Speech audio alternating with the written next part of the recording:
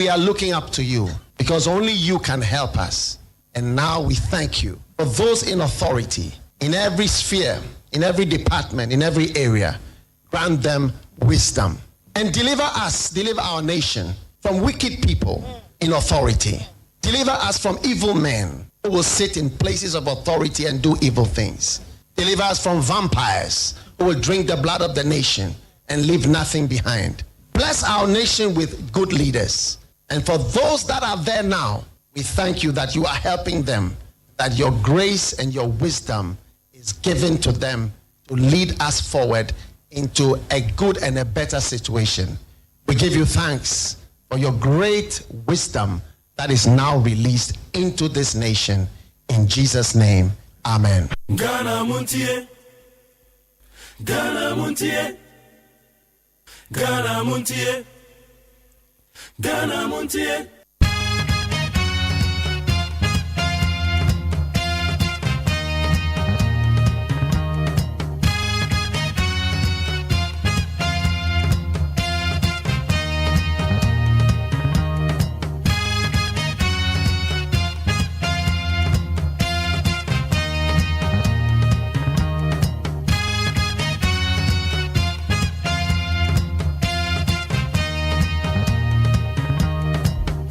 Yamagana phone you now kwaba and now 7th January the year 2026. Yeda chedi upon Yakopan se waboy and hoba and nebuko day. And nebuko and Yakopon de Achia and Asada Kutoni de Mano. Jumedia your friend Ghana Montie. When they had Tosomi and Sa Ghana Montie yede brew I would need 100.9. Ghana Montie Tosomi and Senior. And nana can your holiday. Next one I'm say your holidays and all your push it for Friday. Apart from a cremofoda, apart from a Christo for yada, yedi di brunya ni New Year no. Holiday be a BCB say your brother will go down your wada yedi Friday. It's in your adoma Friday your holiday why? Friday your holiday constitutional week. And now constitutional day, constitutional week ya come no say the NCC for. And me no man constitutional day. Ya DC one the kai bra ya 1992 constitution ni two mo. And the constitutional review committee. And no crown so and na akoswe. Etenya me adoma shane so say fiada your holiday.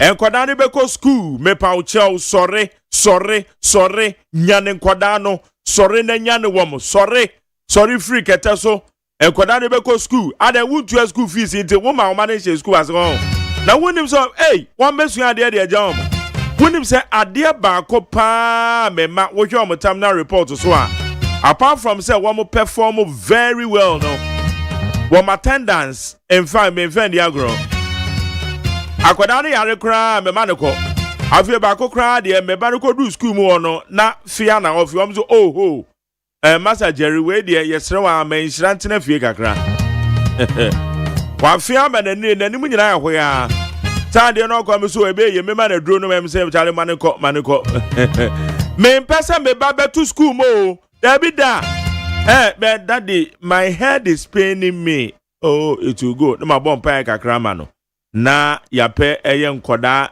womo paracetamol na yape bi di amano edro bi na me de be share the bag ma na me di ahye me no my friend no chire ni na maka cha say hey madam Benis please I said that's not feeling well oh so medicine is in her bag kindly do that for me give it to her 3 times within 2-3 hours intervals. Tell me better me man better feel one day oh. What the one my body down say one will be a school now to go school. Hey, about time. They are wo ya no. Masa sorry wa kan kwada de be school why. Nyame ya do me fia da no mo nko. Because if you are the holiday. Na nani o chena de say wo mu gina mu ani to so na ye de tem hwa akwala na school bag no. Enra okọ school no we bisa no say enwa makọ say. Enra no mu bie ye. Ete wabisa no say normal echo say Ebia na wo man homework bi o books no mo de amano. Mo mako ankra school no. Onim say private schools na wo ma 10 bia no. Wo ma eye books wa foforo. Say what your school fees nyina de oba ne sabeka. Na so pese oba no homasua nkonka mesra school fees no. Men yet say oba time bia ebra na me kira de wo dwaben. Me student ba ko ne papa beka say miti se Kenya voti. School fees inti o. School fees inti oba time share da begina school mu ho. Oba ye ewo dwaben o say unze me papa so ye very popular. Your friend Mr. OSEI AGYEMANG. Just say near me papa what one another crowd was here for years. Be 3-4 years in here no. Still wobo Mr. OSEI AGYEMANG. My dad's name is very popular o dwaben. Eto oba o say OSEI AGYEMANG by the way. The ani tise Kenya ni no. Wa school fees inti. Oba ten ba betu any school fees, the best school fees inti. O say mi tise Kenya ni. Men kwaya so oba tan no. Na school fees no kotuya.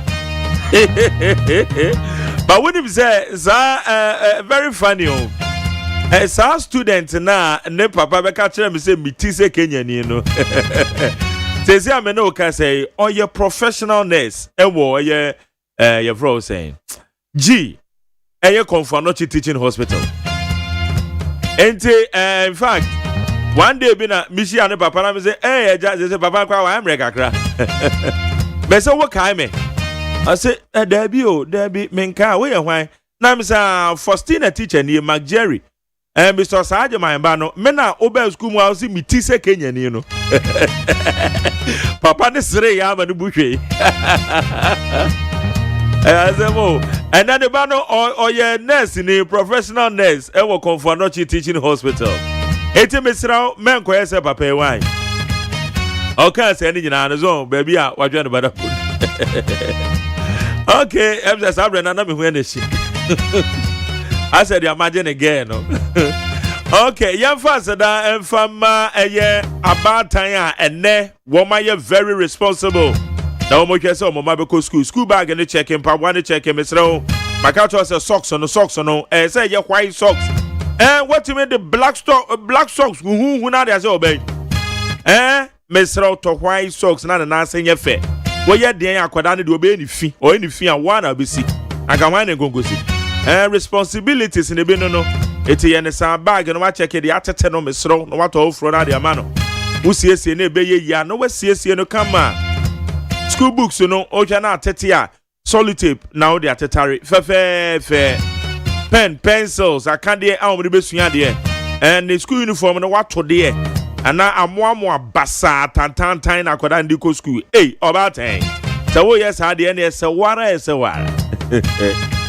ma akwada ni no school mu ntamu na so obeko school mu obeprapra obesiesie school mu ni nyina part of adusuano ni nyina kan wo be ani no school mu ntamu ate me da se obe ni sa nyane wo mo na trom say mo so na mo go school me pa cho adru adwuma mu ntamu da bia wo ye late ya no wa ye late now din nsem yi hu ano me dia me kwan no so de traffic wo obua se wo sori ntama beba cho obetime beat traffic no na dem medium be baby am free be adwuma traffic ni o traffic go pa be na me say misi mo no nine na mesi mu nti traffic no kra me nche den hu ni sa udu achimota old station na so den do avo ni bia so den do the bia no ma park rough police ni chewa as police for tata eso baby a wani tua pa say driver ni wa park wa achimota old station enya papa o brake light kra so nye ana meje on kra menti ase bob yi kra so am turn the 10 cedis wonim say bobs na 10 cedis so 10 cedis eso driver ni brake light the kra so won so wa park wrongfully baby a wa park na nye papa ete mesra simuntem jumaye ni simuntem se ene okada kra na legalize ete okada bi na wa obi ana ho no kwan nye wakwa se menamfo no mo wo eye ashama no ashama ni zenu ne eye hono krampo ye katamanso mse kpon katamanso se woman na ebo hye One more quite tantan times they say aban no cry say me timi kwasra mu biem. Me a madam for Samson Asaki a win go bit. Samson Asaki a win go bit abomaden ato aponche kese ese membeje. Ne kwan enye nti aponche ne da so bo. Obo aponche an hwe obo no to pa o. E kwan na enye ne medwen ho because me so me kai yi eja me ka chenche ma me ya ne kakra akra. Pasa sa ezenu kwan aban mo ampi no sa ampi sine wo kwan ya fi we pa de manye bibi amfa kwan no wa mentwe mamo because I want me now for bebre wo me ta kokosra wo e kwan tantan sa no so no se de asama ni zenu ne New York ni Israel na wan so edin akese na wo ho ana so kran de no okay no wait say wo kwan nye na te sa na motorbike na fa wa ye ne tembe gina kwan na duru adwuma mu ntem wan beba so midin ede luxurious agyemang maka ne se de etie umpeu se de etie na eno ana maka no ene ye bedi komo wonim se ene eye constitution day 1993 1992 constitution it from 1992 ebesi ene 2026 constitution no enya how many years ene constitutional review committee adwuma omo ye iti ena ye bedi constitution no komo kakra o ye bebo ho komo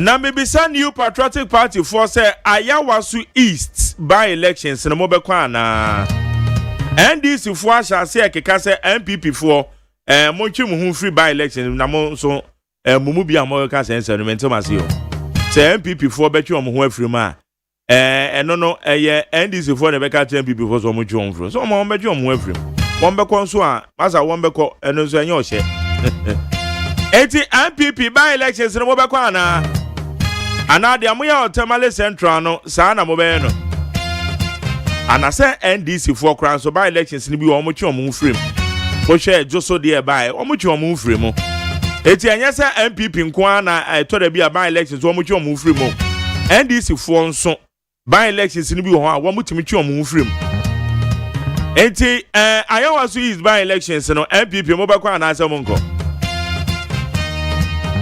mo ma me ya we why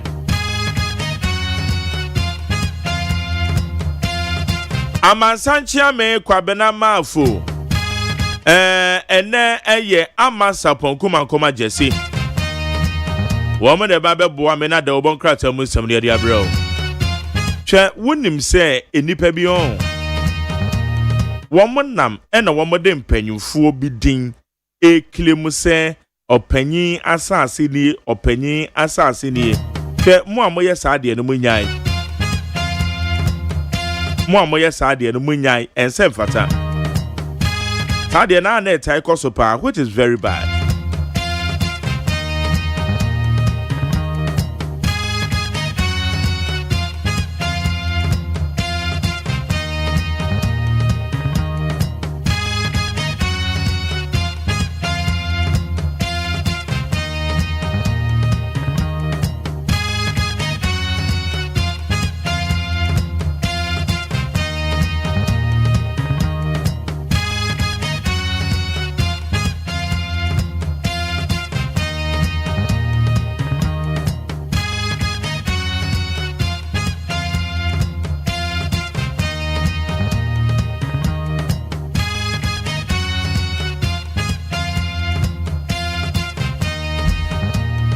Eti asaba me kano me say it is very bad because nipa ni bi ho na wo mo bobo mpanyifo bi din asase we ye panyin bi dia eti yaba so ye ba bedi afri wonsem ye very bad saade ne ye twa ne ka ho asem wonim se Ghana ha no ye ka asase ho asem a enya anu hunu ena obi be kilemu se masase ni is about documentations Agirigano in fact Agirigano menya report bi say Abrantie bi akwa kopie mu wo ho Agirigano empatamu ho ba bia o kilemu se asase we eyo panyin bi dia asase we asade a obobodin no enye fe obetwe panyin kura nim ho hwe o obetwe na panyin nim ho hwe enti wababo eyo mampanyin nua eyo owura Ibrahim Mahama so all you know no na opanyin kura nim ho hwe na brante no obobodin sa a report na ba be kan sa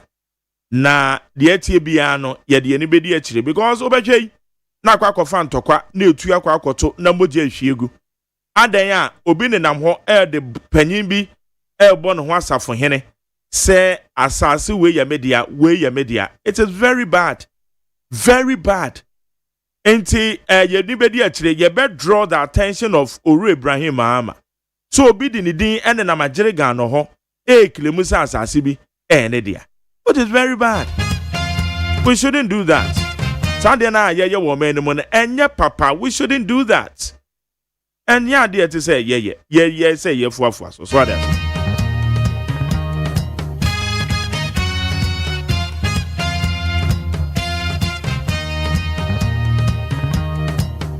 Asase won some woman mo Sunday we dear if I mesre Ghana man panyin say asase won sem e wo ye man mo no yen hwe na yen timi streamline no ma yie because den say na baby aga na aduru na obi bekọ akoto asase na asase no akoto no yesi aton ama nipa miensa eno no ye what kind of stupidity is that enya de papa nyansa bi anim wakoto asase wetuan woka okoso yesi aton ama nipa miensa eba ne sa na wo nipa na okoto asase no wo ne obi anko ntokwa wai asase ho ntokwa twen nyansa bi anim wodi ane se nipa na kotu usika ma na san kwaje wade efiri ne ho kwaje wade efiri ne ho enya wo na akoko asase ho kona kwaje wade efiri nipa ne ho because utu esika ne ma nipa obi na omu claim is asase ne omode ya na kotu esika de ma no esi den na asase ba ko tumi ton ma nipa miensa sade no so ede ba de ma adwen wa menti ase wo ma adwen ti na yesi yen kra asase ne yen tobi because sami sense mhunu no anhwa na akwakofa ansem aba asase ba ko wo se wato ama nipa miensa wo wakoto asase wo yesu adwuma na obi aba asase ne media asase ya documentation wa hia na nipa ntoto papa so na lands commission so forge emu bio nipa ni bia on lands commission no mo forge documentation na de nipa bi Ghana man panyin His Excellency John Dramani Mahama ene Ghana man panyin opeso ja legacy papa bi de to ho efa sade we faka legacy ho ate because enye emwa ene wo hwe Professor Kwame Jan no mabedweko man panyin pa o mo so mo mfa nhwe esase ho nsam de tituro aban sase eso mo ni ko se no ama no ho ne yehu Ghana ye mra na yasesa mu bebre eso still enipa bonifo bi tete akire na esase ho nsam na ye ku nipa na ye bo nipa tuo aden a worrying situation is very bad, very bad. Okay, anope yede asedane my peacefmonline.com, cdnewsroom.com, myjoyonline.com. Check out ghana.com star FM G8 class fmonline.com. Any other relevant news portal. Yede abe fonten town man so sama wodo ekoso yede bro. Ebo no nsia na medo beko peace 104.3 near de asiebo no. De di kan kra near de bro. Right, special happy birthday to my beautiful daughter, your friend Irene Opoku Deda. Irene Deda Opoku. Ene your birthday. Ochra dear wo Foothills International School at Nkoko. My beautiful daughter, Irene, I'm wishing you a happy birthday. God bless you. May the rest of your years be best years. Yamin Shroud, normal meaning, and your penny papa. Say when you're 21 years, you are growing. You are growing to become a big woman. Happy birthday to you, Irene. God bless you. From myself, from your family, from your dad, from Auntie Augustina, aka Equiata, in Shirani Aseda, we are wishing you a happy birthday. Irene Deda Opoku. Anna Irene Opoku Deda. Happy birthday to you.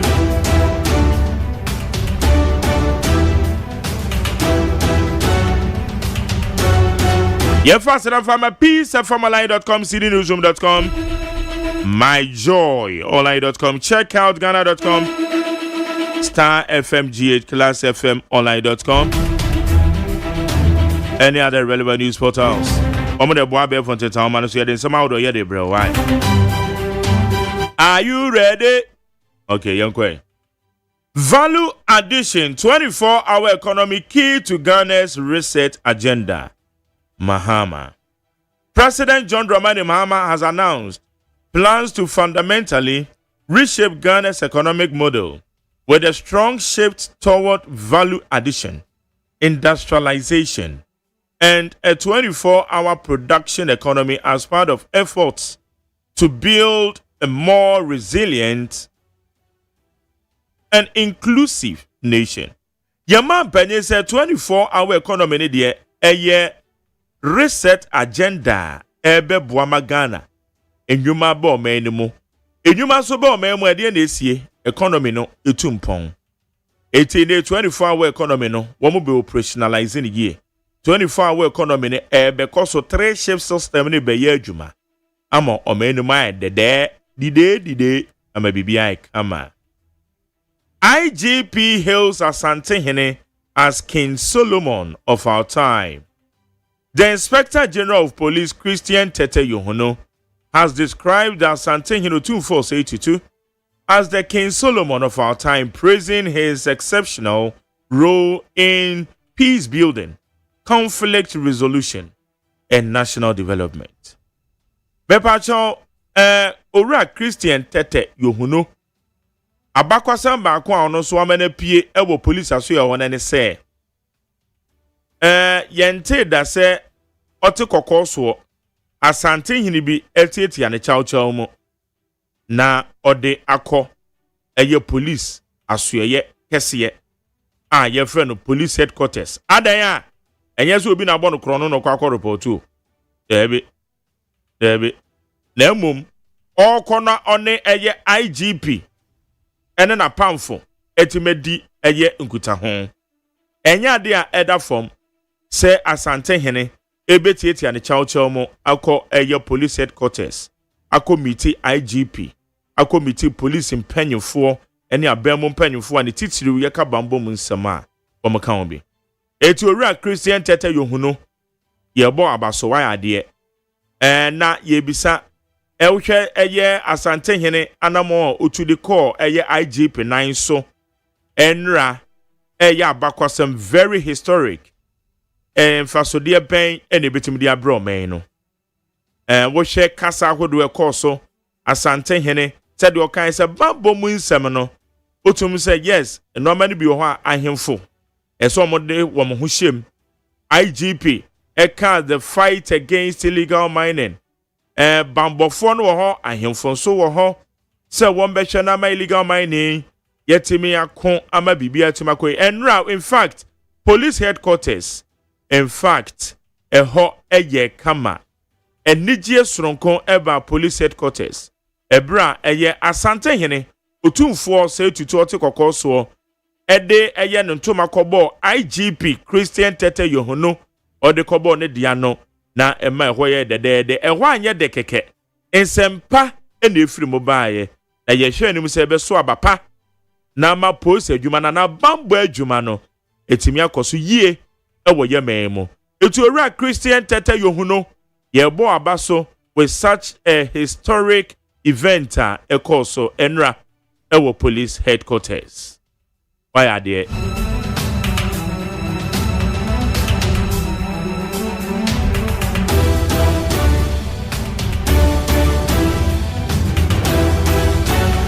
Ghana man penyen edi atudwa se wo hwe galamsey na bronya ne mu no one ne wife ekọ baby na wo kopie nsuo be so wo tumi se nsuo no enite eti o se Ghana yemfa yarishe mu emfa emma eye adwuma 9 mos ene blue water gas for AD because galamsey fight no yebenya positive results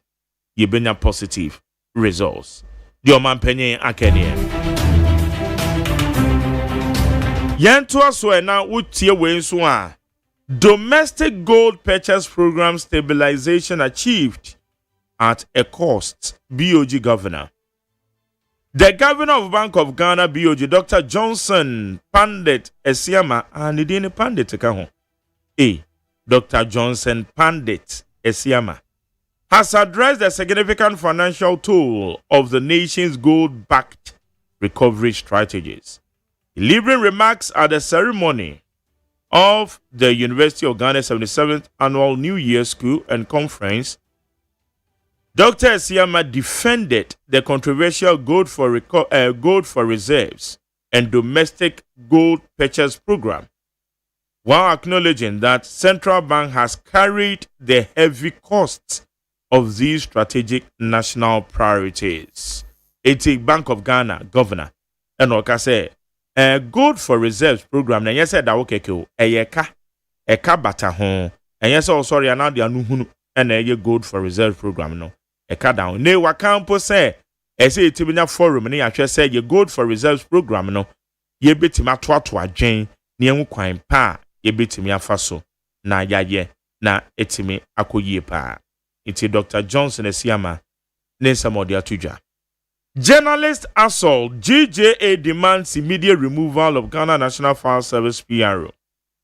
The Ghana Journalists Association has called for the immediate removal of DO2 Desmond Aka as head of public affairs of the Ghana National Fire Service. The call comes after reports that Ghana National Fire Service personnel allegedly assaulted a class media group journalist while covering the Kaswa New Market fire on Monday. Ebusia Enra na bibisa say GJ as your president maintaining ka mesanka so say GJ say one more details as some about bonten. Ampeni apa Enra no Ghana Journalists Association about bonten. Yenua Sami Samolado. One more kwa assault no Kaswa or belonging to Class Media Group. Ghana Journalists Association say kwanya PRO edema Ghana National Fire Service efa so den sembi betu dwa no emfata nti say ye pam ni free ho adwuma no onim so ye ka PRO so den sentrofo e say yen ya bin wo mu yie pa because eno an ye kusua wo school nti asema ye president e dia to dwa ye ko peace na de kase wana bro peacefmonline.com cdnewsroom.com myjoyonline.com check out ghana.com star fmg classfmonline.com any other relevant news portals. You don't say you're there for 10 minutes, so you're the bro with the 100 points now.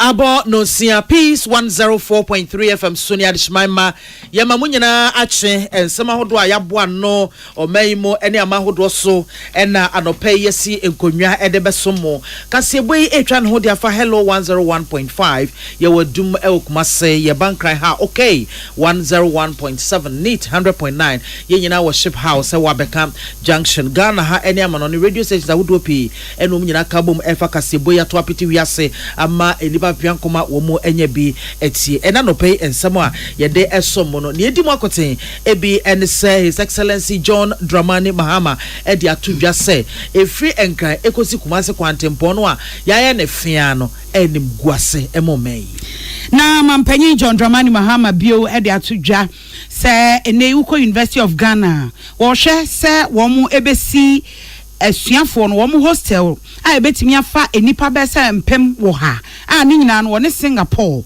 na eka abomu Kobia Sante Kotoko hino 247 to sumi no King Solomon abepimo encrimantem hase any position IGP ekodi enkita ho kakra na no no de to omonim se wo mo enyina mfimfi kura wo mo fom ho ehyehyehye amanyosem emu na ukomra shebedwamu a na no ada asem esi ye wo America no ena Ghana nso yakwa akoka bie na yenim so ni monyamfo okujeto ablakwa de kotu dwa se America fo munyai Venezuela mampanyin no wonsan enko ni kurom nkonkobu oman netia ewiase nyina amra wonum ediso no ena deputy ranking member wo emrahye bedwam foreign affairs committee no so ono ana yebosome frɛ ho emrahye bedwani ena ose Ghana mo nwene mo ho de mu keka ni de mu ye di akwa ye te se kraman ba a wo kwa akopo jataburu anim Ye kwame no ne ensem a US mampanyi Donald Trump e de ato dwa se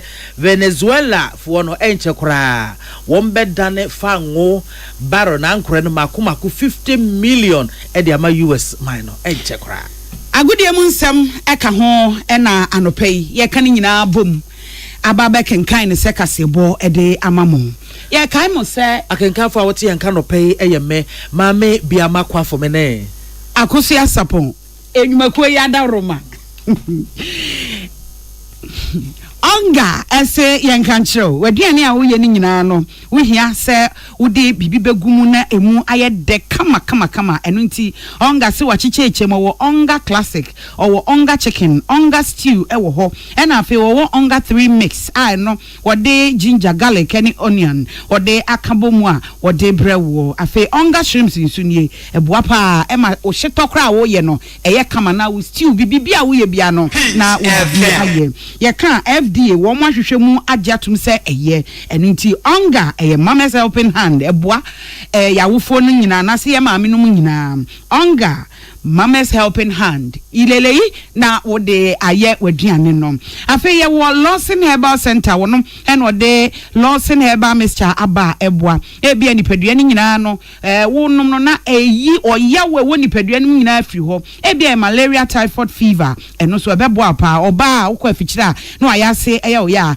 misre wo hia bi na no so aboa wo we ye Lawson Herbal Mixture eba beboa wenti se ukọ pharmacy anase ba bia eton bibiduro bia no na koko bisa wonsa ebeka bi number C 0248619999 0248619999 afi yeah was 0242133577 0242133577 First Atlantic Bank say yan kan chiro say wo pe digital banking na ye omwa wo mo na betimi aye bibia kama na internet na gina so nya fe na be twitwitwi bia enu ntibere bia wo say refreshingly different na ode edigwa ewo o phone no so abra wo fie ehia so obekwa kodi live bia so ye wo buying stain removal eboa eye by 20 disinfectant ebeboa eyi fi bia na se mo anketenkete emfie ni ehunu enti mo a mo wo ejana wo mo amu fie ba bia mo dware o sink mu kama e wo betimi dia papa mu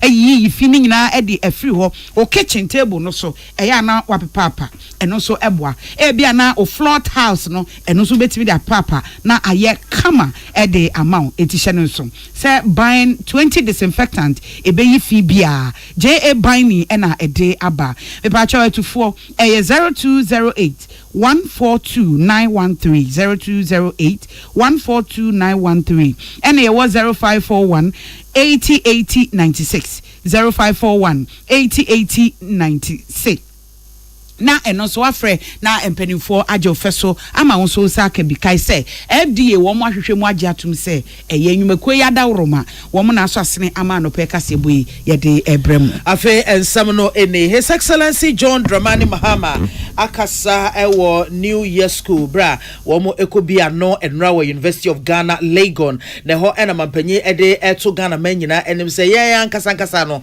ye hwe efri enkra ha ekokosi kumasi ya kwante mpofia baako webosa wehuna webosa wehun mu nkwahia ne ade eno ntenkoda kora traffic bebrebe ya wo manfo FM no enye traffic ketwa ya enti na wosinke timi nya nisuade hunu kese se yebetimi ayesa expressway yi ama chese ho atekora enso yekoka na enkrofo twetwe wo maso na sa de etie bia sa expressway no ebeba so live pa na oka we edifa ono ankasa ne big push agenda wode eba abeboa oh my Ghana mempuntio etimi afa ne timapa efra eti New Year School wo mu bia no ena no ena ye owo sonko a wokokasa ewo dwumadie no ase eti ode ensemi ekokoto dwa wo chemu ese efrinkra ekosi kumase aye ne kwantempo fia baako no enimguase oh my Ghana pa oh my ede ye ho a ye because ye di enku sei na ye kwan enkura kasie mienu woyin krankran na nipa dɔɔso wɔ ha ɛna so kumase ɛna yɛ kura no susu nipa dɔɔso ɛwɔ mu pa ɛwɔ Ghana ha no mo sei na efiri nkran traffic bebrebe wo bɛfa mu a tiesi kwantempo so kwantempo nsusu utisi so a fia lege wuti anye yie enkwanhia wo behia wo kwan no so no enya adewa ukoduru Kumasi so a traffic se ye nie ene no so saa eti wo kyerese e wo so obi timi sori no nya ni suade hunu se obeye kwan a ebeboa na saa traffic ne ho kro ne banyina no yatimi ayi nakwa na omo a sabio womo eboa Ghana mpuntio eboa Ghana chichire no ya na atete ni wo haw ni abinidi a enkrofo FM fa traffic ho e wo saa enkura kese mu no womo mfam bi so womo fam bi pa angasa expressway na NDC abaye the big push womo de eba no anko womo beje no yoyoyo pa na womo ta chire amatimi abamu live etimampanyi chire se Accra Kumasi expressway no ene de eno ene beso sa traffic bebrebe nyina no iti ebeba so live. We're investing massively in improving our infrastructure. In 2026, we have allocated a whopping sum of $30.8 billion for the Big Push program. This will see massive improvements in our road network and manufacturing. And one of the iconic projects under our Big Push is going to be the Accra Kumasi Expressway. And for those who have spoken against this expressway, I wish that they were in the traffic jam over the new year when one single church holding a convention brought the Accra Kumasi road into gridlock for more than 7 hours. Accra is the biggest city in Ghana and the capital. Kumasi is the next biggest city in Ghana. And the traffic between these two cities, it's a shame that we have a single lane road linking our two major cities. This will be a thing of the past. I'm looking forward to cutting swords early this year for the commencement of construction of the Accra Kumasi Expressway. Usiafo ani auti His Excellency John Dramani Mahama Bra Enra Okobie New Year School Conference and no salamat ukwa pento ne bo ansemi anobai. Na was adwumedie ya se na mampanyi John Dramani Mahama heka say University of Ghana say suafo no do no mo do so enti say enkane ne de ne anim say school no ebi nko nanso say de enipa no do so pa enunti wo hwe ni mu say 10,000 bed student hostel womu ebesie ewo University of Ghana ede ama se de be ya womu ba betena school mu ho no womu nya ba bi de womu ti ato ene wo de oba ekọ suapon mu na wo se wo kwa kope hostel ba bi ode ni ti beto e bi ebeben school no ama nneoma so atete kakra na kyese ene wo kọ nwa kwa bu bank ani no yi sika womu nyina na de akwa kotua dan ka de ama oba kro no a wo kọ school no na no na mampanyi kyese so womu si ni sei ewo school mu ho a ebeboa esanse na no kra no na Professor Kwaku Azan ka asem a wo kyese enka ne ntesa ne so nei ebre wom papa ebre ne bi ewom ene se ene suani senye school mu ho no ote na wokọ ekokope hostel ewo school no abonten a wo de hwe o se oba wo se card mi kra bo nipa ni bi asuafo no card mi bo wo mo eno achi wo hwa mrantia ne mmaba wa bi a wo mo de o maye o madwen se wo mbefa kwammone so na adidi no wo mutimi twese kan etuo e de hia wo mo anadwo bi o makosua de a wo mo ba no na eno no ya gigi wo mo ho nneoma ye pra bi ekum bi nyina enti we mo nyina ye o haw kese a wo hwe animu a na esefata so otu anamon na de wo kan hu nyina no wo ne Singapore e na wo mo esensan krata a obetu hu anamon na sa ni gisem ikrampo no waka e de akira vice chancellor enti ni gisem a esese wo kan so e ma omanfo ete se de be ya wo mo beboa ama universities ahodo no wo mo esuafo no so ayire wo ho asua de yie asomdwem. Today, most of our students have to live outside campus and travel to lectures every day. There have been a few unfortunate incidents where students have either been knocked down by vehicles and have died, or in a few cases been attacked by armed robbers and unfortunately lost their lives. It is preferable that we have as many of our students living on campus or as close to campus as possible. And that's why I was telling the Vice Chancellor a little good news. When I went to Singapore, we signed an agreement for a 10,000 student hostel in the University of Ghana. And this is going to be a prefabricated building. It means that the building will be manufactured somewhere and will come and be assembled on campus. And so the machines for the factory that would manufacture the building and come to assemble it on campus has been shipped from Singapore and is on its way to Accra.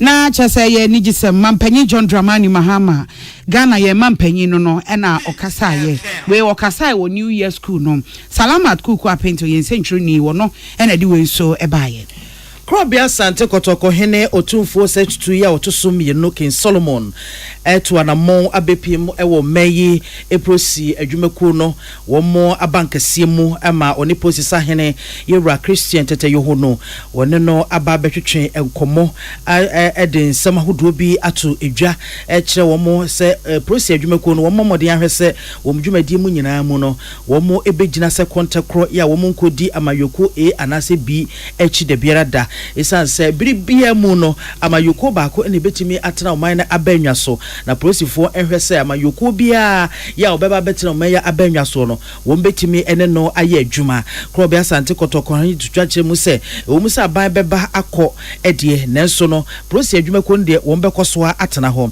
edi se wo ye prosi ni na yi wanim se bia wo fa amayoko ho na amayoko efiri so a bi no beden na ye adwuma edi wo mo hwese wo betimi agina kontakro na wo mo adi wo mo dwuma no se ne se na efata wo masom o my Ghana yie ahwese wo mo de oboni ani die ebe mo bibia wo mo de oboni ani die ebe mama yoko bia na timi aboa ama yenyina timi atena se asomdwe mu Krobia Sante Kotohene to otufo se to otosom ye no ede sansemi etudwa ebra obepie mu ewo enkran na prosi sahene ebetwenko no side tudwa chemu se ko sahene IGP onya kukuduro pa na ohaw ne abedidie bia nso a for prosi adwumaku no obetimi ahwede ne nai esifom na waka ne yie pa na afi so kyesa niema hoduro bi so a ha prosi adwumaku no a nti emma manfo gidi a wo mo wo wo prosifo mu no NCP esita no ohwe so obetimi aka ho asem na o manfo timi anya gidie prosi adwumaku no emu wo hwe se adwuma na afi so no tumi sonko a ye de ama prosi adwumaku no wo mbehwe so yie na wo masom mensompa mo makwan emma amanyofo bia emfo mo ayi emefore wo mo hwe se wombegina yie na womde nseni anem aye adwumaden ede aboa se beya Ghana fo ede oboni ani die ebe mamra womde mamra no na ebi eso prosi adwumako ne so. We will urge you, IGP, and your devoted colleagues to seriously tackle issues affecting police integrity and public trust. It may well be necessary to reinforce or upskill the values we include in your men, so they are left in no doubt. Whatever they do which compromises the integrity of the police also dishonor the uniform and the coat of arms they bear. I also hope that you work towards making the service politically neutral. There will always be one government responsible for the state of Ghana, and as the police service of the state, you are sworn to be unalloyed loyalty to the government. Ene ya uti ye Krobia Sante Kotoko Hene Otumfo Situtu Ken Solomon nene ena uti George Osei ene buansemiano ebae. Nano memene da na ye opepombo so mene da etoso miensa. Ena ye wo Ghana ha na ye se America mampanyi Donald Trump watu anamon bi na anamon a watu ene se wakoto ahye Venezuela wono mampanyi no so ache wone ne yere de wone ne yere nyina aba America manim ama kwadu ahodo bi a wode abo wo no wode ne ntentesa ene wakoche ne de na ba se de be yemra ene no ebedie na asemi beto odwa no aman ahodo akasetia ene aman ni bi kire se o hwe Venezuela mampanyi Nicolas Maduro enyoma wo ye wo manim ayi ade a etete wo manfo enti wo manfo no kwa ko man nankasa mu a wo manfo ahyeda bose ankasa se wo mani age ewo ehu ena sa wo ba abonten so a aman ahodo nso kasa ditia se omaya wode ne ho de eye dan ena America man no etumi kono okokokye ne mampanyi se ma ba bechew afiri human mu eno ase ne sen se wo hwe amonone emra wo mu disu mekire de efre no international laws no a na kame ayese anamon a mampanyi Donald Trump watuo no na chese ensa emfra enti amaya hodo ne bebre ene Russia akasa atia hu se Russia so de wo mo ya ne America yepe China akasa atia saa enti amaya hodo ni nyina obia ekasa na won se ade ne ba foforo no ɛna Russia bɛkasaye China bɛkasaye amanya kɛse na wɔn de wɔn ho a wɔn gyina wɔn nan so no wɔn bɛkasaye afɛdeɛ yɛn nkɔnkɔhwɛ a Ghana n'ani namasia wɔ hɔ baabi a wɔn nso ɛkeka sɛ foreign ministry no de aba bɛto dwa sɛ de America ɛyɛ no ɛnyɛ nti ɛnɛ ne kyerɛ yaa wɔn demand sɛ yɛnhwɛ na yɛnyai mampanyin Nicolas Maduro na asɛm yi bɛtɔ dwa ɛna agya bosome frɛ ho mmarahyɛ bedwani wɔn ano ɔyɛ deputy ranking member ɛwɔ committee a wɔn hwɛ amono ne nsɛm so wɔ mmarahyɛ bedwam Nana Asafo Agye ayɛ ɛna ɔpanyin sɛ Ghana ade mowɛ ɛde asɛm na mokɔka ai the America ɛyɛ na nyɛ nanso wo Ghana wo sibusai wo kɔka de ai akwa yɛ te sɛ jatabruwa ebomu na afei yi kramaba ababegya na asem we ase ne sai yempe ba bi ntina yentie se dosika no the subject matter asem no nkasa ewo ho no ene sese ye hwe ne yeka which is se ye nyina no yagya tum se ewiase nyina ye de a certain UN charter ba ye adwuma obi enko bi manso obia bebu de ni die be ma obia sovereignty ananse ono ankasa so de ne ho ananse ne territorial integrity yedi ni die be ma sa de no na wo because osu na ye kese enti utimi boru obi ma mu se o de mafa ne president mafa ne sei no eno de ayade wo se ye nyina ne ma ye ni ko ho ne ye ka ho ase be bia amagana fo nyina ni abre ne se ase you are biting more than you can chew. You are flexing muscles you don't have. And no near no. Now we no and oba be chire much say ase de Ghana pese obima ma na beti so say to me now wo ye no wo ni say to me no kra. So enka minister no na ministry na aban no e follow senior you for no kan o mumi entrance ye engage more yen hwe kwan bitimi afa so in fact ye na yen kambom ne hwe kwan a enka menye sure say ebeye asem kase bia na say asem tintin bia dabi but you see the movement na say binding kase mu no ikoye say or share US force immediately release the Venezuelan president as say to me bia show no you don't. In fact, acquired says I wanted to tune at the acquired say crime ba sabio ogina sebo anim no po. In fact, sebo no ankasa kra no e po no akrama ni po no kra wonte. Sa statement na o mo atwo no. In fact, America for kra emphasize statement enye bibia. Na je say ye nchina ya yirem. Ye hunu ye nte ye hu ye baabia. Yen Centralni William Gentu wono ene deputy ranking member ewo emrashebedwam amono ne committee no eso wono ana ye bosome ofre ho bosome frɛ ho emrashebedwani eye Nana Asafo Agye aye ene etese okasa abusianfo wotie kasebe wo Peace 104.3 FM so ye da ye ho agenkrato ye ba ye beto aso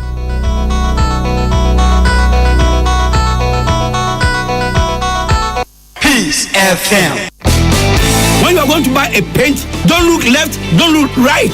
Go straight and grab the luxury acrylic paint. No be any paint be paint. The luxury acrylic paint. Paint me champion. When you are going to buy a paint, don't look left, don't look right. Go straight and grab the luxury acrylic paint. No be any paint be paint. The luxury acrylic paint. Paint me champion. Amanfo dia moka kire Freddy's Corner home appliances hono or dia ba Freddy's Corner Home Appliances Center. Home appliances are eye papa bia ebi wo ho. Brands ben Media, Samsung, Skywell, TCL, TV, air conditioner, freezers, fridges, water dispensers and dia keke ka ho. Nia ubenya good warranty dia. Ko Freddy's Corner Home Appliances ukoko memle. CCTV a eboama monitor of properties any business at anywhere in the world. CCTV ani da ho. Ewo detector, clear pictures, Wi-Fi connector. Utimi connector ma wo phone. Ewo monitor baby a wo wiase bia. Freddy's Corner Home Appliances abeka Freddy's Corner edwosu ahodo a oton phones ene ehun accessories no ho. Fresh 0544 959195 ana 0207937323 ana so brokoko memle satellite in chehwa na ye ka discount ene achade a obetiase. Freddy's Corner, home of authentic home appliances, phones and its accessories. Herbal and Alternative Medical Hospital Bena Black History and War America, China, Africa ne Ghana mpenifo abona baso say. Osaya mo manfo ti apopa.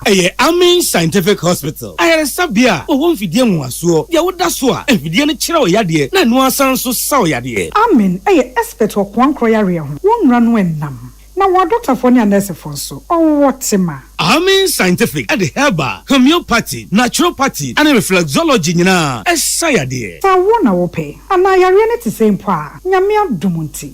Yare expert. Amen Scientific ebeboama inshallah ohwato na wonso dia dance said the Ghana for ne abrochirefo bi dia dance no Accra Amen Scientific e wodome Obersnet Flat and Lashibi nso our Klagon e ben Shaman Road under bridge ope o krabata p frɛ no sure dia ben wo 0245275254 ana 020-722-9505 Amen Scientific Herbal and Alternative Medical Hospital Allow Shafi nyame ne yaresafo so wakoma ho hyehyew ana ebo periperi de broni kan hardware no a e de na se wo ye na se wo yam so atim so e wo be packing a farmer Martin's liver salt techira kwan entem ehwie nsu agu glass mo ate Martin's liver salt no ba kwa no na wo de agum wo be hu se ehuru wa glass ni mu na wanom Martin's liver salt ye won orange flavor ana ba ko so ye plain wonu mu a ho beto na mum edi na anu na ho nto wo a ko hu doctor. When you are going to buy a paint, don't look left, don't look right. Go straight and grab the luxury acrylic paint. No be any paint, be paint. The luxury acrylic paint. Paint me champion.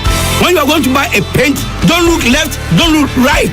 Go straight and grab the luxury acrylic paint. No be any paint, be paint. The luxury acrylic paint. Paint me champion. We are the number one.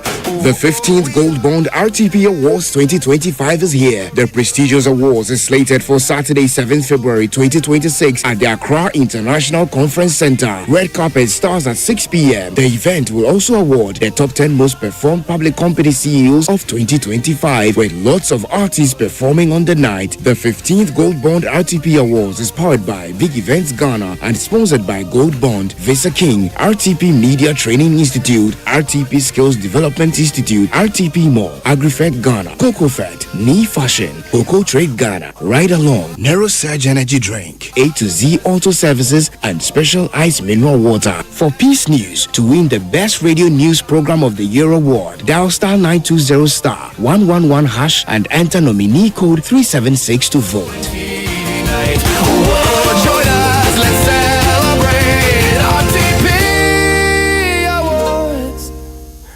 Peace FM. Tune it in, turn it up, Peace FM, and rip off the knob. I was for young Kwamano ne ensem emu na US mampenyi Donald Trump ya nanu yayi wakoto eshe Venezuela maiso ekotu wo mampenyi Nicolas Maduro adieso gini tumi free nsem eche no eso de no ekopie mo US na odena kwa kogina se ni bia kodina sam esanse wotieti wo manfo ahudie so odi luboni hudwa sikaboni hudwa ene niam ahodo pi na eja Egrofo akasetia Venezuela de hye no so ebinum se ya ye omo de pa sanse atete ya mampanyi kane mampanyi Nicolas Maduro na wodo omo famu no omo hina ogefo enti omo gefo pa any US mampanyi Donald Trump na anu yenka bi hyemu yera Donald Trump na chese ode koto ni social media platform so esa an sesi ade enche kra Venezuela man no a wo mo koye bibi kakra bo mo kire wo mo bibi kakra bi no enche wo mo ebetu fa ngo a ebi beso US man no so na ebi abeso US man no so no 50 million barrels ankre no for no ankre no makomako 50 million ena wombedane mu ede ama US man no na wo kyerese sa fa ngo no wombeton ewo US man edwum na afisa sika no wo no ene behwe atoto sikasem ni nyina na wa ma bia so Venezuela man no so na esanse ne oyama hwehwemade empepa de sa ekwanti no US man no so ebe benefit bi pa eti sika na ombenya ede afisa fa ngo ne ton no Venezuela a mine and a face on US mine and a chese a benefit woman. Na what just an insemi eba beto ja a bra US woman oil industry no. omo chese say eguso a ya niema bebeba fom de ema wo de na so no wo enya be piem Venezuela emamu no bosum makomako edu nwotwe entem yes afenefa entem no wo ehwese fa ngu bebre ebe piem ewo US minor wo fa ngu adwesio na animdifo awodo pii no an wo so akasa ene sentwefo atwenko no wo kiremu ese sa Venezuela nia ekoso no ebeji mfie bebre ansana omatimi asan asiwo mo edademu afeyemfe ni enche Central African Republic omo so na no mkoto aba na omo eto aba no mampanyi a oti akonwa so President Faustin Achang Tuadera ono ena omoto abano wedi enkunim na wei eye empremiensa so awakwa wedi enkunim free afimpinu ni edu miensa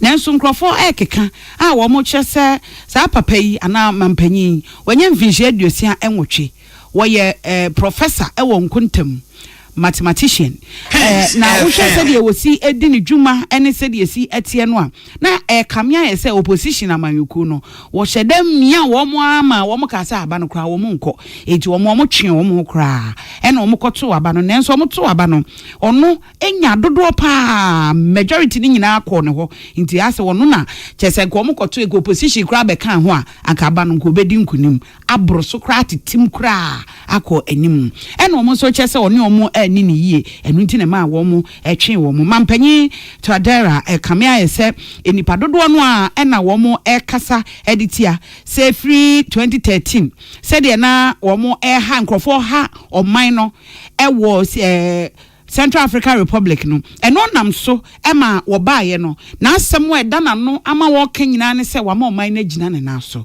bambo hu nsem gina ne na so wo de ne ho akwakobo Russia ena watimi agina ne na so a besisa abre na 2023 de se de na wo mo ekasatia ne nyina ne se constitutional review no a wo mo eye wo man mu ne se wo betimi akobre bia wo penti onya etekura na o se ne ho oden wo bekwa ase mrana wasesemu no ebema no ho kwan ama na akwa akogine no ene nkrofo kasa editia no nenso sese wadi nkunimu a wotoa ne dwuma so afi ball mo na me fenwie African Cup of Nations no ebusiafo yi se akwakoye te se na anu yayi wo mo eguso round of 16 ena wonum ebo Algeria ni DR Congo ekokoboye ama ye wo mu yawo DR Congo no akra na meka se DR Congo eyeden a ye be wo mu nkonsa ma wonum akọ nti wo mu bo wie ye ko boto aso no ena yawo wo mu nkonsa wo mu boye ne de eye hwehwe obi anhye ne yonko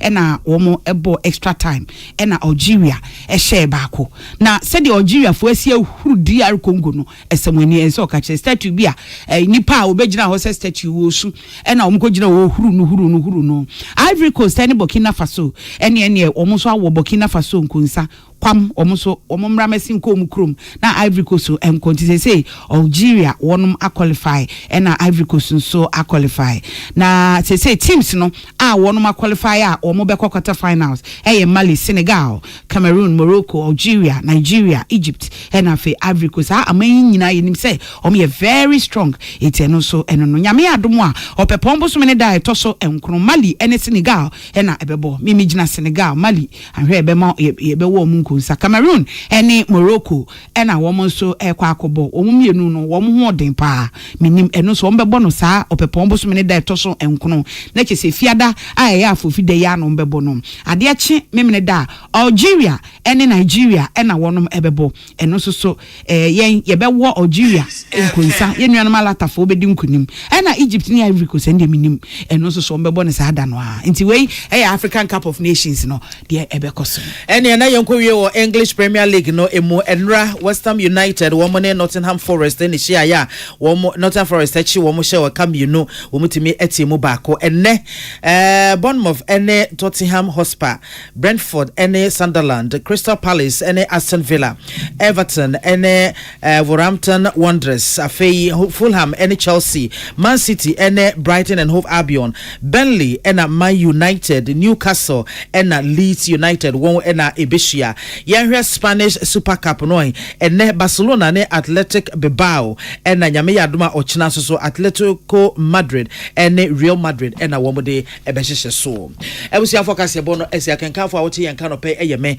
mame biama kwafo mene akosia sapo yemfa seda emanyumako ye Lawson Herbal Center situ na mobrai yade be na etete wabrabo am onije enwe pe yam oni etu ato nsem etutu ani a ento bienim Lawson Herbal Center say to ani na wotu ani ebeto wo monim wo de Lawson Herbal mixture ba ye ebetwitwa age wo beboa papa wo mo anya frimfie dumienu eko enafe apemfo ene ema emanufo eni se wo mo enu bie upe bie to aton a ko ba bia ye ton ye enuro pharmacy ne herbal shops ne ade ne mum no upe bie to aton ankasa dia 0248 619 999 and 0242 133577. First Atlantic Bank near was refreshingly different and na bod name no se me misa se wo unifia wo de hye ho a mo de wo mo bibi o mo de ho ahwa wo mo ho isan se nei abefo kwantempo e fa so e discuss mu dwa ema usika ejina yie usika ekọ animu ene ade nyina no ni nyina she First Atlantic Bank for wo mo botom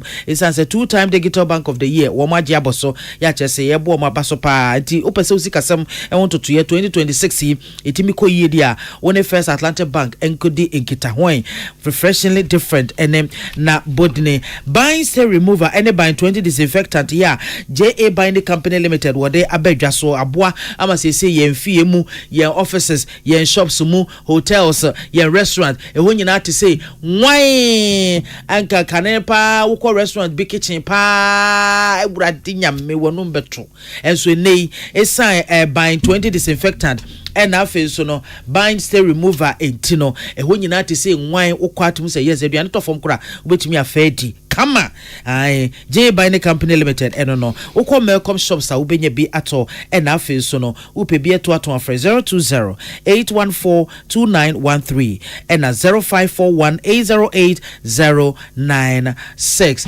afi yanko onga emaduane eyede anga zanga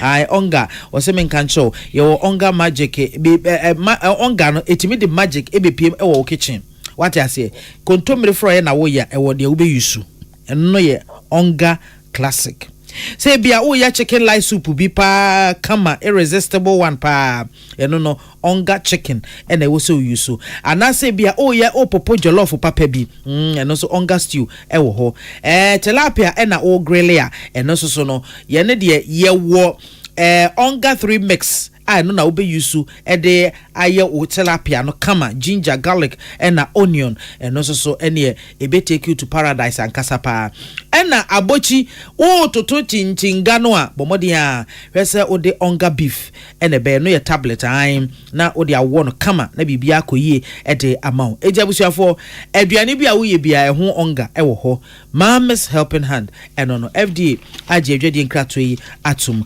cowbell sunie our creamy goodness and cowbell. Let's ye.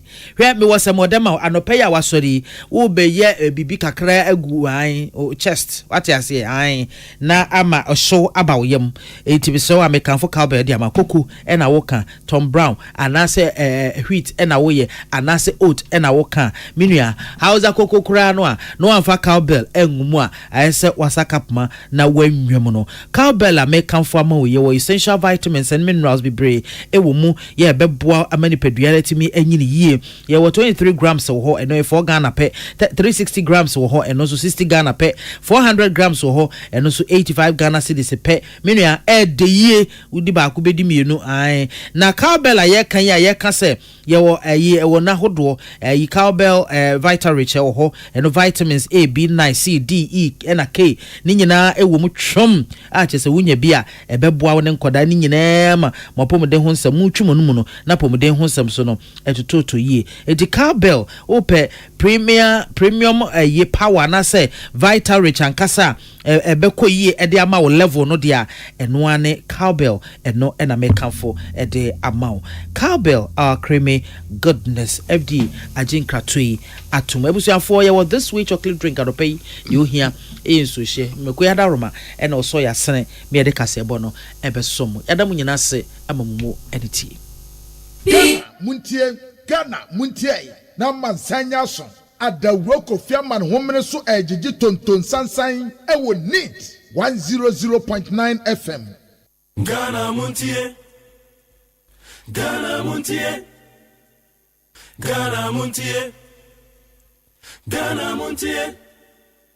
Dr. Brane Champon, oye se kutu, oye se bamo. Abodi abom rani sewo. Dr. Brane Champon na me frefre wi. Me frewa abodi abom rani o. Abom rani mama sa tonka.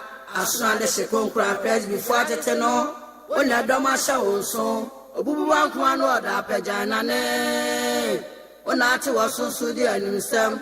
Obadi nyame yinami ani o. Odi abakwa huntom mianto abamano. Oyese kutu sebam.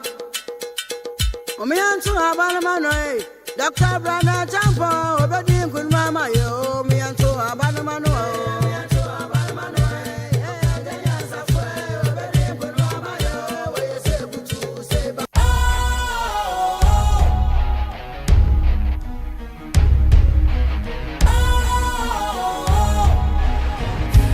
Cool, fresh and trendy with a new look.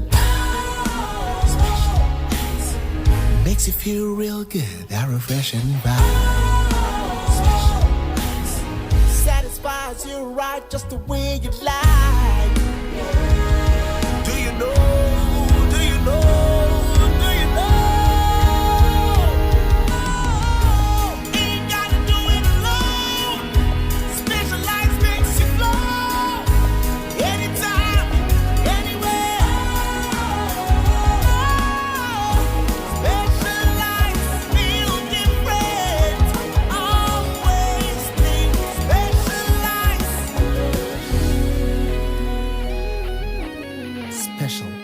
Natural mineral water. Feel different. Think special. This advertisement has been vetted and approved by the FDA. Hey, catch it. Listen in here. And you ma beto to dia me baba no hwade no. Hwem so betumi a. Hey, asew. Hey, now beka. Ya John to mami ensa duku portmanteau. This way chocolate drink. Na kan wo hwe afibia so beri ni waware ne a. This way chocolate drink. Na kan sia. Oh, asew. Wo den kan no ntumu ho. Me be mo anu nsu hye kura dia ka ho. Wo hwade wapi ho. O ka sa batete. Eda fom ho. This way chocolate drink. Crash up a baba worry. Aso, ye fear said this way chocolate drink, ya sorry, no pan on yenum.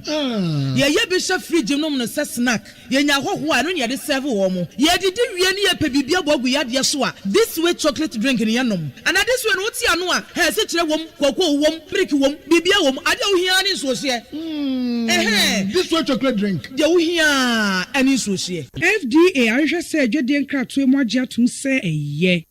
Ghana Montie na mansanya so adawro Kofi man homene so ejiji tonton sansan ewo neat 100.9 FM. Ghana Montie, Ghana Montie, Ghana Montie, Ghana Montie.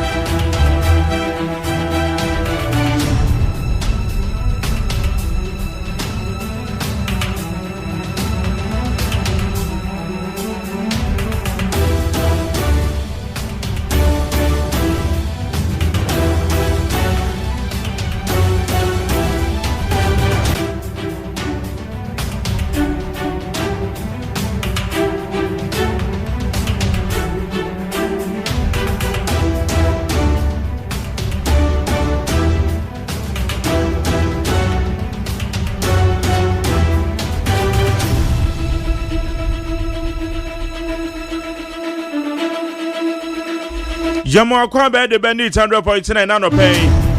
Jumede ye friend Ghana Montie. Ye de kase abode de di kan kra na ye de abrewe. Ya tena se ye ba bedi your mind no nkomo. Ene ye wukuada. Ene ye 7th January the year 2026.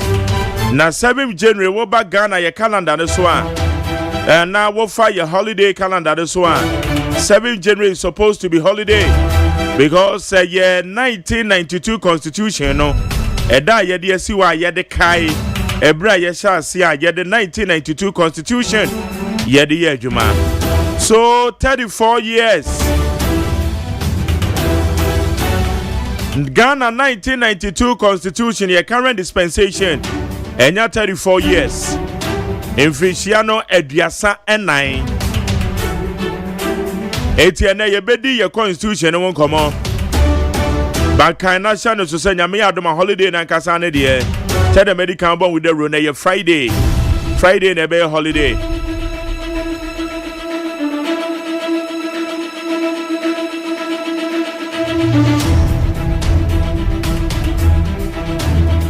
Eti one casa we Ghana ni.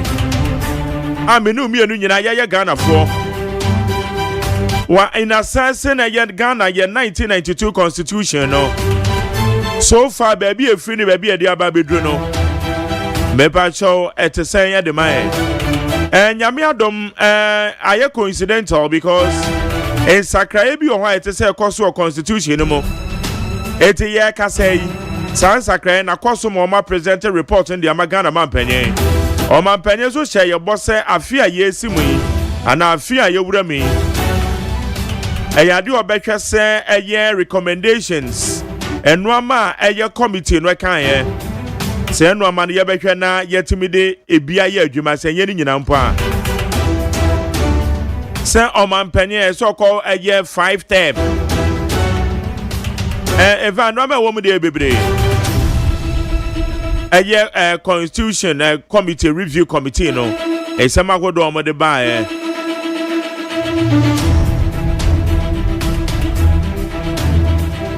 etienne ye betwa the 1992 constitution every year celebrating constitution day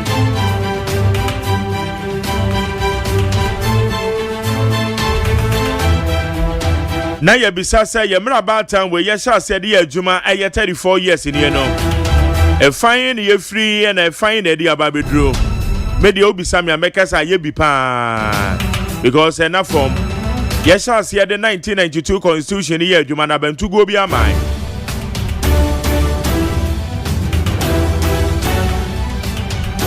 constitution ya so ne ye gina so edi abu men ya ne da babedu sabrin sakran kakra yo betwa na parliament ni aye parliament ni aye enwa na ekura ya babedu sabrin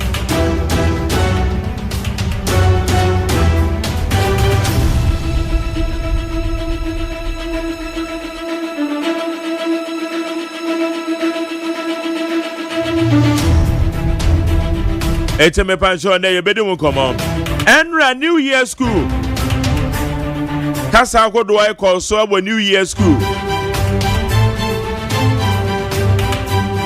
Our University of Ghana. Ghana man penny kokasa and penny for akodo I council kokasa. A Bank of Ghana Governor kokasa ebi. Ora Ishmael Yamson. Or the abasobodia de ma Ghana man penny. Say Ghana man penny the first year ni the echo year. Echo year, you just say no.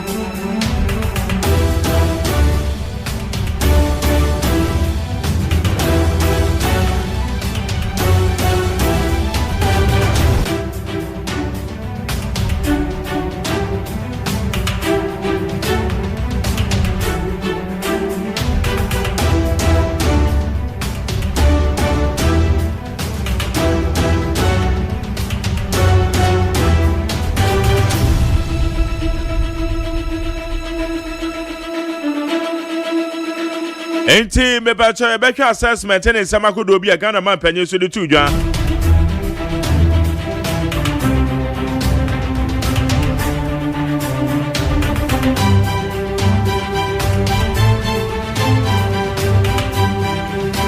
Ose eye shameful eye nimguasie se oman Ghana yewo enkran ni Kumase.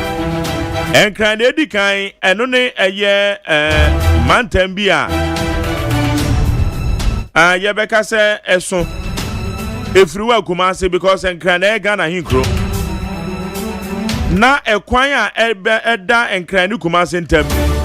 Wonam so a ejesa wonwasem nko a nkonya ejesa wonam kwan no so anyame amanko a enam say ye single road eno na Ghana man panyin say enumanim ya baba kate son na expressway no ya chance say ebetimi aye Ghana man panyin san dia tudwa say eye galamsey fight and we are making a headway because so ni bi ho a eni no ahase ete eni ni ntin wie but eni na ahase ete. But the crowd woman is what may illegal mining no massa ya aben you buy what much be pow.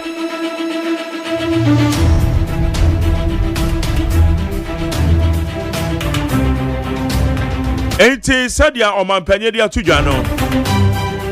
Me pa also the fight against illegal mining. Saying I was sweating them out.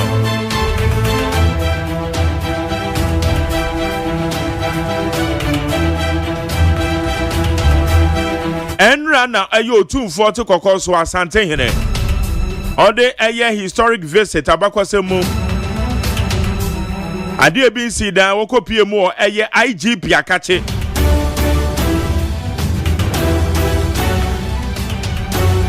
Ni nyina na enye se sabio. Otumfo ekọ IGP nanso keke. Na mom se be na bambo mu nsam no.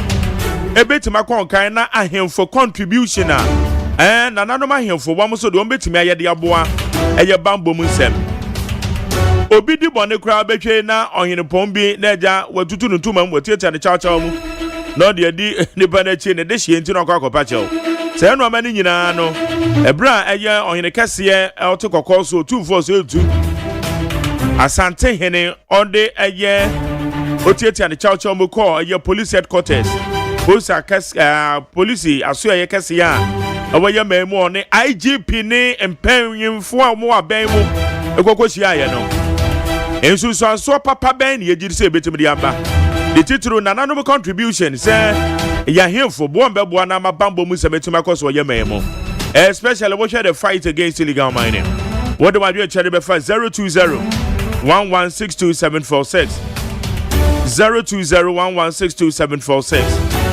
ekwana what do I do chere be fa na ya kenkan ne aduama o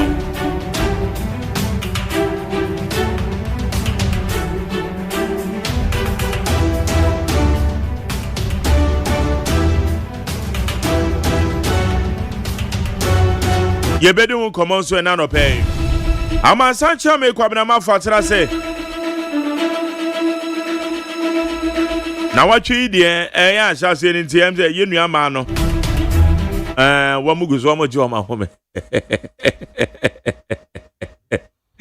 kwabine sabe no de say ebo ha ni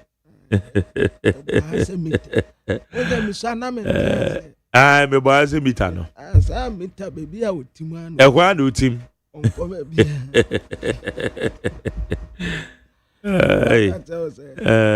omwa na me kana omwa ase omu de yeni baby akọ nti yesremu se papa tu aduma mu se wom aso be se ye he ya na yete ye pa mo chew mon ko kambe kaye mo kambe kano yesremu amon ko kambe yesremu na yenya kwantena ntina baby na ye ne kakra kakra eja yenya bi ne ye nya kakra ne de tonchi ni bia uchi umako bi ase na wo de kakra gum onya eja obanku dokunu bia na de atum enya no yene yankasa etumayafo no asede yeah because ma jani yene ayewa ha akwala bi anim bi o ase ha nya nkoda na efom so me adwuma wa nkwala akura ba ha ebi attachment omu ye I just say akwada in context say enya akwada otu anofo ano obi obewura bi attachment kwa beba a we matured yeah aha ma jere eduma we wa ho enkofo aboa wo munye ni paketo wo ka se wo kan free na sase e de abesi enne wo mu a ebeye attachment kura sa akono enye ni paketo anokura na form nti ye eduma mu mpanimfo no aya yamye eniema ebetumi protect wo integrity na emeye nkoka meka won yeah emeye nkoka meka won I'm praying say and nowadays me nam baby am nam kura me te say wo ye atuma na wo keka nsem bia wo be wan nsem aba me ba say so be now yam se masa dia wo ye ni hwan emwa eh is over fair no ato won so and when your oversight responsibility mo for kwabena mafo yeah me ba na ma bo me se masa adai dia nenko ye adai that's why to ado father wo tene no wo mo so wo mo wa asudi o yeah aside the juma no wo mo wo omu anso asudi aya womu nso eda womu so yeah omu nso oppression na majani yakura aside adwuman se me bae usi wo ayedi anya morning so de waba eyi ada wanim yame adoma Friday eyi no kura yi to nchen ba ko na esa bata ho enafo omu woni yama bebra omu nso agene ho ene asade e da omu so esese omu ye enti se yane a ye ho aye nsonso ye ho na yakoka ne ye de abeka ho yakoka ne ye de abeka ho ne ye di omu atem wo se wo bi a sabi woti TikTok yo sahin fa wonu di fada atem na nya asam na aba but yeah the same penny for sa keke the father say ne ko na option the mobile phone and just say we be television o see so no tada ase bia keke no ka make kura wate wanum kura with sempu onidi ye dia wono ade taduane ade kura woni then say onya credit ya no wo de didi atem Baba machina bibia bako I say. And then so ye can and then exactly 1 year JDM you didn't see idea so. Yeah. And then 7th January. Yeah. Exactly 1 year. I did JDM see idea. Excellency John Dramani. 80 year man congratulations year man trinkwa. Mr. President. Year man trinkwa. Year man trinkwa pa. Mr. President. Say obetena edwaso 1 year enough for. Why are dear? Enough for. My Jerry ade ba ko a aba wo manyi mu a me e ma mani jipa ne se yese asomrofie nyu ya okra ma ni dabreda okay ayate se o man mu aye peaceful asomdwe bia abamu no eyamede enna wasaya ma unity bi ba ko ye asa ba wo man ni mu a mani je ho environment no nso aye stable enti businessman bia eni fie obia ye natuma kama se amampanimfo a ebeba no materi wodie se wanya se yesi wanya se ama wase a emonokro no ma oman ni mu nya asomdwe na ye nyina yanya one na yemfa political party difference nto nkyɛn na ye nyina yanya baako say unity asomdwe economy ni ye stable o say job one we create ama no wa wo fa ha kakra bi na wo ye wadwuma o fa ha kakra bi na wo ye wadwuma o fa kakra bi na wo ye wadwuma enti 1 year wa yama na broso sabe na expectation etie no we meet ama na bro so ne promise ya or promise Ghana no so far we deliver most of them ebia ka feel and ramete say all can 24-hour economy ne ho asem na ye kukurumponi say 24-hour no sas ye dia majari wa man ni mu beyede o man ni mu beyede so far so good why are there ebani security tight economy tight enyina monkania eniema a me de ehia me pa ne ejina so dollar stable oh why are there majari why are there ba ko ye no ko on say me answer na ye be break you know 24th no me assessment eno ama na me susu say anko ye JDM the first na me ka say it say sa ho no e say ye hwe wo ye de say issue mo keda na me san kan no ama eno so akoyie na me de say no ama mienu me de see eyensane ani and we share a year the first 1 year and then exactly 1 year.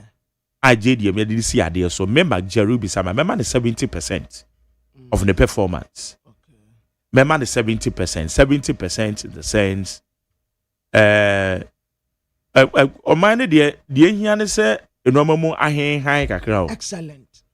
So what they say I me no ka say on say from go window na be na say aba form. World market no crese world market from one form. And now ye ha no so ye exchange rate no. And no so yet me stabilizing into no.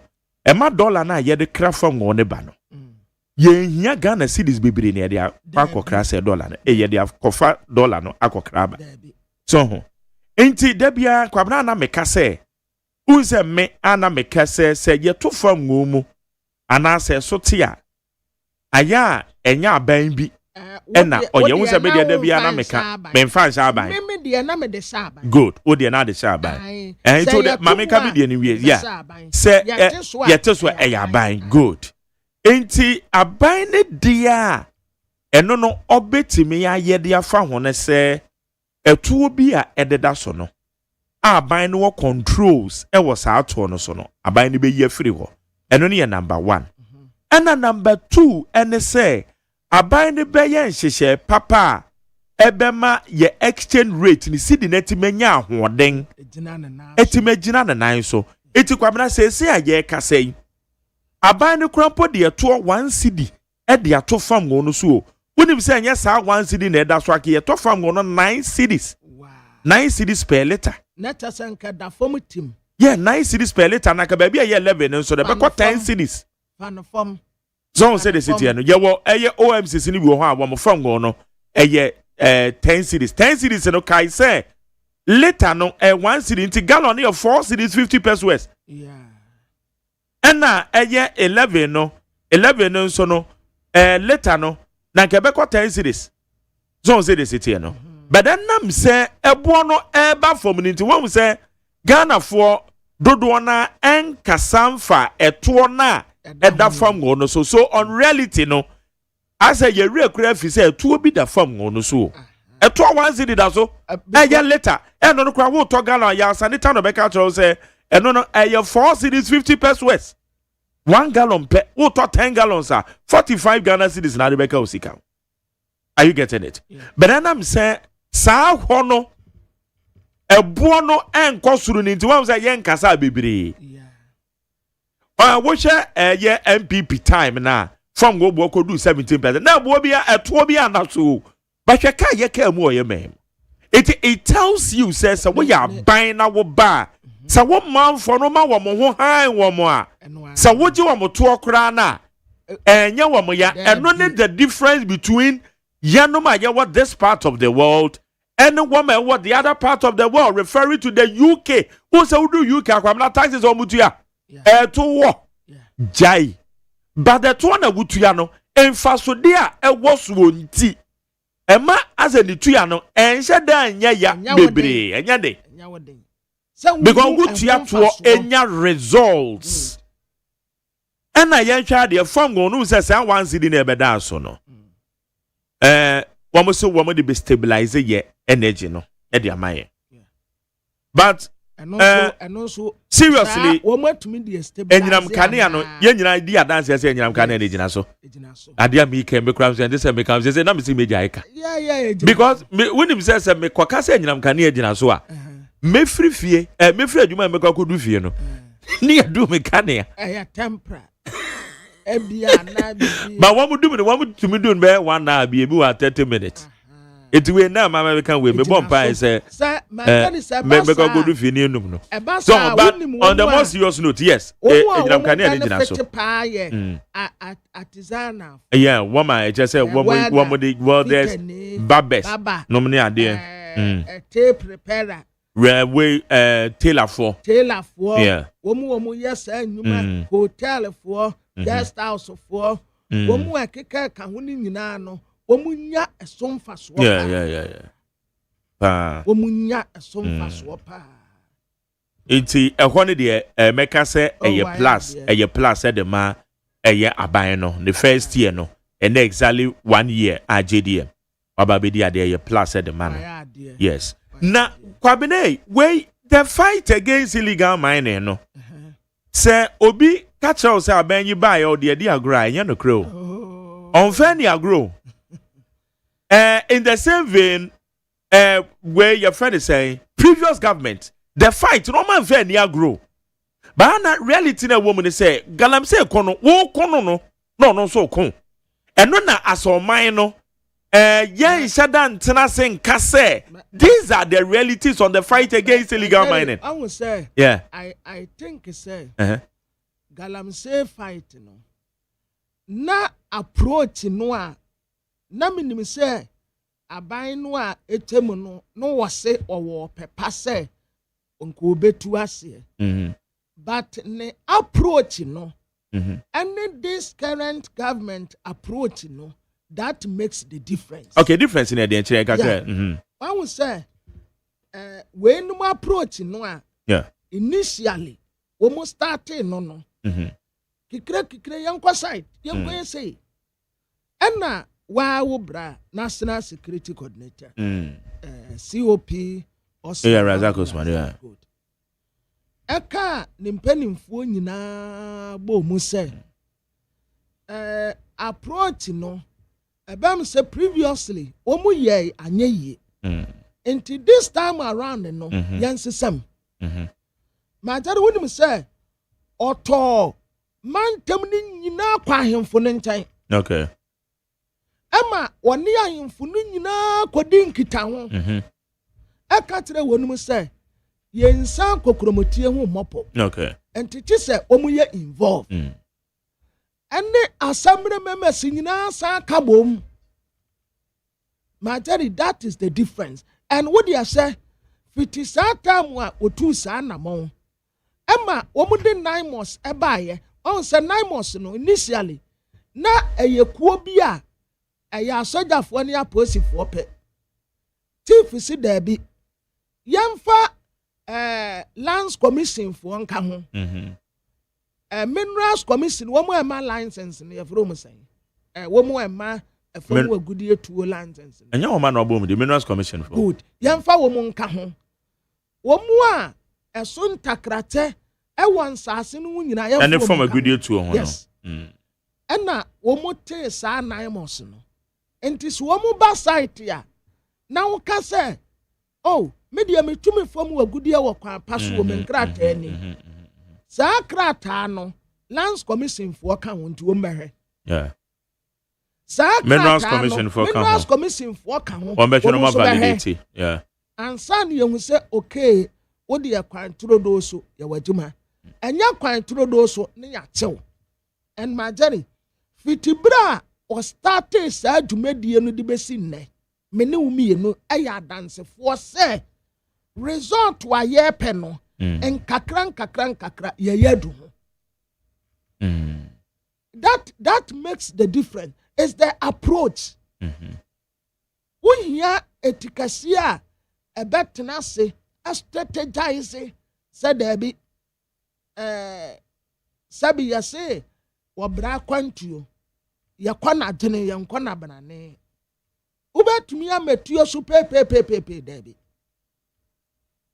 ɛna anu ya ma jere wuka ya naimosufo bi a nkofo kɔto hye wo mu so wo so wo ase o se hemfa no kuro ne December ya kɔto hye wo mu so ya wo mu kuro ano ne enye we no obo ase de ne kan awo mu konya akwansia na ese nkrofo bi eto so ansa na Honorable Collins down with a hot de no when sunafo on de asutifi rather say asutifi south and north bam say na wo constituency ba kono ba na nya Collins down da ho wo say eno na MP no koka say I say MP ne de say Honorable Collins down da ka kire ne so nkokent na ye Honorable Collins down da constituency mo ena say say when e see ye eti ono no ne nua ba ko a one ne bo hye no ena o ka kire ne so onfa ho no nkɔhwe akire ma no yeah ma tell woni me say sanka te say first no a enka nipa ade o mu ye enka hwe o mbatutu afem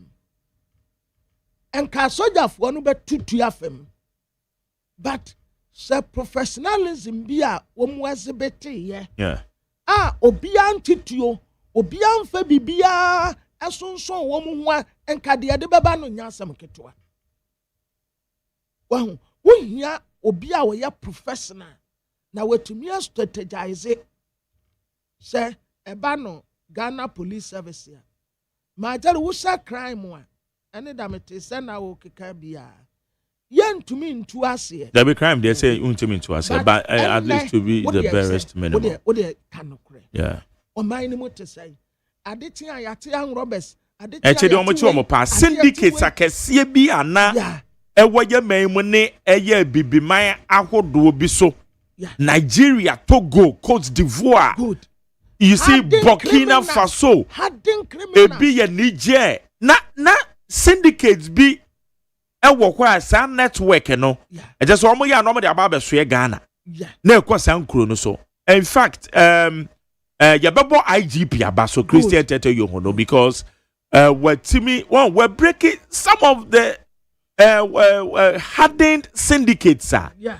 A criminal syndicate and a cost one nature say na hagwe. And when him say there be abekono ono so wetifo wo mo fa adene. Say National Signal Bureau for so. And untumi ntena social media so. Na onkeka de open na unfa huni. Ya baba abechewo. Baby a wo bi ya baba. E kwamna uncle Ebo Odemo. Ebo Noah. Paso no kwa na we ni nso tototo yo. So ni muna na say uncle Ebo meso baby a oka say baby a na me na ne takorade mu wa oka say nsuo be yiri wanka say nsuo beto onso waka ne yie pa what situation ye wose nsuo be yiri wontimi internet social media so ne yebisa wakoka say eye friend say content pabna we kura kai me wo kai say pastor bi ana onam YouTube so ye ana ne din me refi ele mo ma wa da me we akokeka ye Dr. Sekwame despite wonsem obi a na your friend is simple evangelist they are there evangelist are there woni Ghana eno ama okeka fam panyimfo akuku dam including your bosses oni ha amani pa bi kura gidi ye yenum kura na ye adwuma mu wa ha afia no am suro yen maybe kwacho obi sika mani pa ne ka che say hey o de o mageri sika na kwakokoje isem huna nipa ne kan no wonim ye bisana one Kofi Adoma ekoye interview de o kan so we ni de eye trending na we de na mpese me trending pese ye ja no but so ni Ghana o anytime bi asa branch de be si Ghana be say ye che no abutire kampo a wonu internet mu a wontumi ntoro kura anya yimpo wonu bo ya che no ene wonu na abuti ka ozu ni internet abuti ka no wan go school woni mu atro za timi me kura me nim kwan a yese wo fa so a o taate nim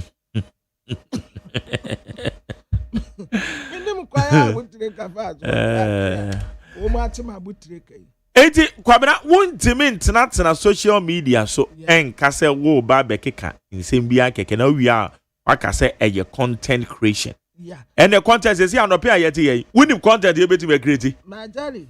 Ebema amanfo bia bedi ye tisesi ye so na nya de papa. Ma Dr. Osei Kwame despite. Saponi seminar. Se wonwa ne ho fi wo bedwam. Na man san nyina medina ho. Na wo bia meyi ne die wo se. Se wa ye bibi die tia wo bia nipa kro meka. Na sabio Majari. Se sika duro tumi ma wo binya sika tam se ya ana wote wo ya dai so ngongo jibi you know ana wote wo no mo a wo ya dai ko jibi ye abra akokra po de o de fa tu bebe de say ye isemhuna keka ne sa na de aya ka ne say social media so no wuntimi ntena so enkeka yes oka ye be chew untum ka say we create content na ba be ka chere say nsu ba be yiri yes ya manfo bi kra free Liberia na wan nim ne ade ba o wa ba be ko so nti say abrante no wo ma che no nti ono sa ade no ye na bi onim so so ti onko na onko chichi ebo no wa no so sisi aposifo na to aduane ma no na nka wan na beto aduane ma na obi amai o ni busuani bi amai abusuani bi amai David nti sisi aposifo na hwe no etu omo grant ni be okra be de nso obi ba be gina so grant be na mo grant ni be wo mo ma no no kwa awokodi dai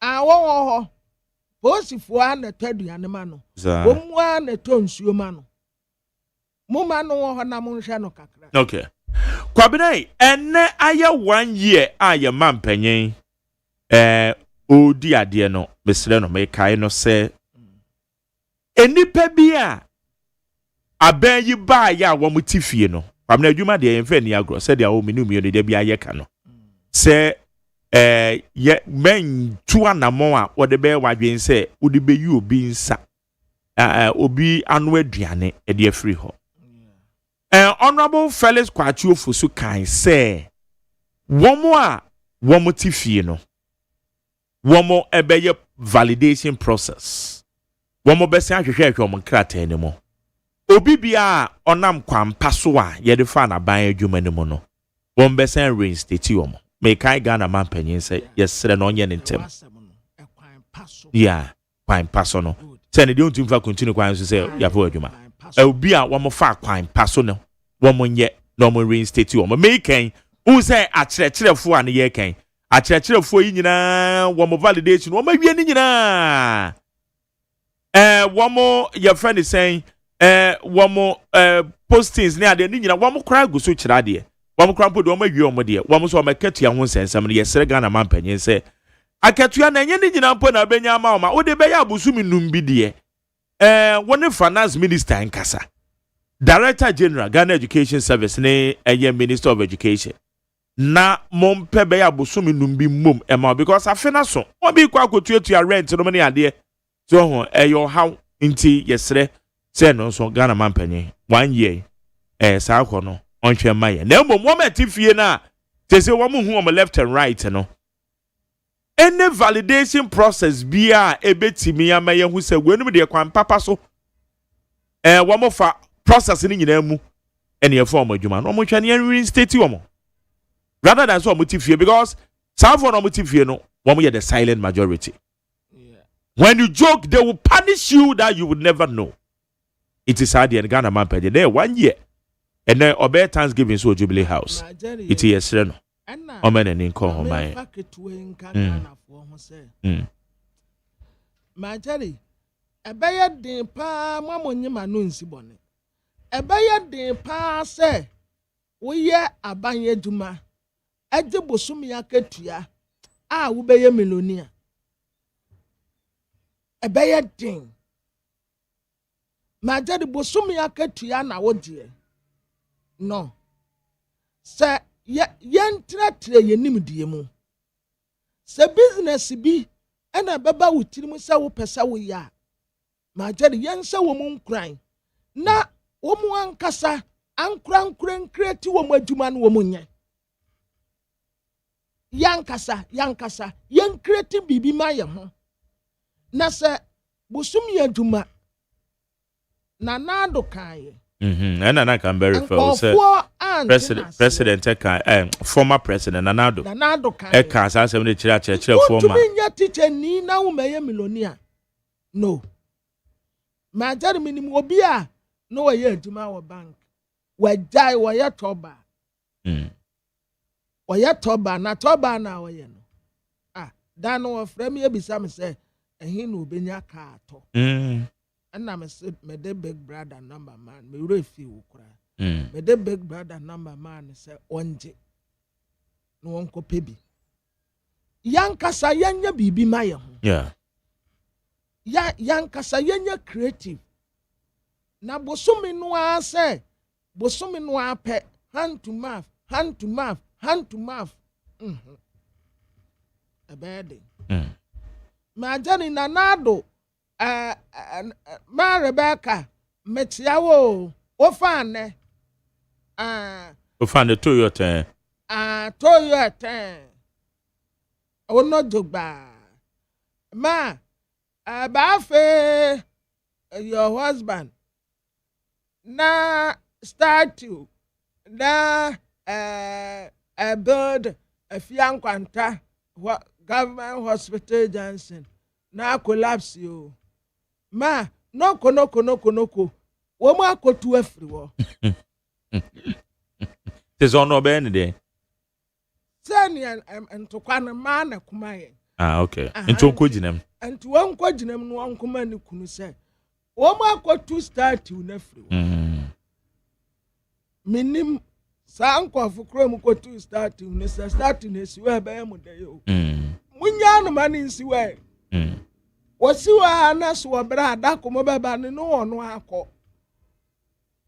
isi a statue ya mwakọ akotu afiri we abaya dai munya no ma ne siwo ma jari wo ma akotu wo ma akotu statue yes last week na posifo nso recruit was recruit no say I dey process and so okay next week Monday okay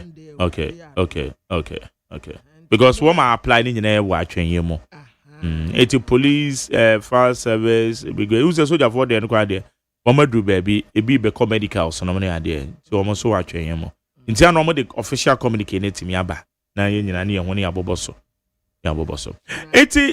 JDM ne 1 year there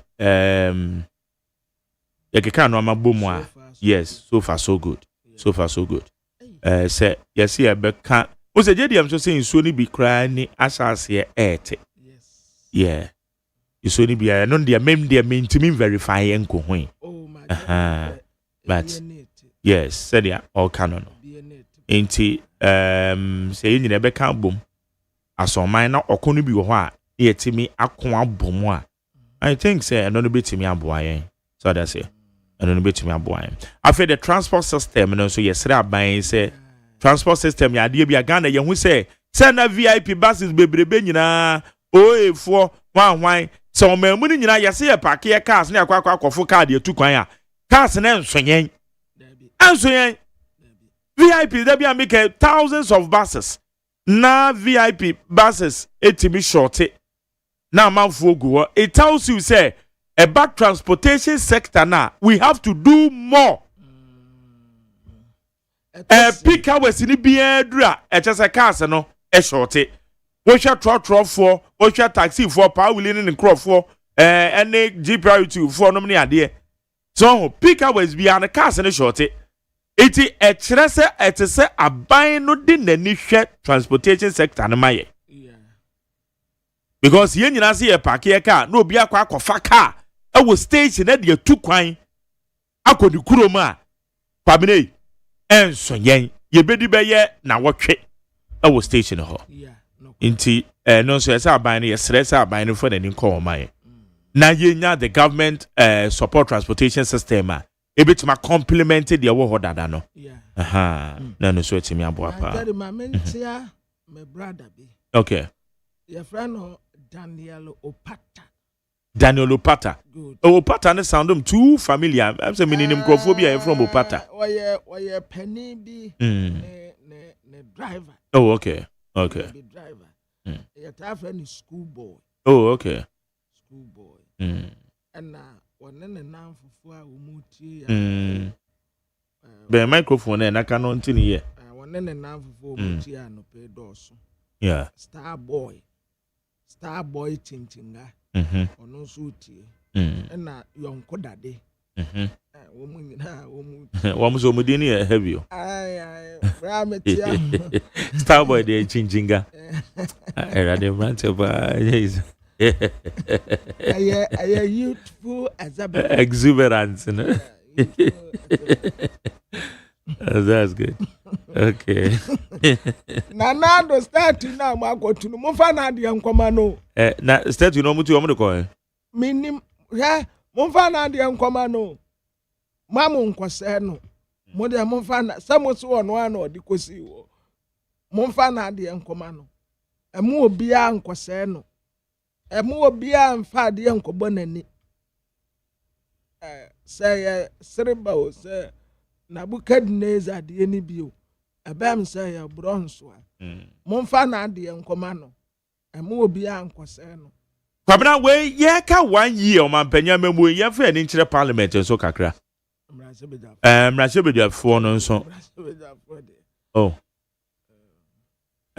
Your more leadership ni nyina aba so. Because just a mere fact say you were part of the parliamentary leadership no and yet a joke. Into parliamentary leadership no ebebo ma ba so pa. The majority side headed by Honorable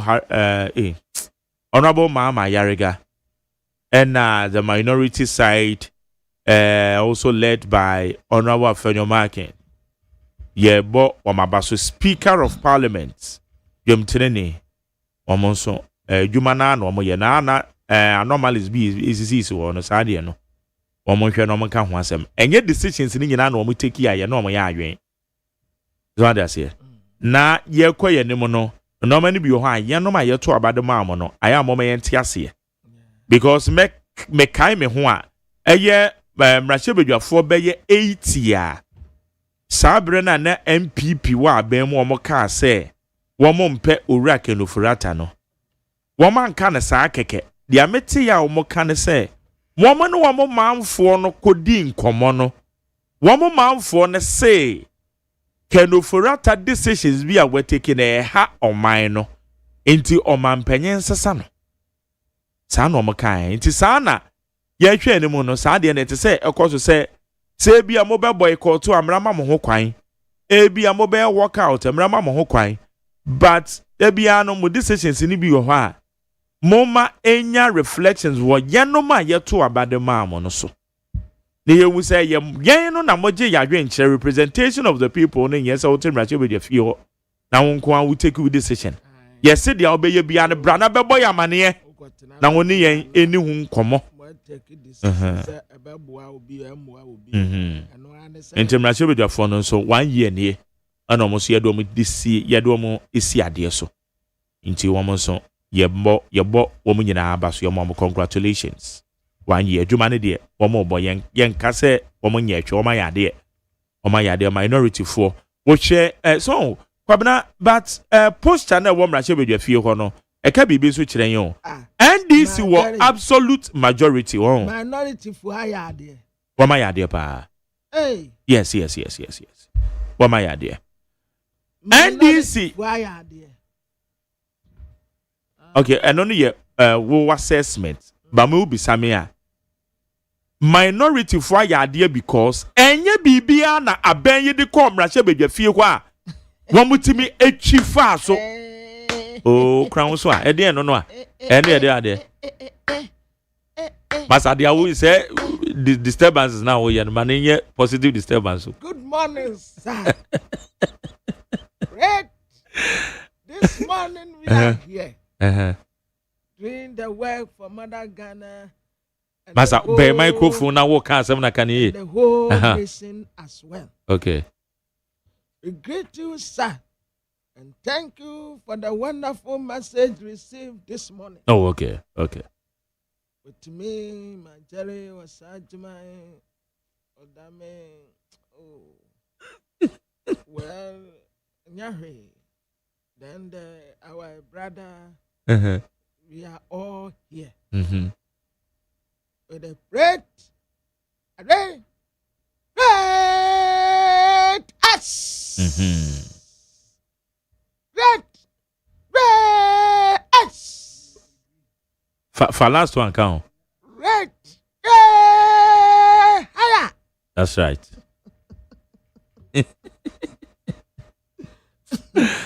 Now, Johnny. Yes. Female,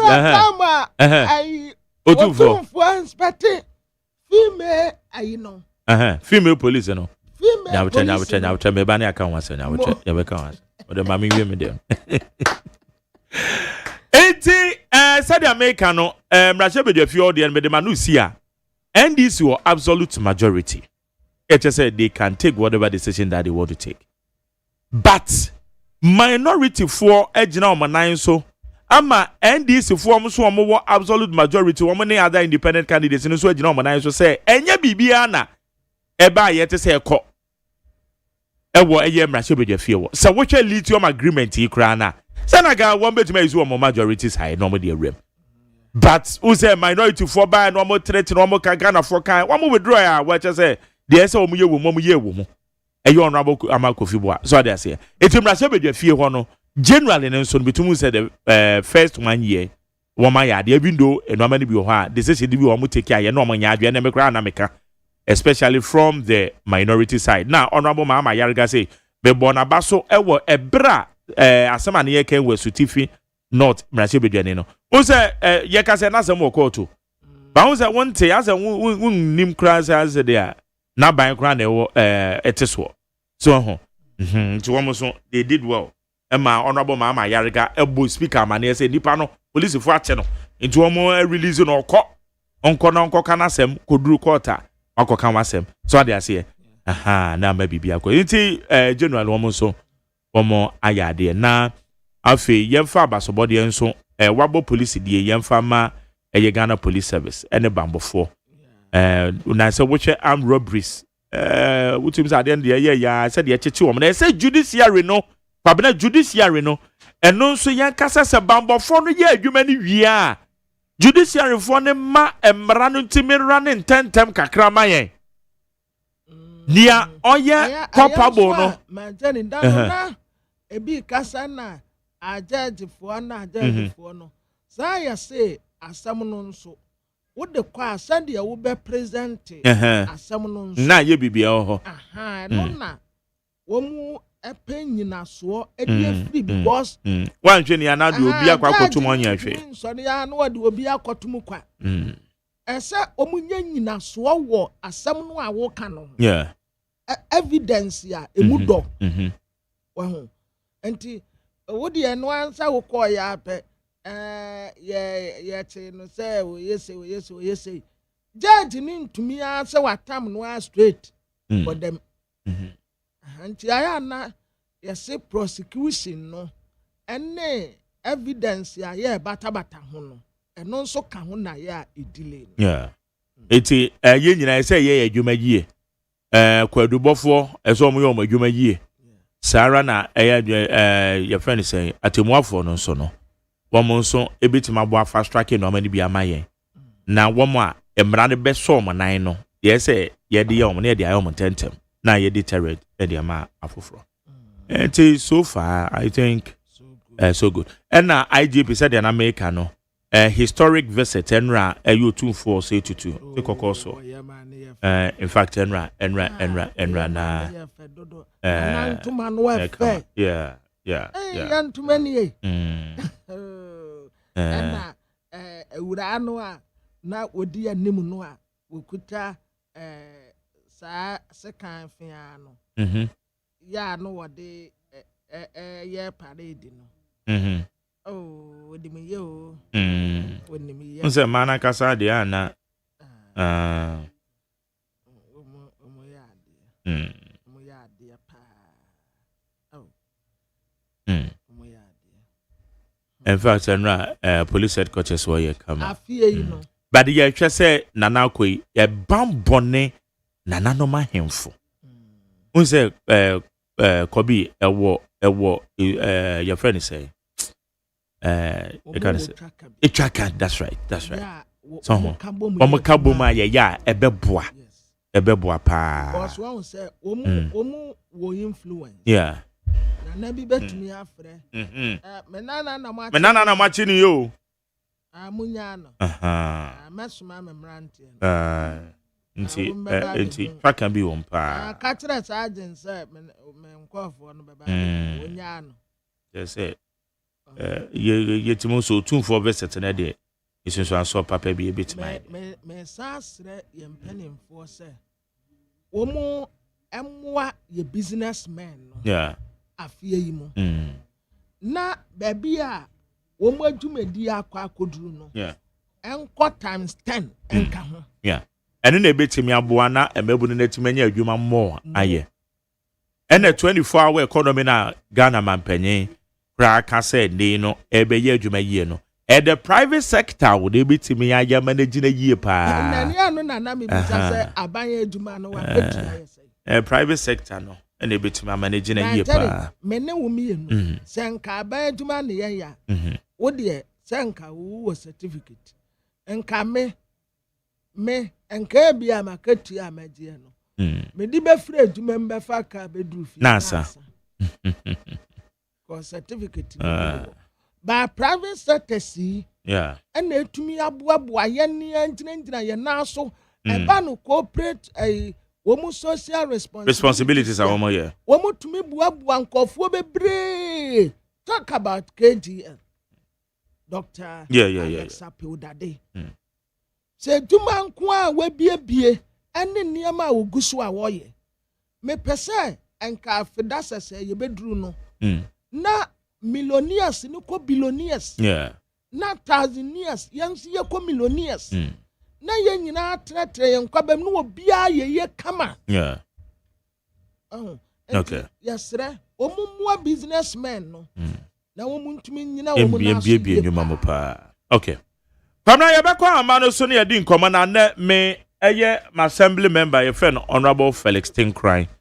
Udru Taifa South ono no ya assembly member. Kwabla nim say my assembly member in fact meaning say me so be kan tu jane dia but you too effective. Say so we Taifa South na street lights ni bi edundum make us assembly member or the see where just na watchi ba wabo street lights wo Taifa South no. Why are there pa street lights or bo wo nya asem keto. Felix Tinkran why are there papa Honorable Felix Tinkran my assembly member no. Yeah, dear pa, in fact. Okay, young Kwan man so any historian or your columnist. Another. Now kwa bruchira man who kopede. Ora pia brube e wa man so any ni nkoma. Ghana Constitution and their Constitution Day 7th January. And not 34 years.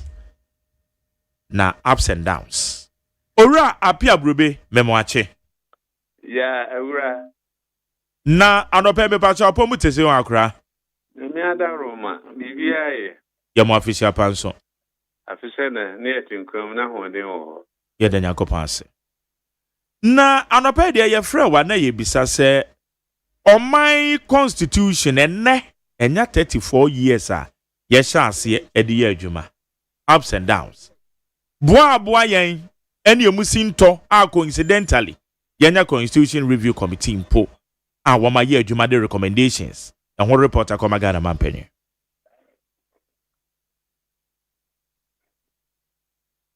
Hello Moso. Joe it's na be patcho da bibisa say your constitution ye de ye adwuma after 34 years boa abeboa man no sinto wo mu a ye hwe anum say ebetimi sa sinto no Constitution Review Committee for report and recommendation between CAC NSA. Yo, Midawase. President Mahama. Oye Kubia or Modi Home Yuma. I can't want my journey. There's also a boa. Na a hiaso and candy on kind. Professor Kofia Jukum, a maybe what can I say? Sebasa MP Wua. Abano One say party of free mono na yebe by election. Young fan said, Ayawa so you were free mono. Yeah, Ayawasu East. Ayawasu East, they were free mono. We end this name. Yes. The by election, I because no.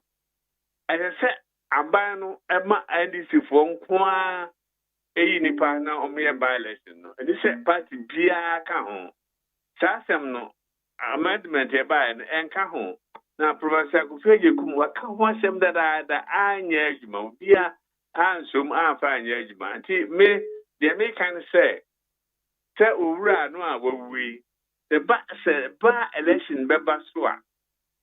And this is from Kwana, woman, Edipa, Obijina, no way you move back on Amanasina 9. It is a party Bia Bamu. So, and this in MPP news in the Wua. Sana, as a stepper. Now, say, Campino, where you're independent here. And then can other parties, no, and in the contest, but she said, dear, you need independent MPBA or Masheba Genumu.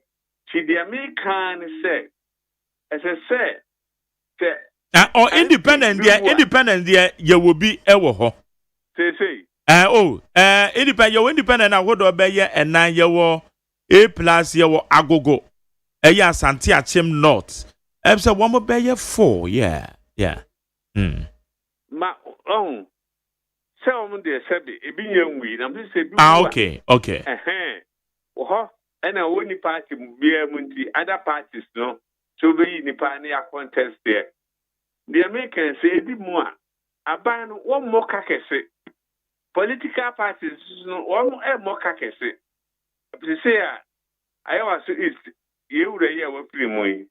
Say, Yammy boy, near Beto Abanoa.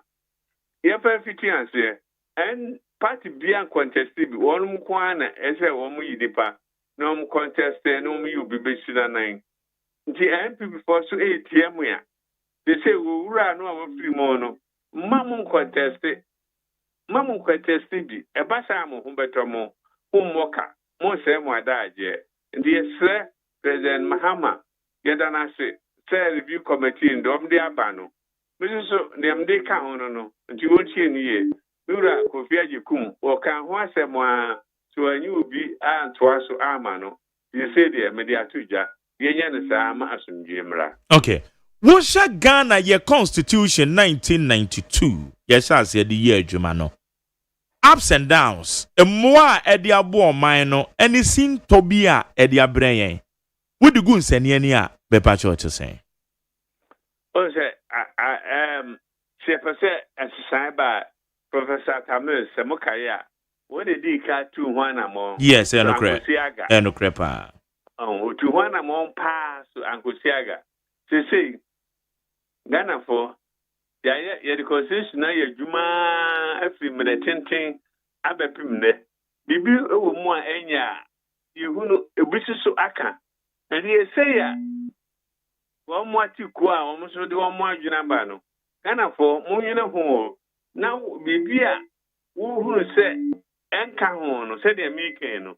Now, so the Abba, near Sisano, na Bibia a ye, or Chinebi.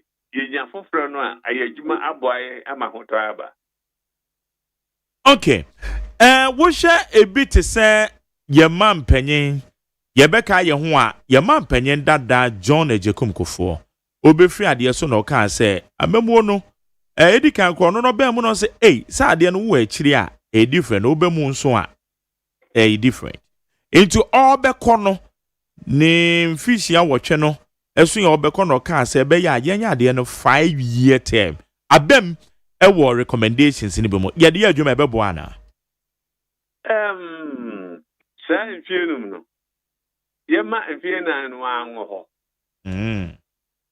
sa ye ma fiena no anwo de ti ameka san se wo de fienum ni ba ahwe ko bi ka se ye san fe bi nka ho fiena etutu ni ye a wo ba wa bo ho. But say, fear na juma na obey. And dear Swasso. Now, dear Mr. say, was a MP, the over me I call many times, but presidential candidate, or call MP, or call friends for years there. No, of course, second term, so at was. nanso MP de betimi akododo bia upe ni nyina ne se baby a wo no amanfo po asem na we ade pamo no se back me say for contest ya when nkugu da me ka se madam for bi am ne no kwaso de woni ne free park ho your friend prince nam se prince na contest o say la back me there won't be meeting no sanity. Okay.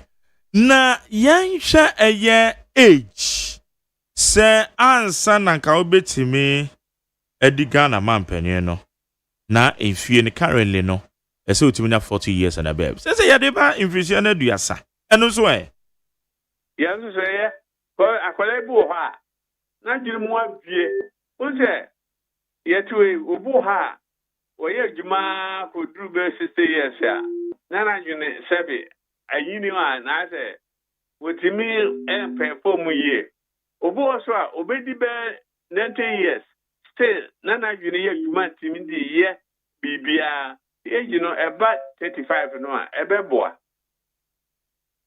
nti eno so ye ne sa na no betimi aboa yes yeah na ma mabunu na timi abem no mo abem. Okay.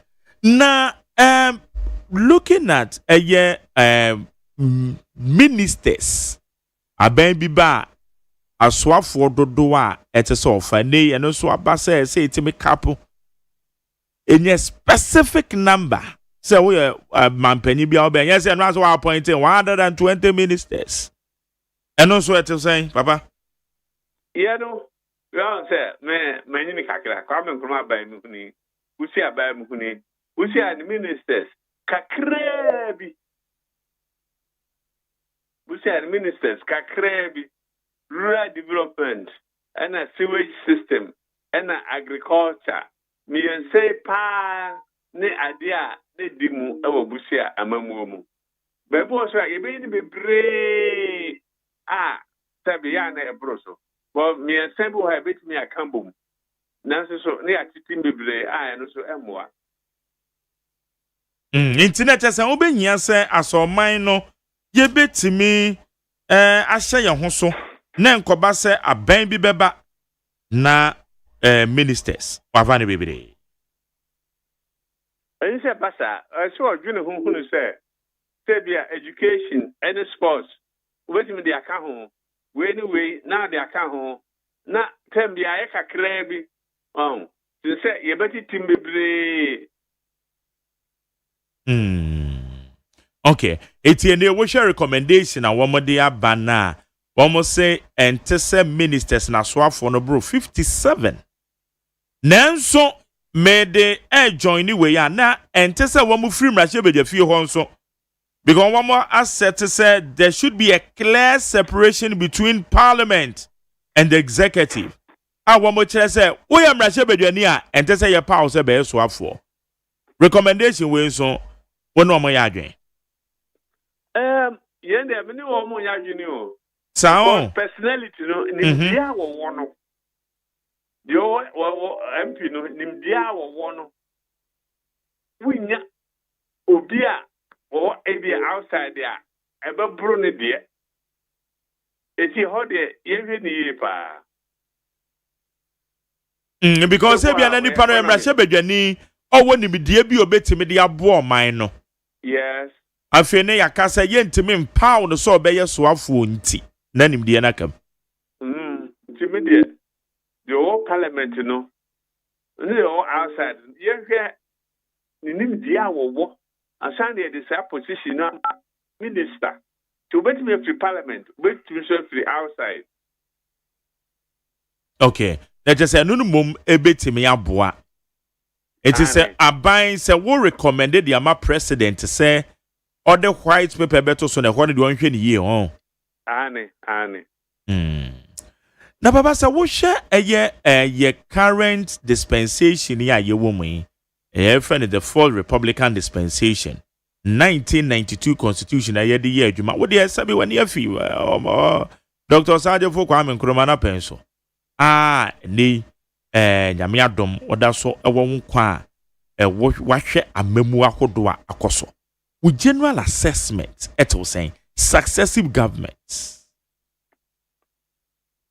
Unsa mamuano. Anya dia emrewo. Na de Ghana for see ehunu say.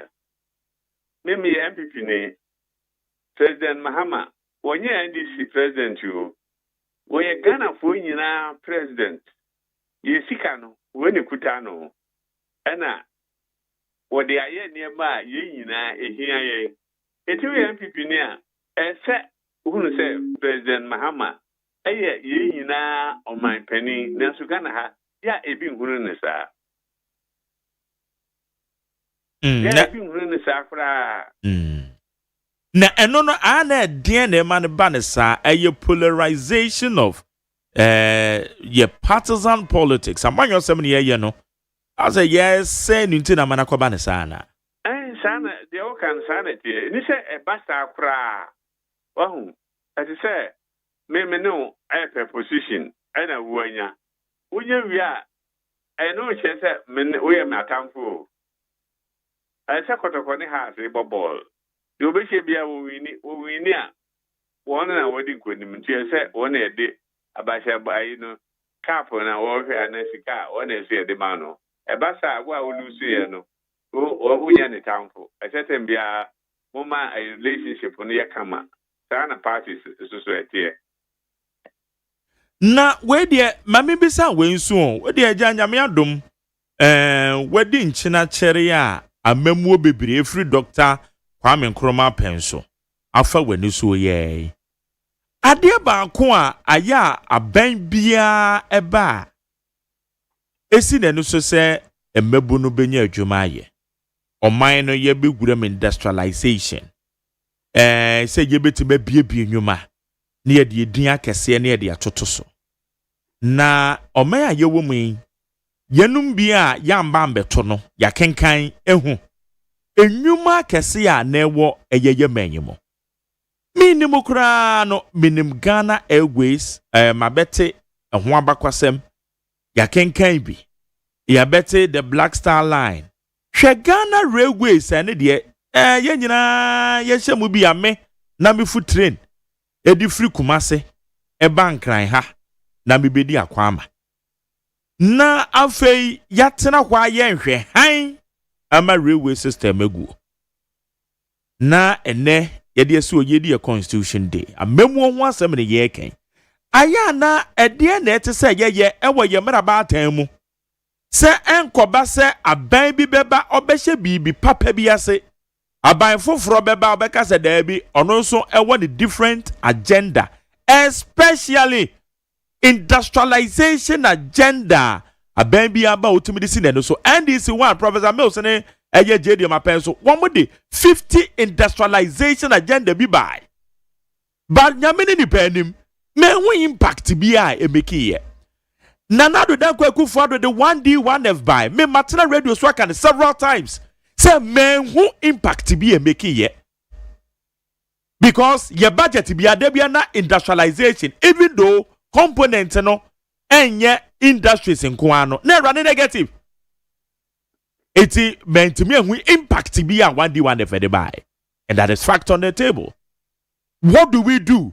And yet na wan so na nwuma ye wo bi dada no so nwuma ni gu ye and obi aba ye pese ye revival ora pia brobe wo de wo kan wom because wo de afa wani so pa eye efa hin ye mfom so na ede na se ye Meka baako Dr. Kwame Nkrumah time Krobodu say no way Minister of Transport na nema power ye no wo kra aircraft enan Foka 28 DC9 and a VC10 mienu Foka 28 no Accra Kumasi Tamale and a DC9 no Gambia Sierra Leone Ghana and Nigeria and VC10 no Accra landing Accra Rome landing Accra Beirut landing and Accra New York Wakra ship 28 adinta hobre na cocoa coffee timber and manganese na ye export and a sour commercial ships the bad railways ya na titwano neo locomotive engines ya no fuel edigumo no coal Newcastle land UK Hong Kong de biwo ti engine no spark no a chuku cheka chuku no nse na nya de ketwa producer okọ Russia and okọ to electric engines ya no de na enye dede na wo free Kumasi airport akrade no enkropi wo ha na kan koso ti se jima krom ponso no de keka ho ti wode ayi no electric engine train every Russia buy no you know express adwuma na kala na blue ndi na free blue train te Kumasi a ogina ejoso konongo nkoko nsanwam na okọ Accra wakọta kwa so a otu no duru bekwai na okọ ogina obuase na okọta kwa na okọ tuahu homre no na transport no wa kama na bus so omnibus service authority no Accra takrade na Kumasi homre kobro no so fiaji kapre akola efra penimu dama kola wotiso ana penimu ba so papa betnase kwa mkuma Gihok, o si factories be brave. Uko extreme say ya. Then a trio ho. Teti Boliga Volta Connect beef, honenewo. Uko na vronga, numbia tomatoes, tomato factory honewo. Uko tamalea, vegetable oil mills in Katimwa. Ubakumasia, Neo leather factory, DC shoe factory. And a old jewel factory, no. Free about 4 Kwankwa plantation, a friend canef. Yeah, raw material, no, eco youth factory, bags, my no. Honenewo, go Kada, near Bruja factory, Brujani, Brunija, Manchester, no friends are. Bruja factory, never Kade. And I'll call a Siama, coconut oil, so, Honenewo. And near a boss to glass factory. And they walk Firestone. Ties, and no mere bone satires. Satires are near you. It's unsaid near plantation can sell Western region. Teenager rubber no be brave. They say tropicalized. And you know, the near papa, the abroad, the SSL, Michelin, Toyo, Yokohama, Bristol, near the no. I say near top, go not the near Ganahano. Near papa, Swahum, textile. Say near ye entima. I find a Japan textile, no mere raw material. No, dear friend grayback, the team we are saying, Adokodo. The any other call a Kosomo, GTP, GTMC, I the entima my. A Sani and Ubabano, then to my friend, Nephi Holland, Briscoe, and UK Sudia, Bronchuela, or Mutimano. What if Fra Eshua, Neniapa? The idea na ejesa utakwam nkruma radio bi a friend akasa no man radio and titwo no wireless ya so the antenna esiw da so asana obi a wonya na akasa no man sanyu radio de there wo the battery mi rishe mu a obi a na eyadwuma ye papa no kokofo mu a wo de ha ne motuam den saba akukuta no se kan ne saba akukuta no so de ne fe no wireless do no the time kwam nkruma factories ya o si bebrebe no Papa, sa akasa no ma radio ne ya ne Ghana ha. Akasa no man ane tema. Eza. Ena sanyu ni emienu. Akasa no ma radio with the battery. Yeah, sanyo. With the battery mi onu shame wa obi ya na adwuma.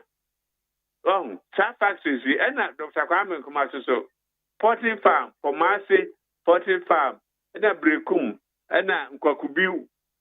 Kokubi wo se o kopiki ne aya anumu a ekwam ho ne wo Mr. Kwame Nkrumah 45 million senku pa na on produce na enya asem ketwa na Commander Sugar Factory asutware tese Kwame Nkrumah de o eniamba ana sa factory si na o meka se Bolga Connect Beef Factory ho engineer bia ho no e frapre ni akokora wa bi wokɔ a wotumi stake ɛyi nsoro ma ho sɛ ɛyɛ adwuma ne nyinaa wɔ hɔ yɛ akyi ɛna nne yi wo sɛ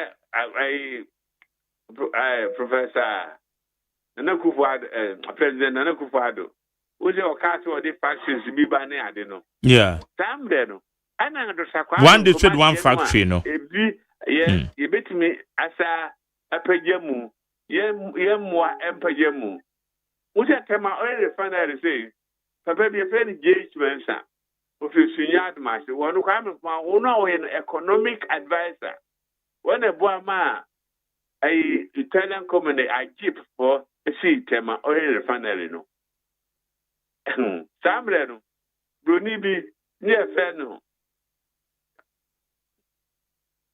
Savundra Tama was still Tamari refinery. Savundra no free Ceylon, a small island over India and then friend Sri Lanka. Obehundo Sakwamen Kruma, no say obesi gold refinery or Takwa Amad of Takwamen Kruma. It's say all refinery in the course so maybe via Kamano. Proof of my boss for the buyer, Dr. Kwame, what 2 years car, Emma Koye, Obani, Okoye, and Fabi Biama, your position for no coralia. The roof Savundra, Obukuya, oh, Eddie Bibre, Dr. Kwame Kumasi, in the Mao here, Bibre Beno, Ewo, and nay, Ibuha, we in the a sugar factory say, the camp or buy, Obeye in the year pa. Na nyama ekosu kama. Enti me question na me bisa ne se sadie eba ne sen ena yetena ho ye nhwehan mayema nnwuma bisi ya ne yewo no eguye including Ghana Railways afi ne yepesika yasen akase ye de revamp ye railways aden yakwan kura na say dodowe because wo hwe eye cars akese ye nam so anoma ne bi wo a na ke de befa keteke na se ye hu sa problem na ne ye bisa ye hu se edien ne be ya fa ho na daachi bi mu no o ma ye pese ye koye nim ye ntu anamo miensa enkoye nim na ye ntu mienu ma ye chi se daachi bi ye wo nwuma bi se ye betimi ahwa manage na so o ma enim a ye hwe mani ngo meka se pesemin kumunya suka ho obi aba opesu onya bibie obi aba opesu onya bibiji ni din saadi anso enye de oyonko ye no abae no ese wotoa ne de no so ema ekoyie akasa so be fiti for frase ye no emu akora ya de no ewoyemu emu ayen na omaya ye won National Development Planning Commission na ye ka constitution ho asemo emrabaten aye de bume National Development Planning Commission ye mu bi a yakenkan wo mo reports enoma wo makutwiri de agu nkrata so ana wo nkrata em se ye de bebu yemen mekenkan bitim bisa se na ade we no omampanyi bi aba a wo mo hwa kenkan enso ya bedwe ne ya twamfoni National Development Planning Commission one the report akwa Ghana mampanyin National Development Planning Commission ebinu kura se wo mo nyehwe wo me wo na beka so mo nyehwe kwana kwahwe kokenkan no ma o makutwiri de agu nkrata mu a se yesi ye edi so ne de abu man ya na ka ebeboa emra be na beta akire se wo yo mampanyin bi na ba bedi ade so a obe follow won diverting kase ebi asabio wo manifesto mu adwuma nko na ba be na what to Development Planning Commission adwuma to baby de o kan de pa ese ye hye emra pa eto hu se obi aba we ena ese udi adwuma so to say the constitution no ye de adwuma no ta na sa hyehyɛ no ye ama bibia be ko ye Ghana is a agriculture country. You were quite bebree. Edahwa. You bet me at the Aya Yuma, Ama Yanya and Faswopa. But now, a Caribbean say from Quampa or Tamanero free about 4 hours. Benny Fire or remove 4 years, Yuma papa. Well, and nay, ya me frɛ mpanimfo a nam ne wɔ mo brɔ no baako so ɛna m sɛ nti kura adwuma mu dɛ yɛ wɔn sɛ ayɛ dɛ yɛ paa wɔn dua buro wɔn dua nneɛma ahodoɔ bebree na wɔn teɛ wɔn wɔ petra wɔn wɔ madi area wɔn yɛ petra dry farming na saa de ne duru hɔ a nkranfoɔ mmaa yi wɔn de ka akɔmtɔ tomatoes nkuruma ne nyaado a wɔn produce wɔ hɔ paa Ghana agric sie di ani kɔ so a ɔpani esrem kwae mpoano ha baabi asase wɔ hɔ a yɛbɛtumi ayɛ ne yɛde agye yɛdin ane wama ophwɛ poultry industry kra na obosu poultry industry collapse ne yehu sɛ poultry industry collapse kwa yehu nsɛm ya ne yɛkan ɛbɛden bɛn wama sɛ ɔman na wohwɛ ya sase a yɛwɔ rich soil de bia bedua wɔ mu bia na yɛyie eburo yɛtimi dua eburo na nso still ɛsɛ yɛkra eburo de bɔ ɔman mu nso na de yɛdua wɔ ɔman mu na nkasa yɛnni nwie into focus bɛn na ɛte sɛ yɛyɛ attention bɛn ɛna ɛsɛ yɛde ma agriculture wahu eburo a woken baabi wɔ hɔ a wetumi tractor ayɛ adwuma sɛ wokɔ mmra afonom ne esrim nom because Dr. Kwame Nkrumah time wɔhyɛ datɔ tractors na equipment bi kan sɛ asase wɔ hɔ to obiara betumi abedua ɛmo wɔ hɔ nkurɔfoɔ firi burman mu ne asantemam kɔ dua ɛmo ɛma saa mmerɛ no na ɔproduce ɛmo paa ɛna buro so ne produce yɛ buro no sɛ osi baabi a yɛbɛtumi akora yɛ buro ama sɛ kɔmba yɛde bi yɛbɛnya bi adie mmerɛ bi ɛbae sɛ Libya kɔmba hɔ Dr. Kwame Nkrumah ɛde aburo bebree ne bayerɛ ɛkɔmaa wɔ no because na yɛwɔ bi sɛ sɛ agriko no aburo sei ɛyɛ ade a yɛbɛtumi adua ne sirem ɛne kwayem baabia na kwayem no deɛ wotumi fa tractor nyɛ hɔ dwuma yi sɛ wodɔ ɛdidua baabi a yɛde tractor ne mfidie bɛyɛ adwuma no deɛ ɛsɛ sɛ wɔn bɛɛ mu ne yɛtumi yɛ ne kɛse ne boa sɛ poultry farm deɛ ɔnu sɛ nkokɔ no aduane wɔm di dodoɔ paa yɛ aburo na aburo no bu a na farmers no so ɔnya tɔnofo a ɛna ɔbɛtumi ayɛ nkokɔ no dodoɔ kwabranda ako sɛ mokaeɛ a na ɔpɛ presidential ayɛ no sɛ kokumase a ne poultry farm a ɔwɔ no na ɛnyɛ asɛm ketewa koraa sɛsei President Mahama so waboa poultry farmers ama wɔn mu baa wɔn mu adwuma mu deɛ hia ne aduane a nkokɔ no bɛdie ɛsɛ nkokɔ funu a yɛkra fira aburokyerɛ no awerɛhosɛm no sɛ mekɔ na Libya kakra na hɔ nkokɔ no a ato awie no wode kɔ market afofofo gye sɛ no broiler fitafita no a ɛnam no mu ɔduru no kɔsɛ hɔ de wato awie no ne nam no ɔden nti hɔ no wɔn mu ntimi nwie nti yɛyɛ ahɔhoɔ yi ɛne ɛkɔtɔ no fofofo awie saa na South America no hɔ na nkokɔ firi no doɔ yɛkra firi o poultry farmers no nkokɔ ntuwie a hɔ wɔn ɛntɔ na wɔn adrɛse deɛ gu hɔ sɛ Africa deɛ wɔn ebi wɔ hɔ a wɔn bɛkra we Ghanafoɔ ka ho. Yene owura pia brobe ɔyɛ columnist ɔyɛ historian obi a abakwasɛm no ɛtɛ sɛ ɔte aseɛ yie pɛ nyɛ sɛ ɔte aseɛ kɛkɛ sɛ wakɔtena school dɛm no wasua na mmom ɔyɛ part of the history ɔno na yɛne no ɛbɔ nkɔmmɔ fa 1 year on ɛyɛ JDM na memo yɛde ne si adeɛ so exactly 1 year ne ɛnɛ korɔ na nso yɛ Ghana ɛyɛ yɛmmra baatan no yɛde si hɔ sɛ yɛde di ne da a ne holiday ne yɛbɛdi ne Friday ɛno ho nkɔmmɔ ɛna yɛdi ɛna nɔpɛ Ghana buntie so wɔ 100.9 enti papa yɛbisa sɛ seesei wohwɛ ɛyɛ amamu a JDM wabebu afe baako a ɛtwa mu mepatwɔ assessment wɔ ho yɛ deɛ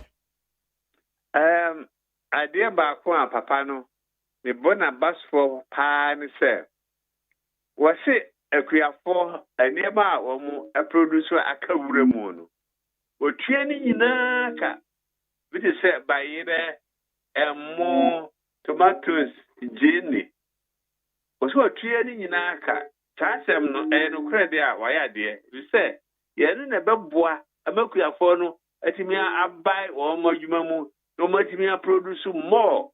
Na de what because security for her by ne more ne ade no. Wo me better de enya na universities, hospitals, secondary schools, training colleges. Wo mu nyina here aduane. Nti ye hot there abana ba so papa. Okay. Bibi wo hɔ a anko yie amaw. Eye first 1 year. So say dear me sha the oil no eye say I say ubusam sa question ya ka metra ho adwene ho I check ama muaye bia fata na so say ho dear munya bibia meka say sa de we a wo ye de enye wan ba ko sa o ya de the ufin kran ekokuma so say ekwa no na say news ni te fm ho na metie wo say ekwan a carbon sa ho no power kuma say akra akwa so de depend so de obeyi afiri ho cha say me ya waka no mani ajo na wo fiti ase mo ahode a mo mze ni ahode ago a me kuma se kora me dimi nko ho e mo amu hunu no afei na sa expressway no de soso bebo form afei no de bebo form yo mate and what you know on them why because accident you had not a draws kana a draws nana eye bi adwen se nanka se sika no onfan hyem na de wo ho dada na ye double road wo hwe aban dada no bypasses ahodo a osino manyinem nkoko konongo sa bypasses no na ke de hyem na ke ye de abubobubo mom na yetimi anya kwantempon no abonta rather than say ke be expressway safo na ekasa no ono be ya adwen ana ono mo ya adwen me no ba adwen because e ka no be kakra bi na juman so be yi because the all confidence afi no we fitiance because the be fitiance tell be I see e be free Sri Lanka e be free China e be bia it's kind of free by yina ka busia ene ye na so se dada no se de odi kaka no ye fa no sa to so a e ka no be kakra bi ama ye ho atoye. Okay. Na ye kwa ye nimu no na ye bisa se edie na wo hwe animu se Ghana mampanyin watwa infisia watwa afene baako aka ni mfie miensa na ni mfie miensa akai enoma bebre wo ho a enra okasa wo new year school opening na se no wakase obeye economy de keka ho se ebe mo mind ma konkan wo expectations e de na wo hwehwe e de afiri ni ho so obeye New Year school assembly and permit say was it obesi hostel ya be fed pa be brother be o ka 1000 ni bibi ye to figure no hey we wakan de do na number no kan esondo number kan esondo edi quantity so because anya ska ketwa o ana ma say Chinese for be woman de fabricated there may be nearby number ya be shishe cheti bia no eka ena of my boyanti wo hwe ni ye se obeye a eka emru so me ho nkochiri ye pi daje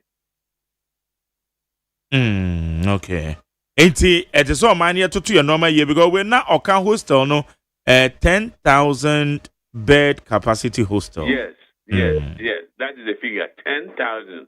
Yeah, 10,000 yeah you. As a get to akura. Okay, it's not the wo kan de wo hwe se nanka oman no yen kone sedia yen ma eka emmene oman no ana. Sa onse eka na de nim gwase eba oman mu na eduru ha na obi abegina so na sebi onyame fasa ama no kofetu no otu abagu se weti debi yet to trie na me ya President Mahama obema bibia ko ye na the time so a the obeba so abeto aso Papa ma menye wadwe nkyerɛ ɛwɔ saa de we ho bibi te sɛ National Cathedral a abandadai ɛhyɛ ase na nado na penso aben abasese National Cathedral na yɛhwɛ animu yɛnya ne tie sɛ nhwehwɛmu ne ade ɛkɔso ade nso ne ade hensa akokan yo wotiachi na sɛ wohwɛ a ɛne ho nkɔmɔ no ɛkɔ ɔsɛn National Cathedral na enya de bɔne o si Spain na Europe nkropi o ha ebi wɔ so me say maame bi yɛfɛ de maame adwoa ɔtaa ka sɛ radio so ɛna ɔka kyerɛ m sɛ cathedral no contribute to kabi ndi me first one me de 100 cities atum ndi me sika bi asie sɛ saa cathedral no next day no masa de aka ho enya ade bɔne na so Ghana ha de yɛsɛ de o sua wɔ ma ahwene bɔ ebi beto ho ya sade no fa so ne so ɛyɛ ka hu obusu ba bekyerɛkyerɛ mu sɛ ɛnyɛ ka hu na ɛno no aya na manfo no na enti ase ɛna ɛyɛ amanyɔfo no nso ɛna nsɛm no wɔn obɛyɛ a wɔn nka mu nokure yie nkyerɛ manfo no amanyɔfo no ɛna wɔn nka mu nokure m yehunu ade pa ebenya firi mu ɛna obi wɔ so a wɔn anim sɛ ade weyɛ ayɛ wokɔ aduane ɛyɛ sɛ deɛ nya ɔbɛto ho saa ne nipa no bi adwene sitie adeɛ na ɛyɛ so wɔn ka sɛ ɛyɛ ɔbɛto ho sɛ nyɛ so deɛ sɛ obi wɔ ha a wɔhwehwɛ mu ama ɛkae bɔɔyɛ no sɛ ɛyɛ nokorɛ sɛ ɛnyɛ nokorɛ menim sɛ ɔde no report aba ɛba yɛn mo a mo bɛn hɔ tie deɛ ɛkɔ so deɛ wobɛhu nokorɛ wɔ mu paa yo political polarization into a bit free amanyɔsɛm mu because ensɛm bi wɔ hɔ na ɛbɛbɛtɔ ɛpono no so a ɛte sɛ anka yɛn nyinaa yɛyi amanyɔsɛm ahwehwɛnu a na ɛhyɛ yɛn no na anka yɛka asɛm no sɛdeɛ ɛteɛ nanso wobɛhwɛ yi asɛm no deɛ wɔ ne deɛ mu no so ɛyɛ paa deɛ ne deɛ mu no so yɛnyɛ regardless saa deɛ wɔ yɛbɛtumi ayi afiri amanyɔsɛm mu see ɛyɛ nka nokorɛ sɛ politics no sɛ de nyamesuro bata yɛ adwuma yɛdie ho a sɛ biara yɛbɛka nokorɛ obo sɛ ɔno ahu sɛ asɛm a wɔka no ɛnyɛ sɛ ɔbɛfɔ so a aka ɔsɛre sɛ no ɔsa akɔtena asɔre dɛ mu bɔ mpayɛ ti politicians no yɛmfa nyamesuro ɛmata adwuma yɛdie no ho ne yɛnka nokorɛ na ɛnneɛma nkɔ yie ɛba saa yɛn nyinaa yɛn ho bɛtɔ yɛmfa nyamesom amata ho na tɛn bi akontompo ɛne krono ɛne yɛba yɛn ho ntɔ yɛ da Orapia Brube, a historian, columnist, anope yada sepana wo bra wenyama ene afutuo ene nkyerɛkyerɛ wode ama ɔman Ghana. Meso medamo asipi etiefo na menim sɛ akra makan mo ate na de ewo ɛyɛ mu no mo bɛfa na mede ato amada akyɛ mo de tu kwalafo. We de sadia wakan sɛ kakra waka yɛbɛte ne yɛde bɛyɛ adwuma ne yɛde atu nkɔra afo yi ɛna question bi atwa madwen mu sɛ wohwɛ mmabunu a ayɛ yɛde dibia hyɛ wɔn sa gye deɛ mba ayɛ saa deɛ no ɔyɛ wohwɛ ɛyɛ the previous administration mmabunu a yɛma wɔn opportunities ɛsɛbo well ana sɛ adwuma wɔ hɔ na akwadaa no bɛtumi ayɛ de wayɛ ne yie a wode ma no a ɛbɛboa na wayɛ ne yie paa because anything akwadaa no tena hɔ kwa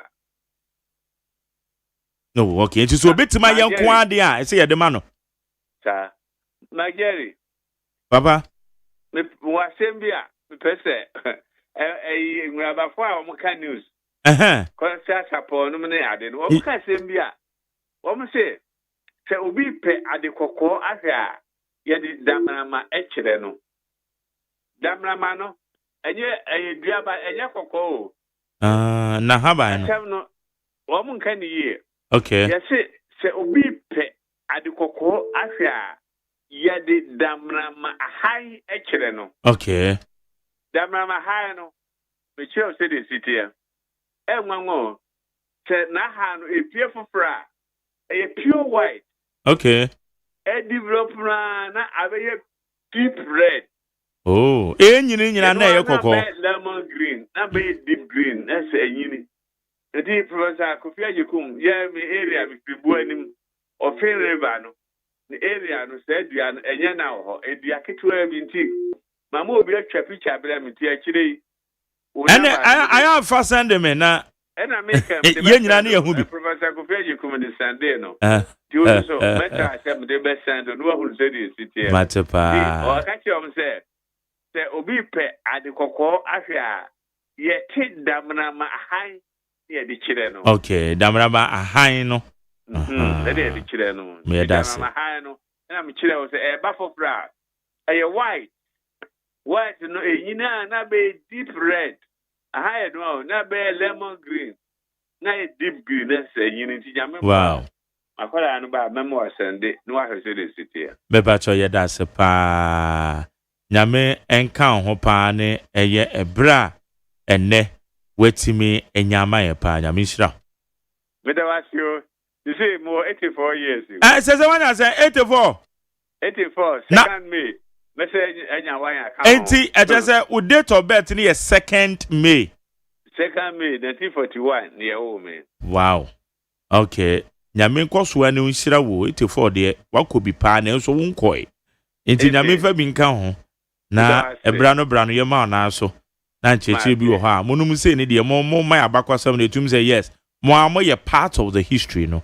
Enti na aboa ama yetimi e de atenetene ho pa. Mate. Baba, in fact, that's it. Nyame hira pa. Me that's it bebre. Bye. Jane aya ora apia brobe 84-year-old man. Every ayo surgeon Dr. Kwame Nkrumah na be mu a bisi sabiri de. Or you part of it not or you be a sebe. Wasan akọ nanim homesuam no nti no. Tum say adwenu mu so sebe, adwenu mu so abie chese oni yedi nkomo. Edi afa yabakwasem ho. Ene eye 1 year exactly a yedi JDM si ade so. Ene eye Constitution Day. Esa da no yedi asi ho se yedi bedi afofida. Na sa afofida no se nye se ebesi ni fiada ana ebesi dwada. Ye kan bom ne akwa kodi ni fiada. Esi weekenda ye akwa kodi ni dwada. Nti nyame adom fiada ene ebekwa akwa kodi. Neat 100.9 Jumedi ye friend Ghana Montie. Also for adwen chene fa 020-1162746 020-1162746. Mene amansancha me kwabana for any producer ye friend Kwadwo Damiado. Ene wofia ha egusu a ye gbo adwuma. Yeah.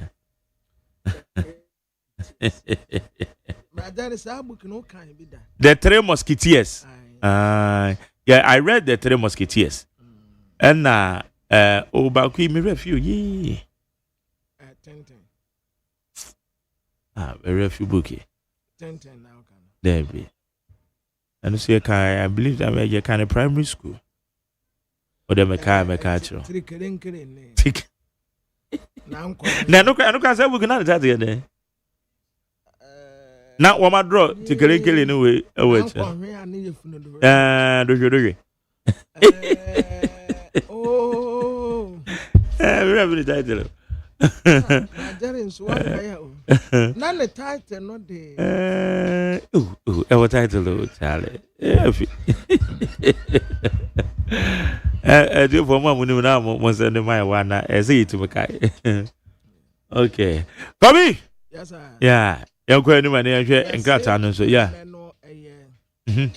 Interdenomination service. Oh okay. Jubilee House. Jubilee House. Interdenomination. I just say we need your some of my money nyina ye bom akosom. Ya kwa akosom.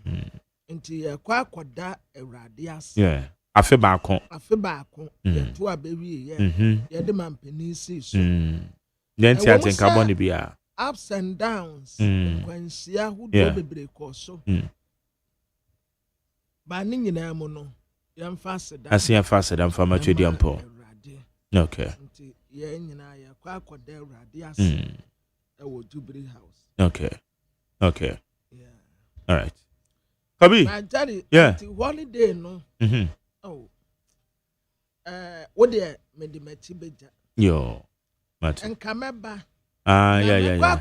Okwa kodipa me metimi ho. Watsena. Japan so yenya around the world into Japan into anopa na me pon ye na now do ti ahwim me ko techima meba afashe wo eastern region. Oh really? Yeah. And when I so kwan wa this time there me nso medom yeah. Mate, no problem. Mate, abrante bi a or say, kwamna ma me ka appointee na menkai. Ya papa ya oche ya appointee yenda na se. Yenda na se pa. Na mi shira no. Obo mayira. Yenda na se. Na mi shira no pa. Na mi shira no. Abrante bi no wa promise wa appointee. Ewe aburi. Na sa abrante Appointment promise I said men sheda nyini ndi papa. Ohu bibia no abebe gina me kan ho. Oh Charlie, kwamamafo na me say na appointment ka dey so nyini pa na me say appointment wa che. Akwa say gado a wa promise me a confirm. Da ko beti anso wa say appointment na wu. I just say oh we yawada obisa me say akwabra bebe ye ni bi na me so kwabra the show okay minim there but me ne be. Also about a punch road one macra me the bemo akọ. Nam see you. Mate inti se me kono de mama dia. Na me twa the picture na yes. I doesn't okay. Yeah. My God, when you say first, Kurani intense your picture. So we want to draw picture. Go draw picture no. Menim said yeah na de enko you draw pictures of trophy. Wo mo di ko gina hu ekotwa Enye izo. Okay, come you ever cat and kakra ntwa mai. Yo.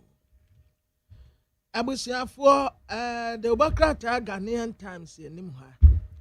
Krobia Sante Kotokohene otumfo se tutu ya wotoso mienu. Nana wadintene but ne ho efe. Nana ho efe papa wadintene ba nana ho efe. Ayo tumfo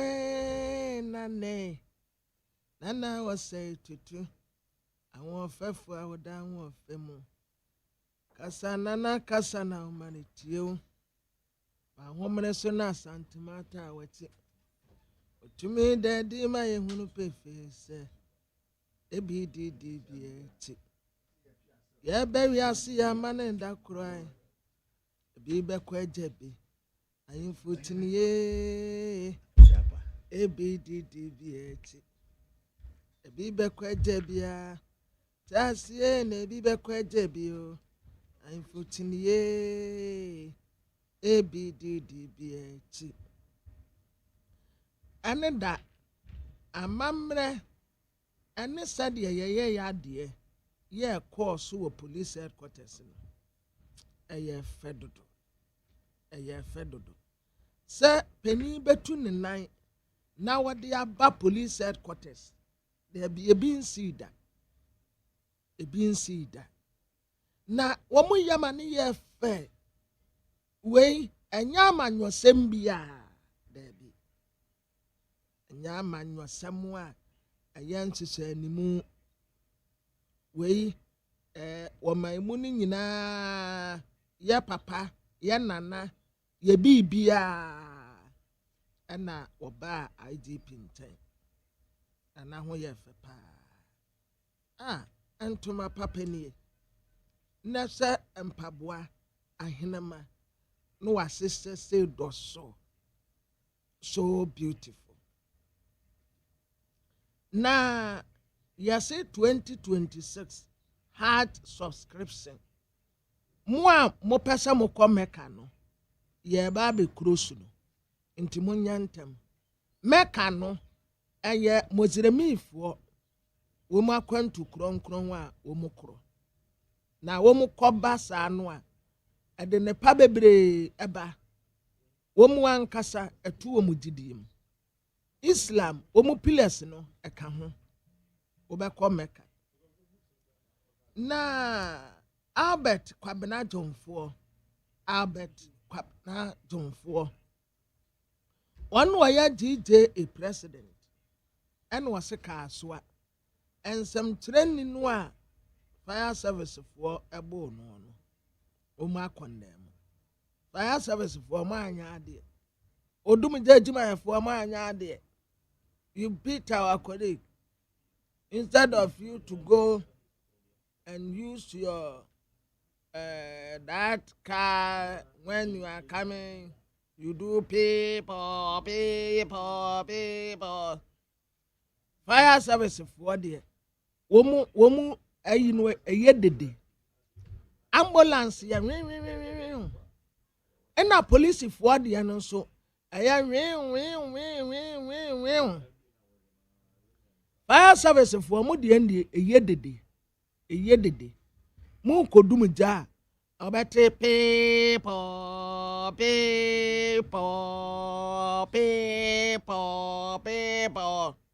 umakwa akodu onzo na mu ninsu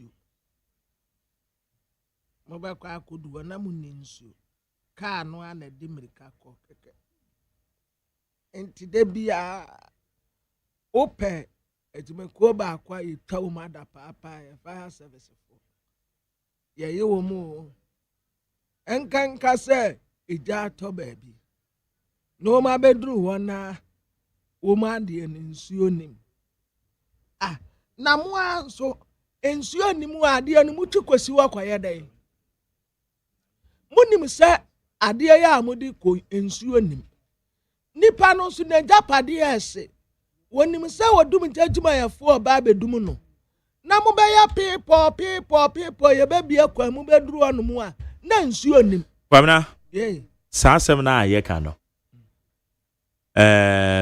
enye entirely true anaasɛ sɛdeɛ you painted the picture no say na ɛteɛ fire service car nimpo no esi wɔ na nsuo nim a enye mfomsoɔ because as ɔman no yɛwɔ biribi a yɛfɛ no fire hydrants wateda saa fire hydrant no ɛno na nsuo mpare mu da yayan in the sense ɛyɛ connected to Ghana water for main sources of water it's ano de biara da nsuo fam saa drobɛn no nsuo fam it is a ejato yɛmfa de sɛ abɛka junction ha ɛnkɔ akyire na fire service ka bi tu free abɛka na ɛba abɛka junction ha ɔbɛba na ka fire hydrant wɔ hɔ dada ɛno ane sɛ wɔmode wɔn tube no ɛhyɛ ya na ɛkyɛ sɛ nsuo ɛflow na saa fire hydrant no yɛn ɔmamufu adwembɔne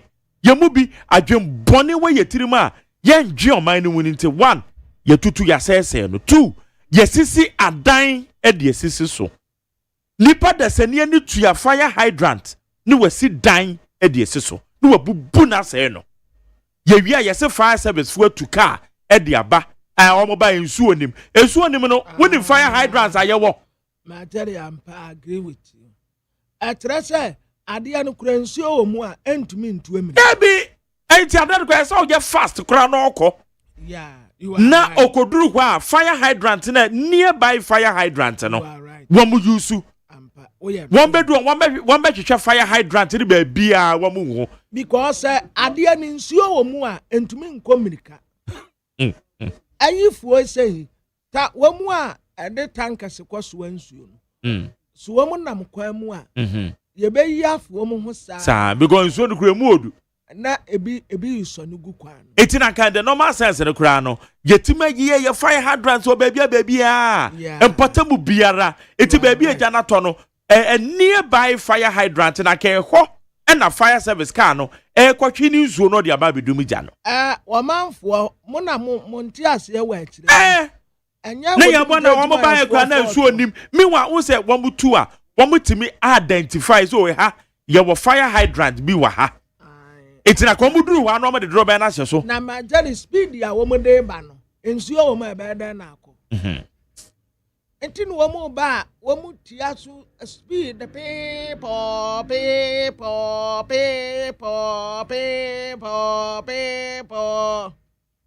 no ma bedu wo bedu a se wo manfo no de wo mu hwe anim se mbedum jan wo mbedum jan but as wo mu ascertain a survey environment no now one more check the nearby fire hydrant but ne Ghana the fire hydrant do say na aka ni nyina say na wo yesisi adan de yesisi so kwata no a abrofo ni dudum jan wo mu ni bi ne de ende wo mu ni bi ende mi hu bi wo mu obi de na wo mu nyusu ima ye hu me nka se wo mu ni bi because me nse ombotum ana me ni wo bo baby wo mu wo bi but wo mu nyusu ye hu wo mu ka se bra assess Radenya go oh yeah man oh David our way me de ba kwa ya fire service me de ba ko police say mo me de ba ko police tell say wo ko dum ja ya ma hwe ana na the police who got you from for your mom bibi the police the o menjina kwa wa ti bidie ka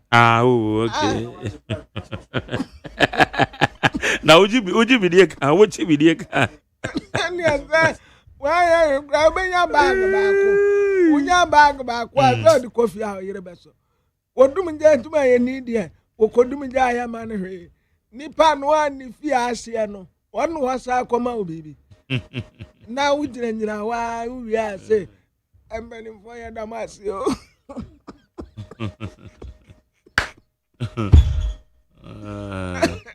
Unse ya man for no ye create problem ni wi ane de sobo no ya pa obi ne de akwa akohye no say fire hydrant ya make amafo build containers esisi so eti do no gina na fire service for ba ya ensuo ni ka anim yan kwakwahwa say no ono no ni container oton ade wo mu no ode esi fire hydrant so ono aso na say complain say fire service for ba ni ensuo ni ka ni ensuo no wo mo fa sabe wo dwonso no mo fa ba bedum ja no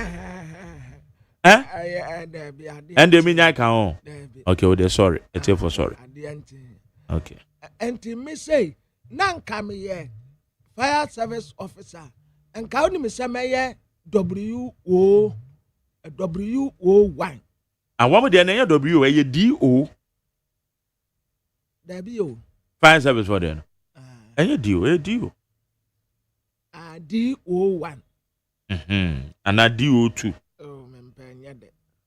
and yet they say now they are now pay me pe WO eno de ehu sir unya te say WO1 kwabena mafo ena eba no ubeko achi na DO enti no mafo na mo kun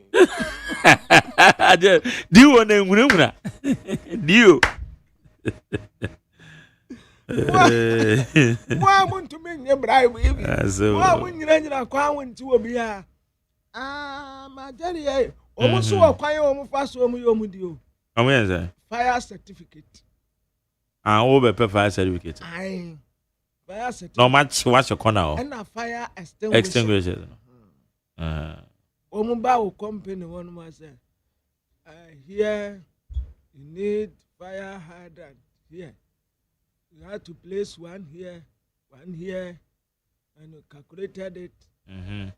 Oh, I know cried. You want to do some and also. Fire service, do man mom the heading. Adding papa. Police. Now, police no cry. Wow, power. What me shabe bia. Get off one of no. What me kofa no cry no bit me ayo. Now, I go jina kwan. Obeti ni pa bebre Radenya go obeti boys bebre anya hwe kura obeba no o transport wa de kwa aduma ubenya fire service there ade odum je aduma ya fo minim se sisi ampo wo mu commander ampo ye hwan yo chief fire officer no chief fire officer ampo Mausi. Bema. Mausi sapo. Hey ma. What you may bad you? And what offices are? Uncle baby. Say. Prison officers in IGP there. A more dead. What the bear rest for what? No, I had it. Ma, what they are. Aha, ye kwa kotonia ma. Ye better fire hydrant ni bi akam. Ah, okay.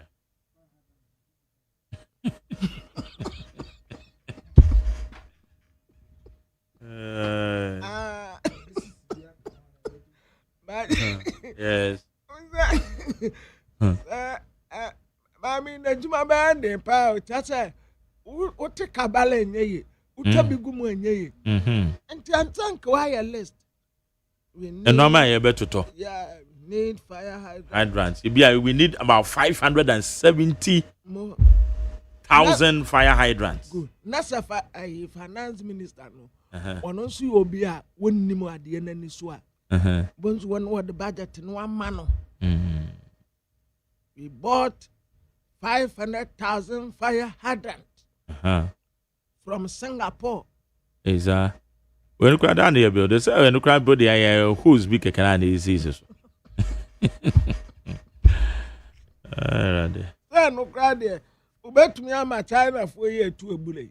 And woman, baby, woman to be no woman the pipe was him. Aye. Okay, so you're modifying no. Because Ghana water name could news when you be na hydrants in them say Ghana water, Kobasa Ghana water news wa hydrants no ewo at the hook. But I don't know, and so in Yadi to say you sue a parimuda. Hydrants in the sue parim. Amrofui, Sisia, woman you sue chemicals be. And then pada be. Ubon say, at the end of the year, ne spray, ne de good danoso. Na ne do. I have for ne coffin. Na sabe for ne spray bio. And the idea the ensure no. Ba could be crying me when and one more two ball as a ball. One more two etu genima na blast it. Na I extinguish it. Ijanet is a dumijano. Ma munko tobi.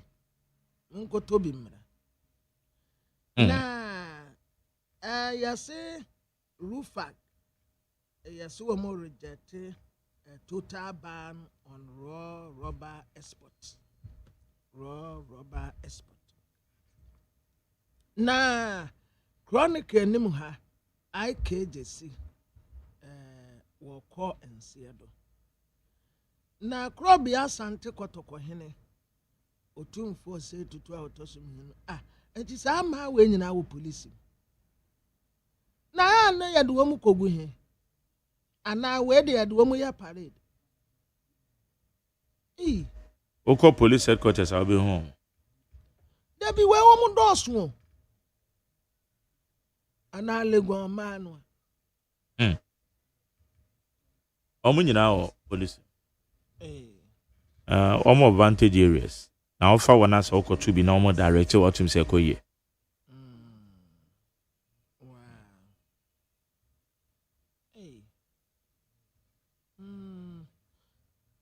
Good board for Ghana external buffer. Na Matthew, etre majari sana adumu tedia hono. Ebra omupo 31st night. And what said in this here? When him say be free what be do fear na abo anaju nundu. Anaju. Yes, the next day. The next day. 10. Ekwan no ana wo ka say. Ekwan no. Asankara no. For 24 hours. I'm for that. Esi for 2 days. Majani, na nipa no do so ama. Ti say omu ya no kakra na omu free ho boko na anko fast stampede ama. Enipa no doso. A tempo na majari womu ana wo asori dan ati no. Wo man dey go akire no pocket. Womu awo asori dan no ati no. E doso te womu awo inside. Enti se womu anya abotre no womu anya we ya o nkanye asem ketua. Okay. Kwabra yankwa amane so na yeguso ayeje eye nimdie nsam no di free nimdifo no ho. Dr. Yawanoche Frempon, your lawyer ni science historian. Enra eye wohwe de CEO police headquarters. So to kokoso tieti ani chaw mo eko IGP 9 so. Yembisa no edien na betimi ede abane titiri efa ye bambo mu nsam a na nanom ahemfo so contribution ese omode boa. Dog ya mo ache emo afisiapa. Mpacho meji usupa. Na apomu tesen. O nyame adom. Ye de nyakopan ase. Edikan enra eye otumfo anamo otu ye de call IGP 9 so ewo police asoye. Emsa abakwa musem no ye nshada NTB da na we no so isunsuanso papa ben de betimi de abre aso man de titiri we fa bambo munsem. Well, NTB da na le ya TB. Lecture say Yabaka say very historic because the nona edikai. It is a bit better so no. Won't you mean edikai no every say can be a PWA one say a historic papa. Now, near edikai pies or many artiasiano and they say Nanka or may munipa led by Yahimfo a nananomono. No more any police system cry. The reasons no a bebre. The first reason no NSA. Yet to BBC why your friend are buying both colonial government and independent government. Nimi a why I have for 2 million kura a man. But this couple was saying these are the natural leaders of the people. And then the intelligentsia are the self-appointed leaders of the people. A very serious statement to power. Intelligentsia can't put this a menu no. Yan Yakuko school and then we have begun with position with. Na school tira. It's yan they are appointed. Now, my him for the dear, Obia did baby almost young by an anonymous anyone is you. After the abandoned you are starting from our Brofota and the 2 million and another entity and some year to be poor before the walk or 2 year cocoon, Yaji at the Ama quarter. 2 million dear one. Nanano one mind, I will be a show also. Yaji the Ama executive and as a national government.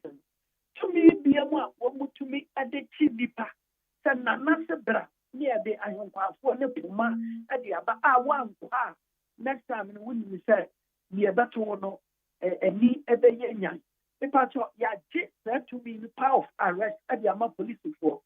I say to me, I to make it was and another may pop home. Then I can never attempt 1 year and the 1 year. Yajini the ambassador for President and Chief of Defense Staff at that annual. It is not Nana media. One to be the Yaji. The Abanes are almost we are he can see me to and can we he can see any police for because I bank person yeah did you obey to police. Nanyama police for we are and they say Abrofono 80 police were Ghana. Gold Coast. Maybe before Ghana for the year and Yasia. Yadian is the who you see Yang Yamachi Yamiano. The report the also uncle was so uncle. The Hausa for every northern Nigeria and the best at Gold Coast Police Force. It is a Windia police as a matter. I'm a pope. I say, open in the area, and not a Bushabia or my way. Let me tell it, I say, yeah, they are time and the police for and the kitchen will may FSC Mera. I say, yeah, get to Musa, Yabrofo, and none yet Hausa for way there. And yeah, my nana yet one cost. No matter yeah, listen, yes, one mother. I say, anxiety, I see you say, police, and yet a means of coercion, there be encounter. If you want to know who cried over the ball, one mobile. No more main duty parties on the protecting Nipa. Second one, your Japan here. I say, you trust me as a law enforcement. So be a lady, to say a year from the African light, look, a beer and this so when this one not yet too. It is a say, Yato, a Tumano acid. Now, the share dwumadi a wɔn mu di a na fata sɛ wɔn ne ahemfo no yɛ one ɛne sɛ yɛtransfer police media na yɛsi police station ɛwɔ let's say takwa population wo dɛ fan sɛ yɛ 10,000 a polisifoɔ na ɛwɔ takwa kurom hɔ bi a na wɔn duru 50 enti so wɔn bɛtumi ayɛ wɔ adwuma gye sɛ ɔman no nyinaa yɛ community no led by their chiefs ɛyɛ prepared sɛ wɔn mu bɛtie polisifoɔ asɛm ne wɔn yɛ adwuma ɛna wɔba na Ashanti region a obiara nim sɛ wɔ the middle part of the country enti the trouble being the middle part of the country is very dangerous because a split country, you know, above that, countries say what a Sweden in Mali, Niger, Burkina Faso, more so we used to come out to know what you do. Major belt in the problem, Baba, I say, ever had you. And the police report to me, Aksha must be Diabo, Maymoa, middle belt, problem here, Amaho. And what IGP had to see a Kunyaswa. Obiara di sɛ wokɔkɔ tia wɔtumfoɔ sɛbe obiara nanane aberewa ɛna yɛtia no the chief of defense staff for IGP wonya ba Ghana second capital a wontumi mma ɛnsa nkɔ a wonkɔnkɔ tia nana ɛne yɛde ayɛ nana ɛna nana so atwe ne ho ɛhu sɛ baabi a wɔte no sɛbe Kwame Nkrumah koraa in his own wisdom no ɛhu sɛ konya no sɔno no it want to read create a juma be what in kind. No 2 4 to answer my meeting or no one said what amano. And so what Jimmy said, Ashanti Empire and a part of it, Abeka Ghana one. It one and I about 3 times the size of present day Ghana. It is Ashanti for the catch your play. And Ashanti way in Kabia and Kakana and Kabono Cow cannot encounter. It was because of the empire and they may young easily where your history will be able. And you not just say, you will never come and say, Asante, you know, say, you the National House of Chiefs, Ebawa, Bobuano, meeting the Ebawa, when I send a root for a car, and conquer and ask a candida quadia and tukus. And because of that, can the Libyan in Second Elizabeth, Kraba, or my way, or no, never command Betia, Nana Prempe, Nasa, Asante, he may back in Clandian, Debbie, and Asante, he did to nothing. And it is a woman said, that's a question of Pieria, who was a Pieria Nasa. It is what to be true Nasena or back inclined. No, I'm not president, one or so about IGP. First and foremost, Mumayam Fa is the ball and looking for. But the unkind, yes, or sorry for the worst, sorry as well. The second one, no, and they say, Sabe, for Bunny, I was so a minor say a good and family, Yan and left for the movie. Na many result non so and then this year you not on my way say movie na send your trust and Jeremiah can but it breaks the country in which you live and the government because it is in its welfare that you also find your welfare so mind the cost na etina yina yam pipe and the more number 1 and the police so mbehwe send your mike asumdue ebeba and he says na one or two because one or question one kutupa say juma pia wo mu ye ka na anyu nyina ta wo wachi Omubia when you know Munyan ye. Now, who are free now for police, you'll be quite to better than the Aquati police in the Amorono. I said, we can say. And she said, poor and farmer police. I said, they are also near the sun. Yes, so for the other, any piano. Sir, free Nana Occasion. Not a year as I'm saying to Nasi next year, IGPR one client. Now, we are your one. But two Nasi Abba Bichiama after 1 year, nearly 1 year of performance. Mr. Let's just so let's say, a Jumano Papa no iron, say, that's what Dampari a Jumano so at the Apostle I saw a yet your Wonunko, or none of us for me now, in case of Baba Down, I see. Now, near the deputy among some say, now there's a mile, and yet 2 times in less than 2 months. One banker, first one, no, a Kusasi, man precision, or the assembly in our command. It did not go back to what reading the ruling new commands. I could be astonishing. And so, of the office of the president, that should tell you that Nanano Epe or Mino Asuji and the family of Betuna, now Burkina or whatever, if it is about the peace and safety of this country or by. And as you see, also, police is why you limited. Open a boat, yeah, who bind. Or 2 Nasino, 1 boat be our police for a home. So, minding you know adekasi ɛyɛ bibi bia na na adɔman no ba kusa issue na adɔman no commented on it a very positive move nti yɛ nyinaa support sɛ see also awabe bibi sɛ adɔman no san hini bia ba wo sɛ yɛ positive move na polisifoɔ no nso bibi bia wɔn yɛ ma yɛ bɔ wɔn tini sometimes obi tumi call police station na bia ɔbɛtena hɔ saa yɛ mfi obi sɛ ɔpɛ bail yɛfi yɛpɛ sika ansa sika nso polisifoɔ no anim sɛ yɛngye sika nsa na yɛama bail bibia amanfoɔ complaining about wɔn adwuma no nana indirectly ɔhyɛw sɛ monyae saa noma no na firi no akɔ ɔman no nyinaa ne mo ba abɛtena ase ayɛ adwuma sɛnea ɛbɛyɛ a mobɛtumi anya ahoɔden abɔ yɛn ho ban nti sɛ mede ba wie a mese nea nana ɛpa akyerɛ me sɛ sɛsɛi no ɔdi ɔman nim yɛn nyinara ne polisifoɔ ba abɛyɛ baako ne yɛahwɛ sɛ me ne mmienu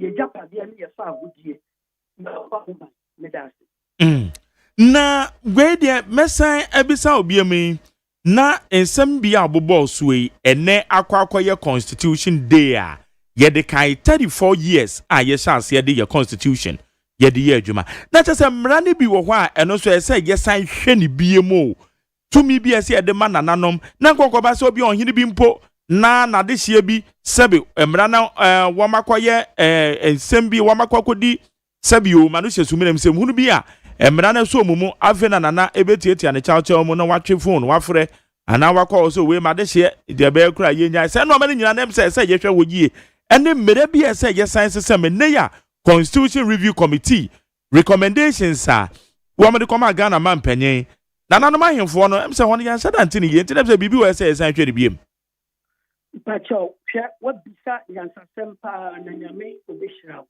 meda ase fi sɛ nana yɛ na adwen sɛ wɔn bɛnkɔfoɔ bisa me nsɛm saa no baabi a wode wo nne no turu ɛyɛ me dɛ na ma menka asɛm bi ɛmfa nkyerɛw ne adi kan meyi wa no yɛ sɛ mmɛtoa na sɛm ne adi kan ɛne sɛ Kwame Nkrumah Pencil First Republic.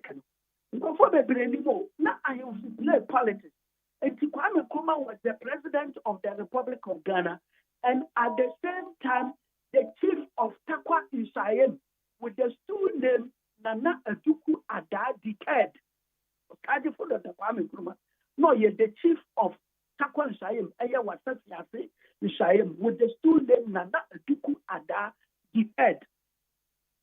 And now, 1979, dear, number 15 years into a course. And also now, under the third Republican Constitution, the MP for Asante Achim Agogo, near friend of Nana Akua Kosapon, Mpacho Muye, or Yagogo Mahine. Yes. What the assistia. It means to say, not chief to your politics. And now, PNDP, People's National Party, almost chairman. The friend Nana Okuche Bakwen, chief of Gomoa Adam. So that is ample proof to say, Third Republic, Nayamfo, Eka Amanga Samu. And I fought Republic, a sort of one, a year, just on the contested election. Sadly, I say, you will be to me a free nation. And that fourth Republican Constitution, and what we say, a friend is a chieftaincy. A very sumptuous, revered institution. It is placed above politics. Mpachoye nada yoboa. I am fully Tanya from Godgisbeck time. Initially, Clifford Constitution 1919, and about Godgisbeck Constitution 1925. And your friend says, Alam Banks, FSC for Third Republic.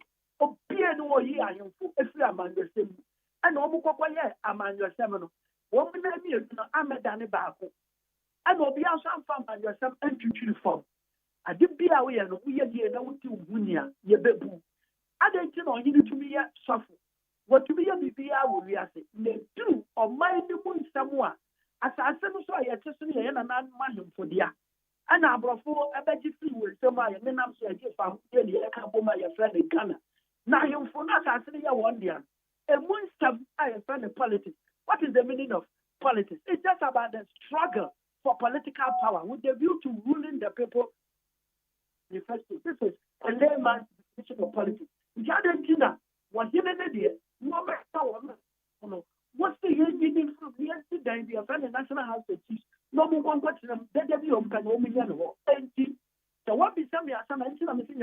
down. Free Nakono, new constitution, Ebebano. Yan shall would say, Yadian for Sayab, I was here to be a minister, was here to be a ambassador, or to be MP. Meno Casamecate be the Andomine, added, no, I'm a next woman, Commonwealth, you're not in the same class, law, faculty, 20% even though I am another, that your community was so 1,000 times. You should be friendly, say, million. Now, tell me where or your court of appeal judge. Are you telling me so to be a court of appeal judge? No one to me, the minister, ambassador, MP. Intimate flow. Fourth Republican Constitution, after that day, I have what you. It is your constitutional review by not the first thing, yes, sir, watch it. The second thing I'm doing, you know, Yama politics, that's what I'm talking about. And your first time, there be Omoma to us. There are two BM you are anybody to say Council of State. Yeah. You may be a Council of State agent. You come back to me, Pa. Yan say at the National House of Chiefs. Because near our Council of State, you may be anyone say, well, be a former, let's say, IGP, Chief of Defense Staff, a business Chief Justice, and Kofoy and Kokrafo about the better, and we know what part to move. No crown, I buy the version of Penaka. Not the Nako, we are about the two Abba. Regency will be a baby 111. Once William said, and you won't buy and see a Kunyaswa. Oko stand here, you have to Mauda, or be any for the time. Nana in Cancer Buedu, Agricans, the man, or Papa Sandy, almost a MPP, into a Mopamon. You can't be from 92 percent that before so about Council of State, you know. Now we are related to the I know, you know, among your corner, when we need to overcome yet to the piano, the patch of brass to say, your palm will be a through your sacrum. The young first to be the National House of Chiefs, no place because of what year. Why you be anywhere you didn't see a Konyasu because when you see people and also your PNC, there be a Konya and Actual. And think I am myself will the mouth. To make a case, I'm a cut 2 things I just said. And you follow to me, you know, Yaman and Costa, Sunny and another Chedian Ponyami at the Mao. I say last one as far I am for whom. And they be to say the environment, led by Galamsey. Can you imagine, sir? You are not again as I to be able to say here, so I am assassin a year, Lydia. No, but you are, this is my quack to me, class, as the Minerals Commission. Now, my father is small scale man and our was assassin. Not as an Minerals Commission there. It is only to media a woman. I didn't know this, you know, the young son, why you are saying what? What did you mean? That can watch it. Nothing I have found the Minerals Commission should be a woman. It's a mere action. Say, 2 million, yeah, mining or my waste ebono. Young Chamu Papa, because we to be the national government to say every central government. Young Chamu Papa said 50% to me, no, you know, 50% to me, no, I buy her. Tanya, that ownership, no, what they are man. A man, a prime interest, I want one of Japadiano. It is a big, I'm going to want you know, responsible. This is the idea. I am full of fight to the crowd, not for this time. No Catalan, not for force, I won't meet every one. If you say, I'm far to be a fine share. Into me, person, Macassa, baby, at least. Question I would be some I am so. A dear one, dear. Any constitutional review, the dear and a woman, may say, Yamma to make us here to do with the protection of their own rights, respecting environment, and two, Council of State. Then you to me, Yamsama, National House of Chiefs.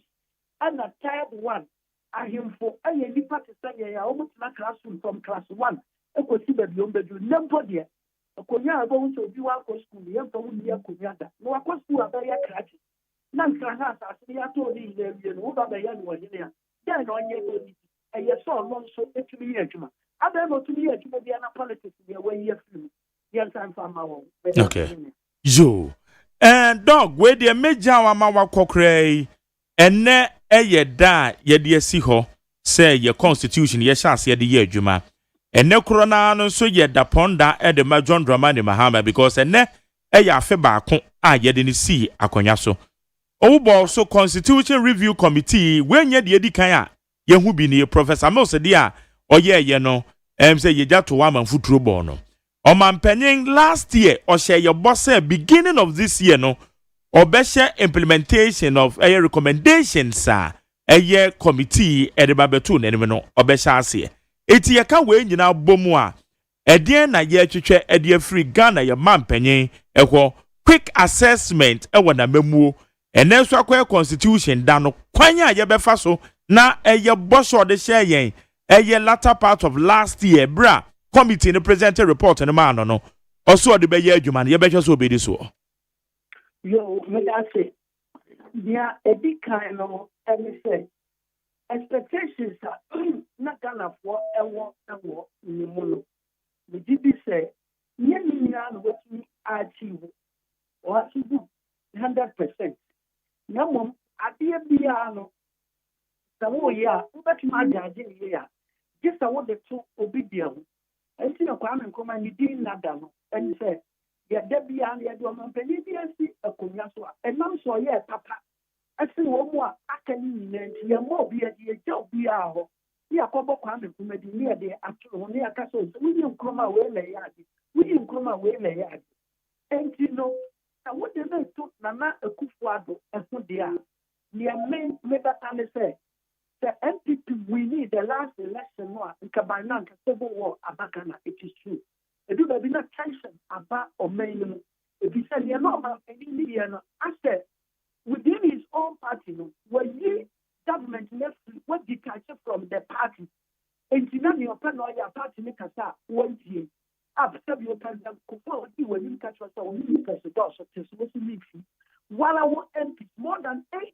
catch ourselves the reshuffle what the media and in the end the tension can see about maybe your friends are the national cathedral Israel for we are me do one more national cathedral who is the friend the way in the world Solomon Wall was that 3,000 years ago Roman for the good Kakabi Naka we do for all the billionaires where we are of course on the national cathedral go to buy 100 when all the national cathedral in America and maybe our yes finance minister your pebia na way and Tyson a question by now having community the bush for me this and person the man better system against them tonight I put one share say on the lusu na ni pafo probably no minimum ajo it is the first one and say ni anyamena no so no dey o mind free Chansi numu na no mahama momi ya nano ase. Esinyanye pa sele nyame susi ofo editi o mind free wallet system and no suma tension. I will many and nobody should argue with me on this. And number 2. No ma I saw here to start with GSM wire. In fact, I know Kufa the idea very good start Mampusi in some of these was for 2 1 share MCS or buy about the tuna de to me yama. To 1 year so you are we did it free in their corner. Then I could start to form a tiap say Opokwa for committee casa, not Supreme Court casa, now president and so I'm out 2 for the no who say Obia as a start for Edia and Yashi only to just because of Oman here 80. Yeah, there are some court and you need to be independent. You know, man push 1 year to national Emra Ghana has a it's your actually. I know Mahama, why are you?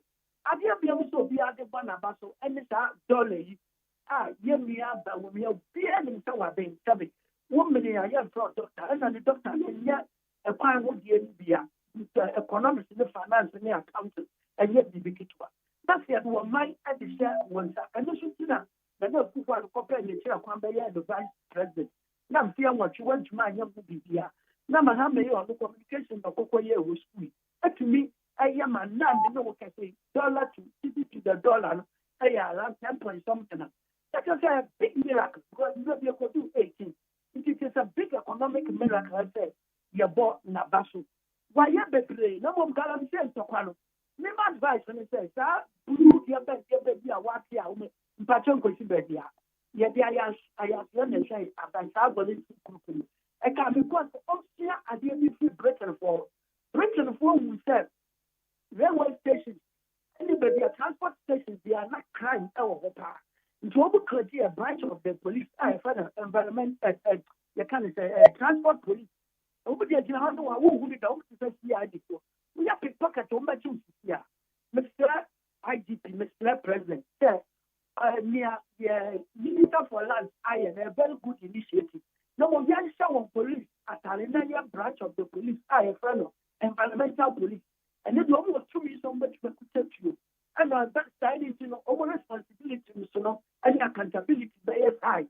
No more to me, Abwa, na Yasha Magalam says, and some about the phone. But the other party, one way you can say, I am buying. And only OSP, the performance. Obviously, special prosecutor no appeal said because I do not be this year, our office minister. From a good father, time, but in there. Unto me, unto me, Nama, so we are very sensitive. Yes, and woman. I say, Ora, operation recover all loot. But they tell what be the minister also wanting to be here because the Melbourne president reported. Let us say, Kabayan to be a Yashi, Kura, within a few months, no man will bet to make a 20 billion Ghana city. But the person Kabana, you cheer, nice of war, and then Abaya Juma, but still, no, we see Akamwa, Yentia, and that's 20 billion, okay, but we Akova, Nina. And all in all, there was no man in your field present to 1 year. I want to make market here. You can market about 80% a year. Not still like 20% of fancy. Now, I'm a Debiano, Yabonidi. Okay. As for Constitutional Review Committee media, a year good is all by what that was. Because NDC for one leader, a year and a year 1992 Constitution, and your Constitution, Papa. Now, the MPP produce lawyer for Kuku Damiano. Only in our open said yet, Constitution, it makes the president very autocratic like a military dictator. And as the president, and the answer of Yasha, Constitution in the President Person, Sacred Justice, or a trick of flash of the year. I want one year. That's a Bahama, I have no baby Mahama. Bahama, that's your Constitution. I know you're President Kofo. No, I don't know any Constitutional Review Committee. No one to start, no many people. It took a whole attempt to initiate it. I really had this view out of Constitution, woman, a year, woman, PNBC, woman, PNBC, a year. So many years, I yes, I came, no matter woman, and yet, we know, a good father, may you be even though when he was campaigning, I say, a year, also, I say, a year. And I am madam, Yasan Pafra, no man any year woman or Babaye. Young woman, my ancestor, a 30-year-old man, can become the president of Ghana. Mr. Webidman, my ancestor, before pass over to Marco School, and you know what they would know. A best form, Nayama will do, maybe Papa Chimakas, they are two about my president, and Pachonia 30 years. In your 30 years, America promo constitution, they say 35 years can be a president. The youngest president they have produced was 43 years. Was 43. Yakenina was me and and so 4 5 years, 4 years, someone said that 5 years, America for the independence 1776. Yeah, 4 years you have seen that. You say the president back. No, but yeah, the first 4 years about 40 baby. If you have a 2 months, no, when you're 8 years, then also bet my own to me within 8 years. Share Mama by Confoso Banya, dear. You're 20 animal, that is democracy. And I for by any own as from the Mahama. I have said, of that is Yomina, Yadiama Mahama, Sadia a person. Now 5 years, dear, and yet, because any medical cano, any Kufada, Mamu Coco to him. So now you're 5 years, it's a banana cake at the man will say. Because tension about men will move if you need pure name, what here may not okay, and you say, and you're not correct, not compare, CPP near NDC, or be any 25 years. So, may I have 4 years, and almost suggestion I have very good to know any separation of powers. The patron we do yes, minister, that's next time we that's also a ministerial appointment. If you have a president, the cabinet, the proposal, the other parliament, MPs no actually because of the ministerial appointment. Now, when we understand, you appoint your ministers outside parliament. Let's say there's independence between the two. And when 1979, Dr. George Bennett, later by Professor George Bennett, Vice Chancellor, University of Ghana, no, a finance minister, PNP, People's National Party, President, Dr. Liman. The first budget, what they call parliament, on one party, PNP, no, we have majority in parliament, and the minority in the Cameroon, almost vote against budget, and more constitution and the all in the name of separation of powers. Now, at the time, now, you have fusion of powers in media, because there's no way a majority, no better minority, in a council, no more two budgets in a group. It is our constitutional review recommendation, media, very good. Okay. Joe, Dr. Yao Anoche Frimpong, lawyer, historian, and ne anope NEAT FM, yedase, so when you didn't come on. Dami Sharpa. Yane aya historian or sanya lawyer ne Dr. Yao Anoche Frimpong. And yane kasa we bie no menu so. Ene aya da ponda edema o my Ghana. Your constitution ye de adwuma 34 years in ye. Ghana man panyin ye de ni si ade so. Eno so afe baako ene.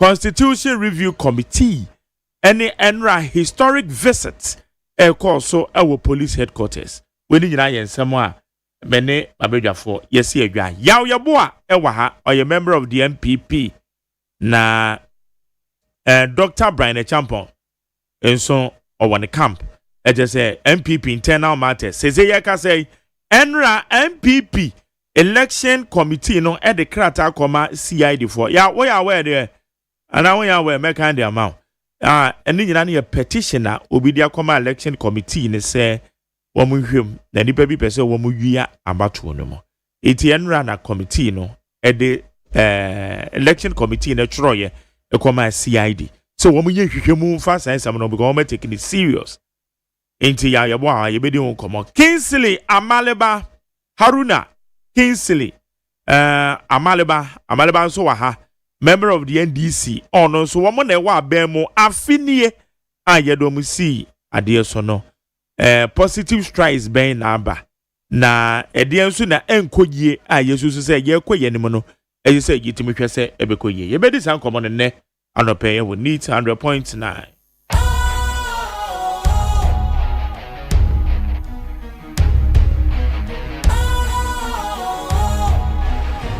What's cool, fresh and trendy with a new look? Makes you feel real good, that refreshing vibe. Satisfies you right just the way you like. Do you know? Do you know? Do you know? Ain't gotta do it alone. Specialized makes you flow. Anytime, anywhere. Specialized feel different. Always think specialized. Special ice, natural mineral water. Feel different. Think special. This advertisement has been vetted and approved by the FDA. Hey, catch it. Listen in here. And you ma beto to dia me baba no hwade no. Hwem so betumi a. Hey, asew. Hey, now beka. Ya jon to ma miensa duku portmanteau. This way chocolate drink. Na kan wo hwe afibian so beri ni waware ni a. This way chocolate drink. Na kan sia. Oh, asew. We dan kwanu tumu ho. Me be mo anu nso hye kura de aka ho. Wo hwade e wapi ho. O ka se batete e da fom ho. This way chocolate drink. Crash up a baba worry. Aso. Ye fear said this way chocolate drink, ya sorry, no pan on the enum. Ye bishop free genome no snack. Ye nya ho no ye de serve womo. Ye did we any a pebibia bogu ya de so a. This way chocolate drink in enum. And this way no ti anu a. He se kire wom, koko wom, prick wom, bibia wom. Ade wo hia ni so se.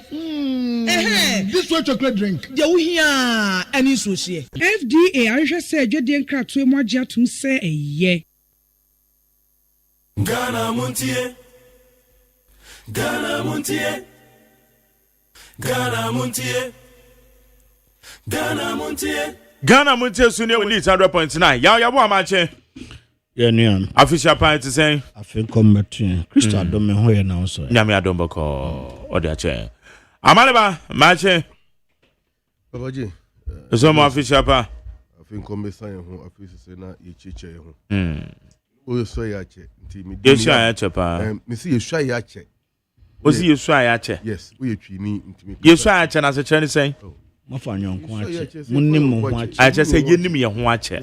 Ye no ani chire mo ade ama me. Santini papa. O bo mi ni ya body ye. Edini Haruna Amaleba Kingsley. Also, Haruna is my first name. My mother gave me that name, and I cherish it a lot in her memory. Mate. I am not born appropriately. Haruna Amaleba Kingsley. Exactly so. Mate. Correct for 3 points. Medase. Yo. And then let me greet my brother here. Shall I share it? Boko there. Bia hoye. Matisse Oko Dubai. Now if you could hold this in Bahamas. You welcome back to Ghana.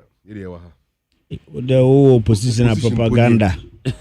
Waba be mo so guso ye propaganda. Oko di holidays so Dubai. Hey. Huh? Papa J. And the holidays for NDC moja ba moja mo na se etro at least ko Bahamas. I'm go Dubai gatekeepers no bet make the holidays. The year you Dubai the 80 kroma here twem. NDC no the challenge ba fine gentleman thing. Okay. Yeah, the holidays are bad, and it's from so many. Mother, a chief home funny. Obama, Obi Odeneka, Ava Betata, and say, yeah, I want to go to Dubai, and I just say, of them, Zigama. You refused the last chat to her. You refused the last chat to her. You are one. I don't want to publish you. And this is the draw. When the trust can me publish what? Publish me. Confidential. Publish it. Okay, right. Former producer now. Mama, happy birthday, strong come to your sister Gi, what my community for. Okwan sorry or Presbyterian Church, what a yet my community for. And now I would that into me about Bemaba. Also, wish you a happy birthday, and it was your phone in sister. Give a happy birthday. Okay, mammy, encore a year, young. Not now. Minia. Mona moa be, Kafru. Yenia be, when you are be, Kafra. Mona mo be to maba, 31st December. 31st January. Na, so far, said ya internal elections in echo. Said I'm a kind of crater be crack CID. I no mo party paying for natural deco. Election committee secretary. Watro say Yamwa say he was directed by the chairman. Nipo de krata and petition no come am Alex Kwakutete. Ye citizen I Ghana ye citizen I found our MPP ni. Say omususu say specifically about Dr. Mahmoud Baumiyedin. Say womu ye meetings be. In fact, me share we extensively call Dr. Baumia Camp on idea. Ene akwakodi eye CID sema ete sen hwehwemo ekoso ene so far said am campaign won sam ne ko ene exactly 1 year aye de JD CID so no ma be na akoye ne de enkoye na ye constitution week constitution day ene inti coincidentally no constitution review committee for so adwuma omo ye o ma penye sa afigwe obehya ase na wa share implementation process no asene said yeah some group no so many Jerry medase ma memfa kwanya kese ma watiefo official pa em se ye sha afi ase ye nane dan adikan a menya kwanya ba FDA so mema watiefo na official pa ma menchia menua Amaleba na o producers nso ani amaye adwuma enresantin na memfa nchia mam ma betna na mentime afi ma ba mentime din komo a memfa nchia ma Dr. Brian Champo ebra me no kase omso campaign edu eye northern region obo ntoa ye besre adesrede ana ye de to MPP amanyoku nim se mpempenso a party ya babedu be a party ya babedu no ye bekoto asre se omunya yura Dr. Brian Champo mu arishemu ene gidi na won to abanye de emma no sɛ wo ne MPP foɔ dodoɔ na kasa ntɔkwa asɔre enuanom mpanimfoɔ mmienu ntam no sɛ enye obi obedum gya no ɔde nkabo ma party ne pɛ na aba de enya a solid person in the person of Dr. Brian Champon sɛ Kristo ama ɛbɛha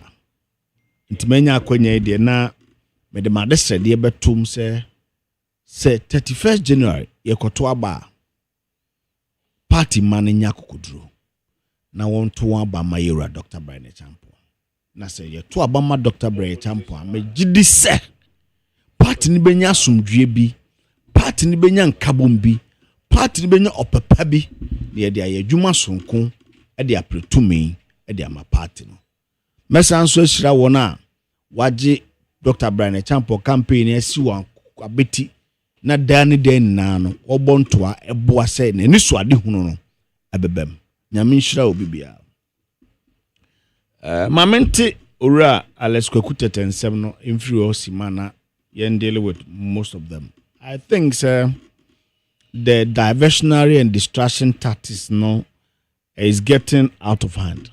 Look, many fee Jerry MPP elections I think that this is election ayakwa yede and some no are very transparent. Unum say for the first time MPP primary so it's not organized by the party. The election is organized by the electoral body, EC. Mostly it's difference in yes. The party not organized, but EC na debi also. Oh. It is always EC and then the party that organized the election. Okay. But this election, it's solely organized by the Electoral Commission. Printing of friends and papers, everything is organized by the EC. So for once, I can easily say, we are going to have an independent electoral commission handling the affairs of our election. Second, I feel elections here, I know the security of our elections are handled by the party itself. This very election here, Babeko 31st, the party has acceded it wholly to the Ghana Police Service. It is Ghana Police Service that are solely in charge in managing the security affairs of this very election. Hinti, I don't know where this gentleman gets his information, and I think this is one of the diversionary tactics. And the response by PEC, the Presidential Election Committee, response is swift. They have taken the petition and they have given it to the inquisitorial body of Ghana, the Criminal Investigation Department. Say, Mona, a banner say ye investigation ye to the pano up no kora mo emajumantino, wamunjim pensem. Nemo de mesra say wamuya enhwehwemu na ebetodwa say ensema owura Kwakutete ene ne mpamfo bi de kotodwa no hurodo huradasem a cause fear and panic. We would wish that the police would handle him accordingly, because untimia kekembo usiremu. But what's our party natural? So meaning the that's what I'm saying, that the party has done the right thing by allowing the CID to investigate it. Yeah. One more time, yes, the police, because you in an election like this, you cannot just cause fear and panic. Just throw tantrums to make people feel so we are not secured. Say within that period, then we want them to evidence. No problem. Obia so group obia so record me evidence, but you didn't say so no say onishe. Men kase onishe, but they make say some no dia kono ko na ye hwehwem na se betodwa say ayampa nipa bi abo mu tirimu pobone say aba ye kwa akoto no ambefa se bua kwanso awia o so police na mo ye den edi masema american no se police enso ye hwehwemu na ko ba so wura na nsem na o kan e hurodo wura da sem a eni engine so bi a o so police for no say den eni efa emrap kwanso na ema ebeye nsenda wo say sabio untimi mpo epobone so be distract election by so be wia abadum ana wo so untimi mmo otirimu po say and some enim no what we go to police no create fear and panic media ubo same ana say ye wo ye Dr. Brian Champon camp every day ye wo gidie mapa our the presidential election committee ekuo no ana say nipa ye yi omsa munya election ye wo gidie wo mu bibia ye bia mama mo da ho fine ebra make album no obia nsa aka ye kwoto aba a month to election even the general election crown me sure say they had that period ye nsa aka obia peruse obia ye whatever it is ye the report echo amuso they are working on it. So what I say, and again the man who said the election will be very transparent say yem ka obia kasabo enye den enhye ne yem ora ayi Alex Kokuta tensema ye di hu komo sa abre Amosaka ya won some the CID. It tells you their preparedness to ensure that there's a clean election. Into a real election, no, na so candidate elusua and our candidate Edin Kunima. We say why you juma ding and when you the results are why they when you na messa won kran say won be koso why den aye adwuma sa and na dia ratio mu ebe ba party ni mu and na dia nindaso nto be den ebe bre party no. Na at the end of the day say nyame adom ne ekoto aba 31st January obi biara party no ebe decides on the party nim kan yeni na be ka bom benya akoma pa opepa ne ebe ye adwuma e de ama party no na nkunimdi a ye pe 2028 no ye saka ye mpese ye be kwakoto aba na ba no be ka I say ene man ko ye nti mate me ho ntichemu aba eno emfa asomdwie emfa perepeyo emfa nkunimdi a party ne pe no enye de emba eno so na megina na masan so ahye yewura ya mo a ene yewura honorable Joseph Osei's lawyer mo nkuran se adwuma so amo ye no amonko so na mo adwuma nye de emma party no melas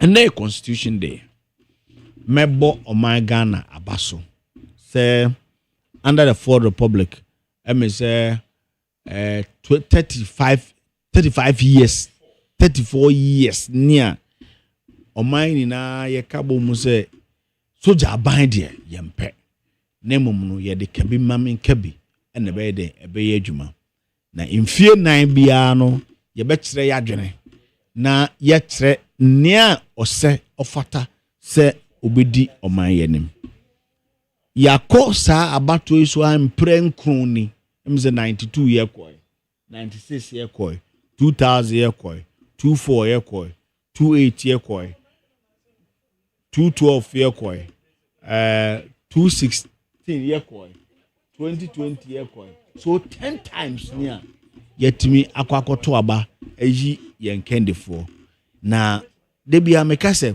sa constitution even though onipa bia wa expectation but it has not done bad. It is a ne say constitution way a guarantee consistently 34 years of democratic a friend is saying peace. It has not done bad. And yebabo na say o mine yabaso. We have improved upon our electoral friends and fortunes.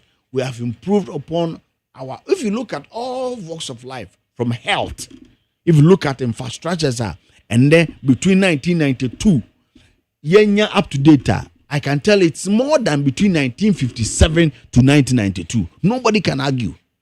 The health infrastructure that we've been able to build from 1992 to 2025, of comparing from 1957 to 1992, this 34 years has given us more.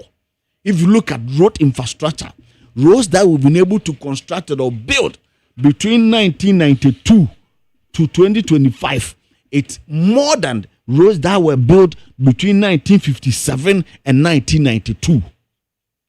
Look at education. If you look at the educational infrastructure that we've been able to accumulate or be able to build within this period from 1992 to 2025, it's far more and better than that was built between the period 1957 and 1992.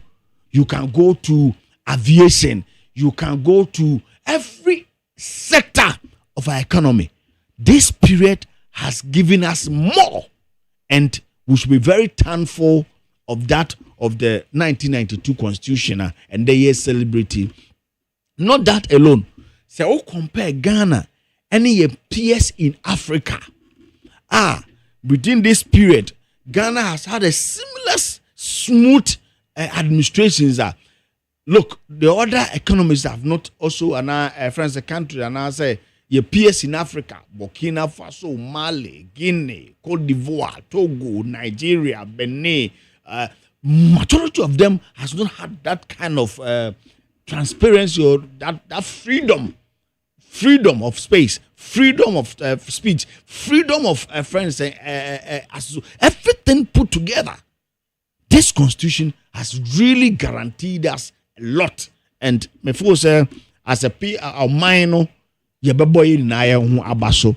Minor, eye ya hu hoa. The ye nanom ye papanom led by Ura Jerry John Rawlings mo ye ya e de ababedum pempenso a ye way. So say na constitution there. Ye bebo Ghana fo na abaso. Na ma fasa akonya esunso abo. Ghana mampeni Ura John Dramani Mahama.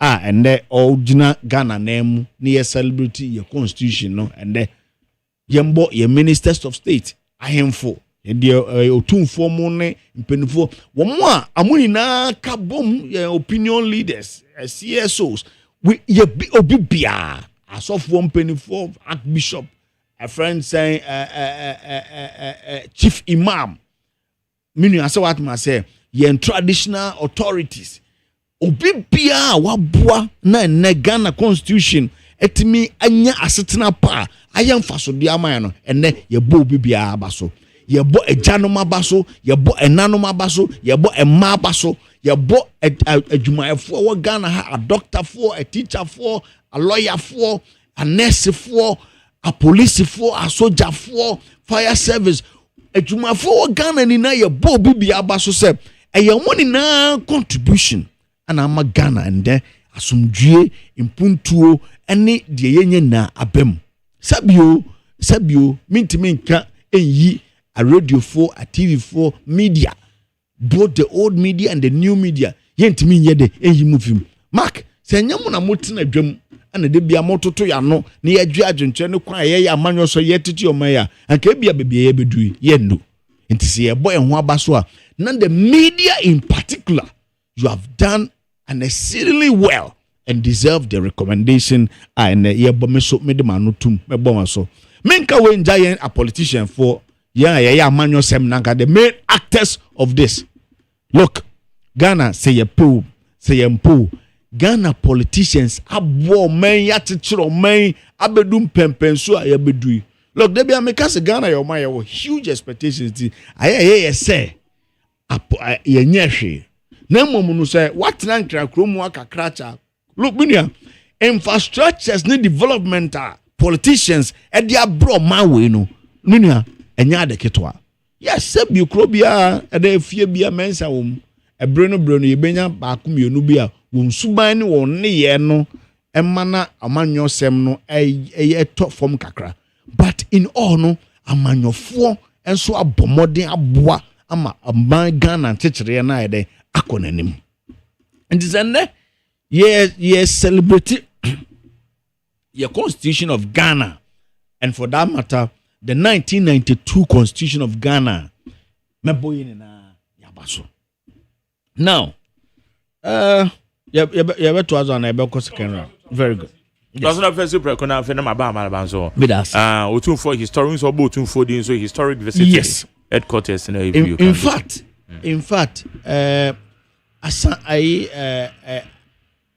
asante hene ama ahenie ayefe mark here this is proactiveness and obayanum in fact the message was spot on and treating the police council to ensure that there is trust in the public space and me nishi eka se mebo utumfo nana bebio say to abaso se ebribia no all the kind no born to us Ghana benya asundwe menifi papa yi na dia asundwe na atofom wo dagbon e ba dagbon memu Manete ye papa ikroya na de asomdwe a na eho aba entunia ewo srem eye kusase mamu ene asomdwe aba wasanso etu anamon se gidia timamufuo ni ewo yen a police adwuma mu no one a police adwuma ne be kabom na amay anoba abaye, and that is the beauty of it. Anoba abaye near de sa gidie no ababak na timamufuo benya gidie ewo ya police adwuma mu. Nti se papa anas otumfuo etu sa asai etwa ebo sa asai to wa mefo se ya de papa ne yensa ahemfo aka no so nkran. Look minua minima ahemfo bi wo kromu a ana omamu a wo mo kra de wo mtimi kota police fo adwuma achi ekoye nsemmone. Enti se papa otumfuo anas asante hene etu sa na mo ya e wo se ye ade a ahemfo aka no so ebesua emu nimdie bi anasu ehunu bi ne ni na ba fa sa nyansa kwan no so ne ya ba cheche oman na ade baako a meni owura anoche frimpon lawyer enya adwene se ahemfo ebeye amadwosem sebi se ye you so your hene a oda oman ano ana oda kuro ana nipa dom bi ano sen nipa dom na oda amano no wo muni na adwen enko bankrum menu aso wata ase uko Asante regional yewura as otumfo eda wo no otumfo mpo de na hinde na twam Asante region because halfo a friend is saying obo bro halfo be chemfo uko sampa uko nkranza ene adede wo muni na esum yewura Asante hene sen nipa dom ye so Asante ni menya so amu na ye MPP fo menya so amu na ye NDC fo menya so amu na ye CPP fo. But with your na semina say ahemfo ya amanyo semina doesn't necessarily mean say onkodom NDC na MPP. Amanyo semina man ye just so kan sa semina say ye ka say amanyo semina ye o say amanyo semina ye say ye develop on mind. Etu o man panyi bi betimi aba obetima power hini bi se o be ye soafo enam bi on hini ni nimidie there be eno ne empempenso a yempese ya hemfo ebeba abegina. That's say ye na polarize the system. We have not polarized the system. Political space. Be a ya hemfo wo eneno eye unimi bi mama ka se menchro ya hemfo over the period as service futufo ama aban bebre abetwimako so unimi sa. Just ended the MPP administration. You said job in Henny. And now you're in futu for penny bar. Chairman of the Council of State. Very good. A bribi a chumna, one professor from the north, me refini dinka kra no your Henny. A man Robert Mabamuna. Professor Nabila, yeah. No, yet. Or your Henny. A more as savvy as futu for a munim dear, and yes, you be your minister and kwa. And I'll bet me nim dear soon could be. Abo mampeni ana amanyo amanjetre nemo ye de satare ne be show say kimza wo na ye minister of communication wo ne owura Samnete George Subaya be ye pede bi ye pato enunti ana biribia amanfo bebere nya ahemfo bi kasetua hwede ohene ya ohene tietie ya ai owo a friend o kasa basabase owo ohene tietie be an wo me ka tietie twisam me ka tietie nya se literally o yini patietia ohini a na hini enu bebi anso ka atimem wo hini bi wo ka kwasasem pa onini die kitikiti man fa Dr. Mahmoud ba o kasa say MPP fo a pre yini ni your friends mo am pre nyina won kasa efie no di ade wo mu no ozo ma dwon efie no di ade mse me ye na busu apani mpa ko some kan nye it will don't repeat same enu na make kasa o kasa see enti won say na ohene ne kasa ene pempeso adi na bedu enti ye mpese ye be ma ahensem beto fom sa look ahensem wo pempenso wo tibia kese e ekrom a so ukokro nketuo mu even ukokura kese mu a ensem bebre wo ha empie badwom because of ahemfo suban ne enema amu dead wo krom amu na mu control nemti ehu enkonkohia sɛ ɔhene babagye dibea bi ato no so na nimdeɛ ne asuahunu a ɔwɔ a obetumi de adi asɛm afenefo a entenchi ambem no ɛho nkonko bansɛm kyerem no ɛno nti na yɛbɛsrɛ sɛ those who are calling for say yahemfo should be given that space already they are in leadership the ahemfo ne amanyɔfoɔ no ɛwi adwuma hand in hand to bring about development. We can talk about two for educational fund. Do you have an idea the social infrastructures are for educational fund has given? And no two for na or ne my renovate or conference or a minister of state. No. Oko asogria ye ura friends asogri hene fanidima me tombe afede. Look at the infrastructure development or ye wa igbemem. Masi bi omeye ministers wotimi aye. Ohene ba konso wo eye oko western north wa ono ye now sisi ono ye council friends National House of Chiefs president. I get in. Oja ho JB. Oja ho mu enuma mu ya himfa kase ye. They don't need to wear no answer motimi discharge am duty as a friends leaders of transformation.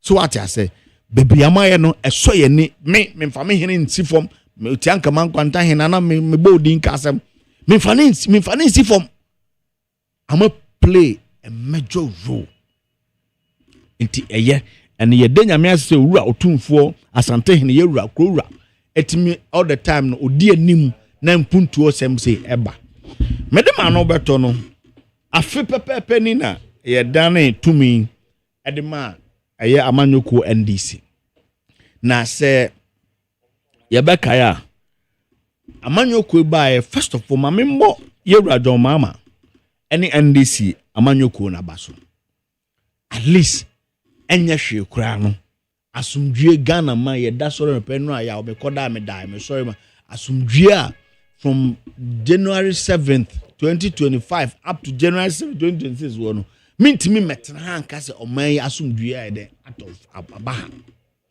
2 sidi nsem sema yeken na ameka say nyame anum nukure ni sidi no $1 to about 10.5 or 11.2 na nye sa na tie mebo amabaso na me to na ma yem hihie pa baako na me wo se Ghana for koto aba e de mind this year na free education na ye kro bo ho ban se en free ensa no na e ka se eho amaye bi amamo no ye de ekoso na emu no ye ba be ko election 2024 no the major issues ma Ghana for mebunu titru ekoto aba edema yura John Mama eye mebunu ana sebio oni adwumaye.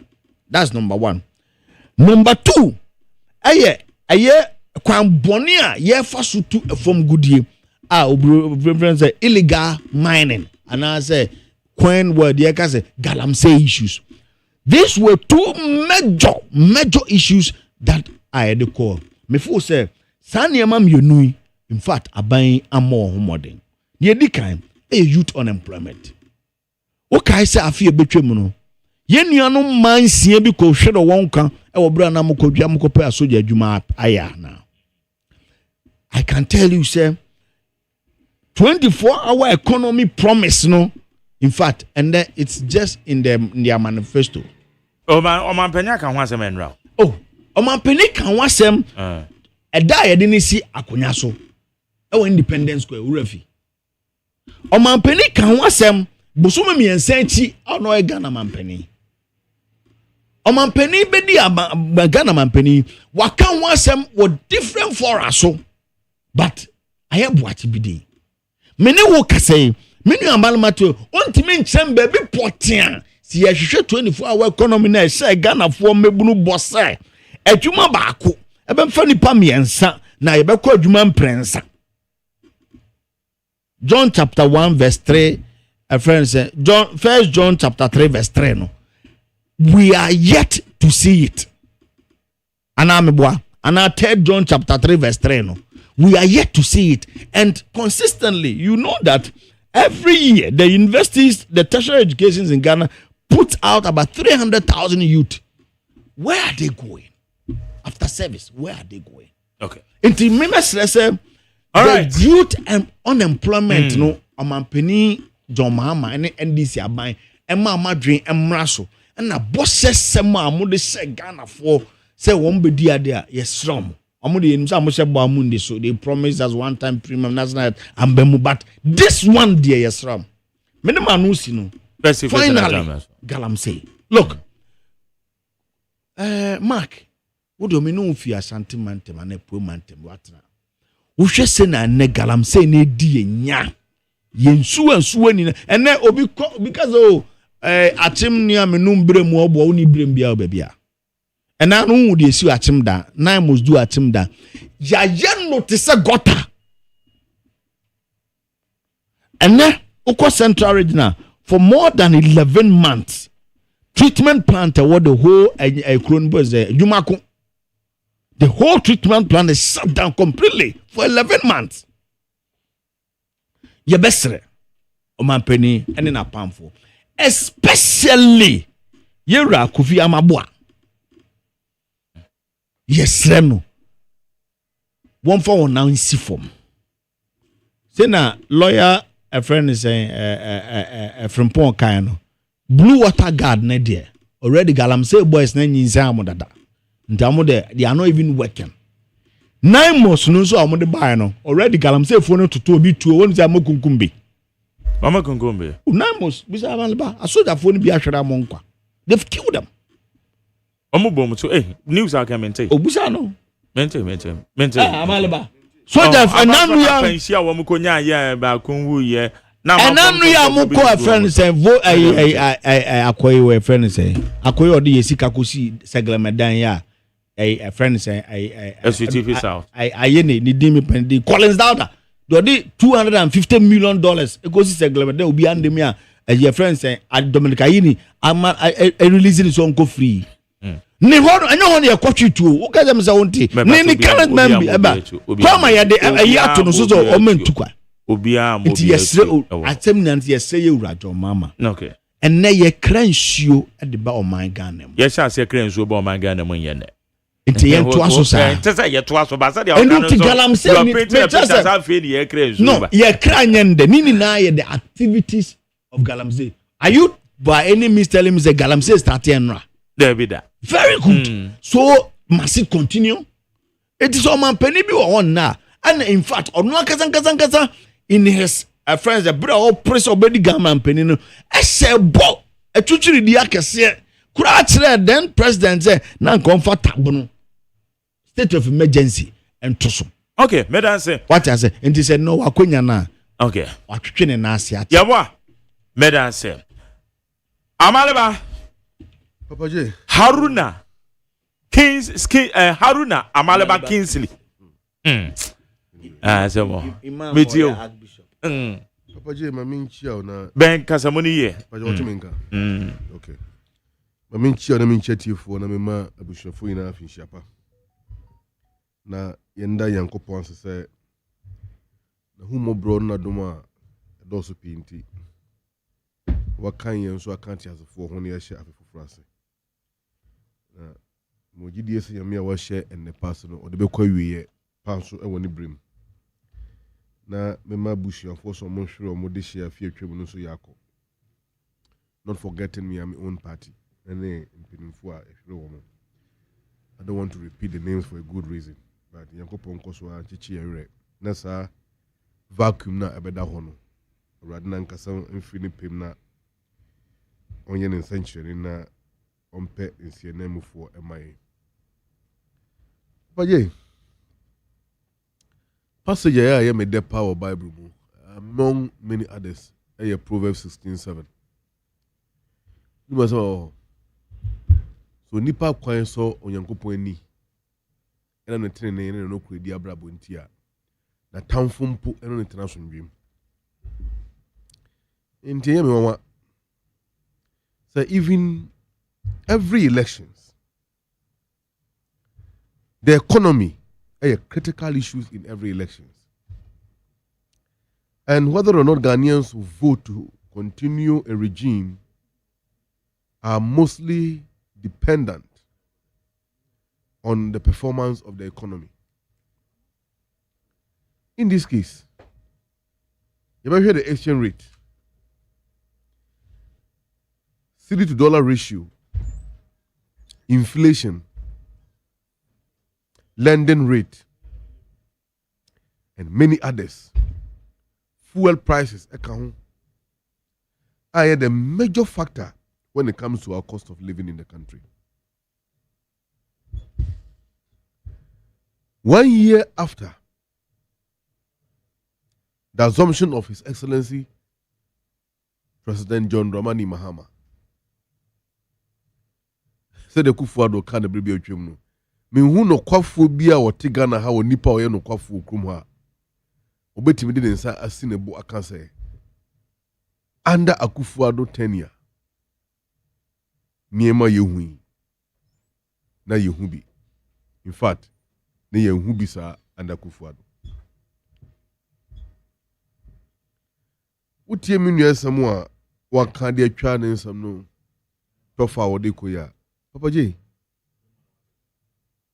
he ended up blaming the incompetence of Womu regime on the NDC, which is fair because they catch the Ghana for some people phone to me yenti mon twaba mayen and a Ghana for yan sa regime di to me ashayensa. And indeed, first and first, but kakra mpenisi akoko benu nsuo yentumi ye dwuma na ka ya meje yebetumi ye sunti na Ghana for the tumi ni hyeyensa na ne ya sha ase ne mpo di adanse pefe say my Ghana is in the safe and good hands. Galamsey will be one. After all, Mahama have been given 4 years to lead Ghana as a president. Afe enene watcha the 365 days, which is the 1 year. You open the second page of President Mahama's government. Youth unemployment, wanna see yenim pa. Bebe jaima mono, some ba number yen no ma pade to aswa. And then ka youth unemployment and ka ba form cra. Unless for mode juma show monsa, you are unable to pay them. Yaba bemui ebeye how can say e wa ban we so before fini be call the we ye tua nurses for ni naka. Ye tua teacher for ka a brand people before they cap and edit to licensure exams. Elimination by rough tactics. Teacher ni we share there 3-4 years every or control the final exam or pass bibia a binding say control exams are questions in boni me be deba. We are on one marking scheme. Yes, what fairly one qualifying into me for Juma now tifie. What about NAPCO? One more policy on the buyer say your money per 100,000 or so Juma. What happened to them? Before MPP left office, NAPCO egui ema mabunu omo form Juma no etwa mo ho e form a coalition to fight against the government and kick them out of power. Baby, and I say, Dua, and I say, I didn't bawu no, Tikuma entena sintonko. Kaka ben sem dwe, aswo den, ahomaso, kitashe, proye, chronofita. Ya na dokro my way ya DH. There was no a single week in the Kufuado government. Ya yenti new scandal. 1 year down the lane, there have not been a single scandal on President Mahama's government. It tells you clearly that at long last, Sebio, and your man Penia,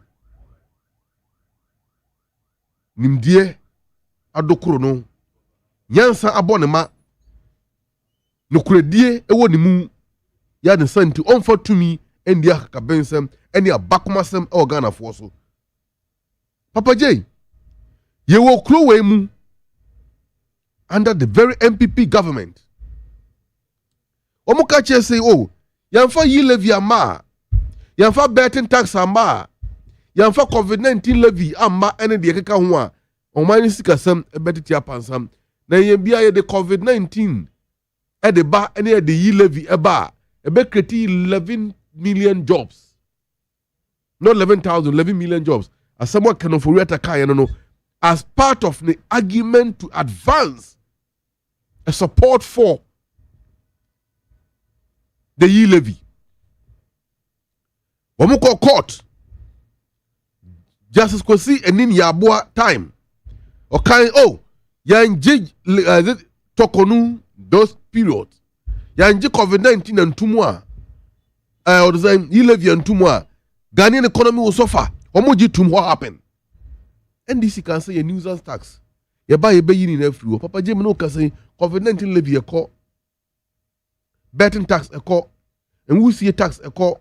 Ye levy a call. So tax winning me now a year free war. Coupled with the reforms in VAT, the lowest among countries in Africa. Abuama, the business community can breathe. And then Papa J, your car dealer, you know what I'm talking about. Import duties at the airport. Are you surprised? Say cars bo ever for mana. Are you surprised? Minyere kasano wajiatum. Saying this by the security of Ghana have largely improved. True. The security of Ghana will improve because we will not auction the security of Ghana for any political gain. Some say one of the core functions of government is to protect the security, the physical security of your citizens, their economic security, and their social security. In other words, Ghana ni Pia Bontia was so young who could do any regime say, me kwe meba, I will be in shame kwe ni mi boni. Meda na jua meda, ya obi mbeni mewu. Mi sika sam, mi ye juma, me pension na media tu hono, me kome nkokura bomwa, ebeti miya asheme. These are some of the functions that government are expected. Services are intangible. Under MPP, domestic deben exchange program. Akufo-Addo bekache say there will not be a haircut. Kenoforiata bekai. Eventually, what happened? Yen nananom ne mamenom ne papanom kokrafo mo ye dwuma onkwa na nyina se bibia to ho de hwe omon kokrabom ene omon mpani mfie so e de ba sam na siye aba ne twa moje omu sika ina afri omon sam enti for the first time Papa J over the last 8 years yasanya banya di nokre. That's key. Yenyo mampani nokre e sha ne ma yaso ka se da obeda o ka se sorry obe sorry abrekwa we yam enshisho anahu ni adwene tanta bia say asem da papa na kano, he doesn't mean what he is saying.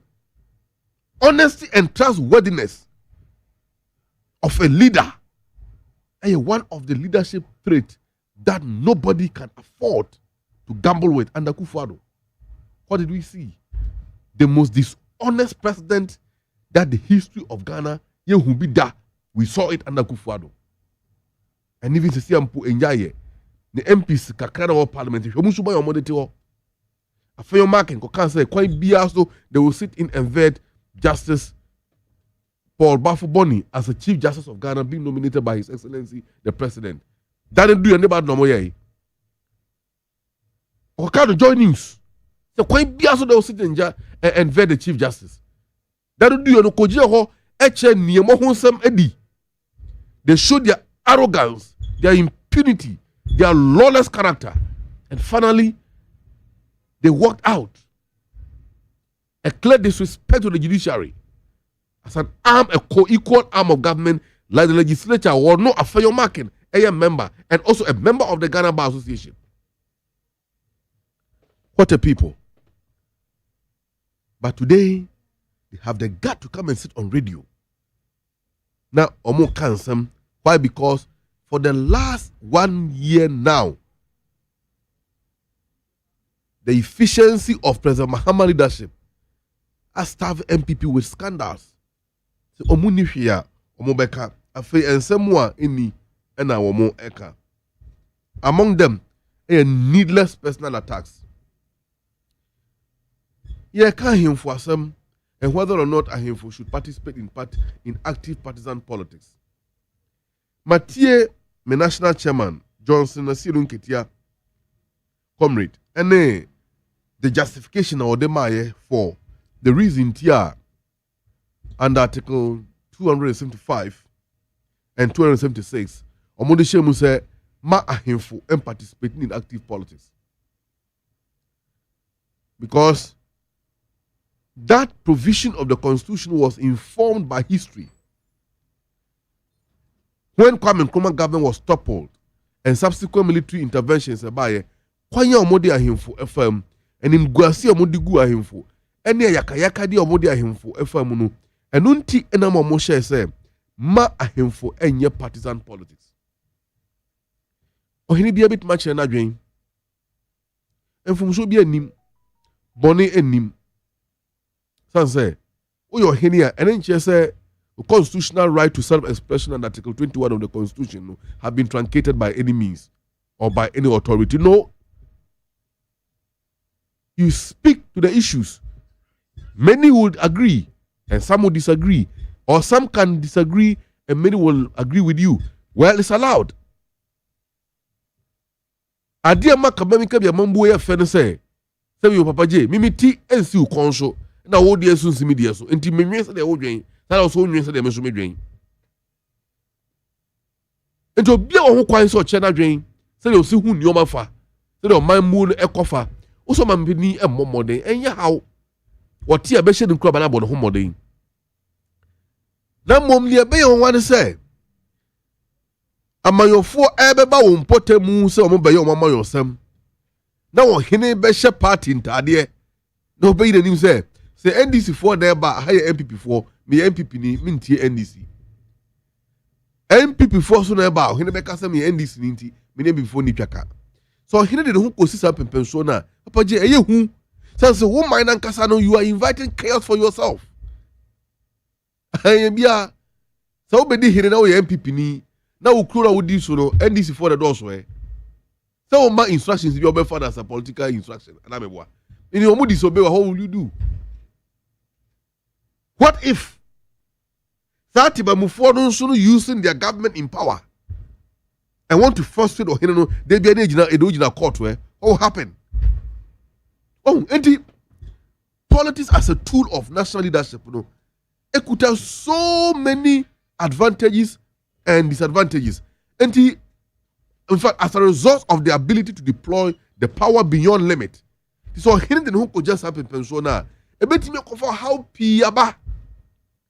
About for Kasa, almost the 1992 constitution was a defective constitution or still is a defective constitution.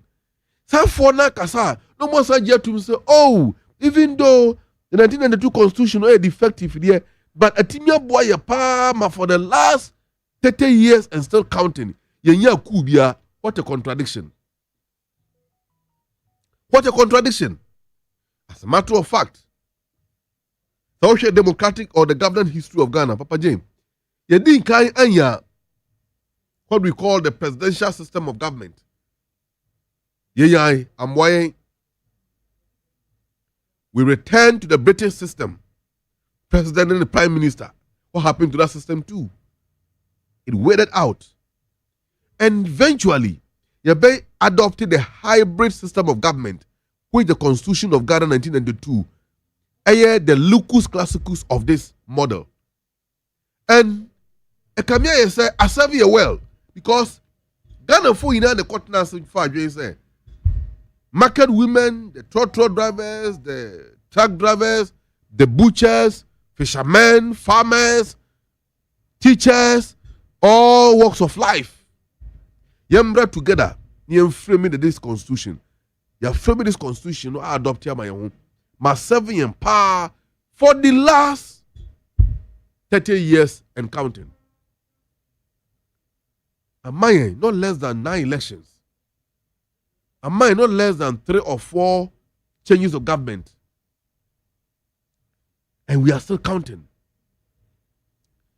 I will admit that the Constitution is a living document so promulgated by a generation some 30 years ago. The question is, can the opinion and the wisdom of our forebears 30 years ago and new more modern constitution, are many of them still relevant to bind by this generation, current generation? Are they relevant to still bind us? It's a different constitutional argument we can go to and can also have an objective look at those things. The Constitutional Review Commission. Yeah, what if I say? Yeah, the Constitutional Review Commission. Or more report on their common man. One peninsula jetum. No, so there will be an implementation committee. Yeah, I'll say immediately beginning this year. We are hoping. Sir. Good. And I believe, sir, and yet everything now the Biden and be adopted. I stand to believe, sir, it won't be whole. But the relevant alteration that a constitution, given our experience for the last 30 years, for me, I believe it will even enhance us. It will even enhance our model of government in the more going forward than say a bit pull back, because say unavoidable injuries. Say if unavoidable injuries are caused to the constitution as we have it now, we are going forward no. Papa J, look. One of the institutions at the Ghana Ghana Armed Forces. You know that?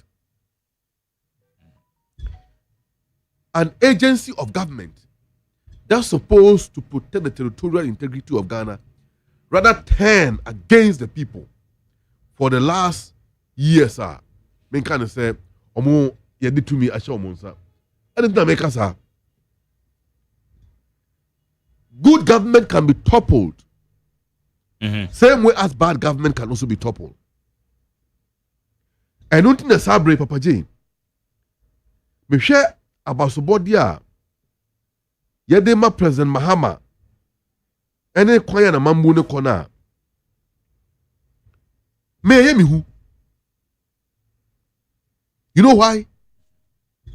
Good government can be toppled as well as bad government, like I said. And the history of Ghana have taught us this. Kwame Nkrumah government. Bonebe na bane etun free idea so.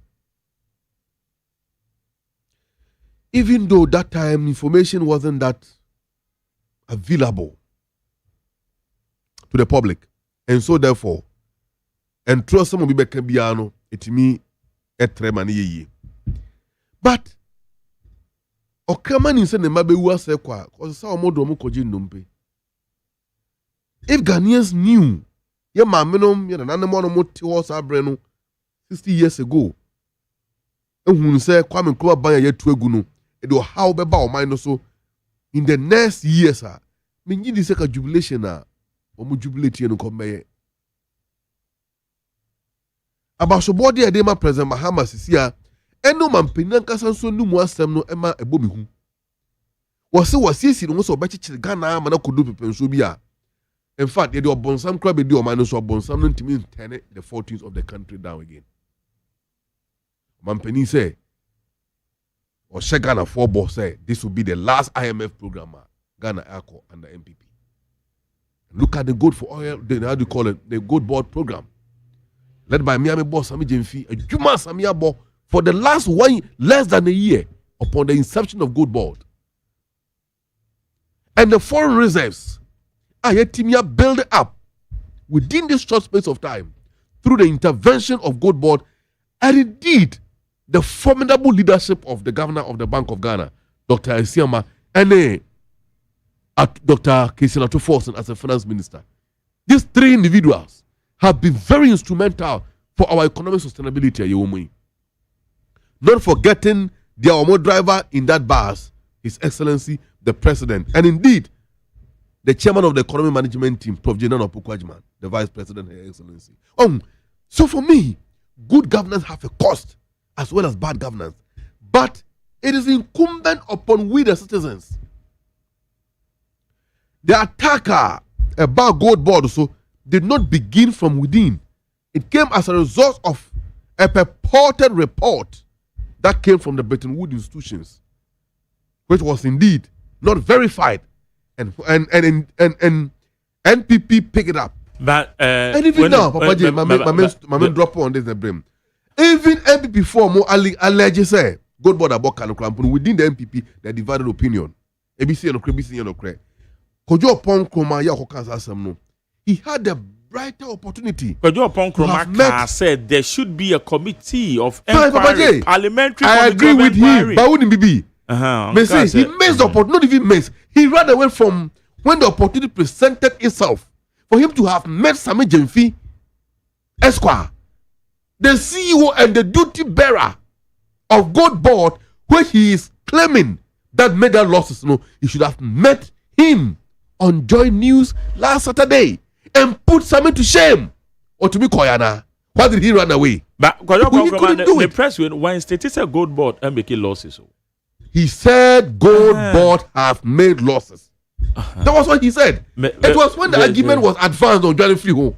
Papa J, whatever be the case, say God Board, Bank of Ghana, God Board is an agency at the Bank of Ghana. In fact, a statutory agency. Good. And the God Board is all working in a vacuum. And the Bank of Ghana does also exist in the vacuum. And the relationship between these agencies are not existing in the vacuum. And it's a God Board. Yeah, any Bank of Ghana. Wasoma the Basse, Kodidra Mame. No, Kodidra no about Kama Mamina. Why the bit manchim? I am a phone and so one can Gold Board. One can gold trading now. And also, a year down to now says I deal with it's a report on the numbers I may say. And yeah, I am a phone can you. Was I am a would you be a year woo and now what the man will. Are you getting it? It's a young and you try to come out. What's the IMF? You may be a wish IMF and you can staff level agreement, supposing say IMF for the extra brain, but then that's a young, the yesterday said, the other say, it is our report and yen yet the comma IMF for no Arizona. What would you question say? Good Board hasn't made any losses. That is it. Finito. And as we speak, on books final auditing report out. Yeah, and like Honorable Samiji himself made it forcefully on news file. I'll repeat the same thing again.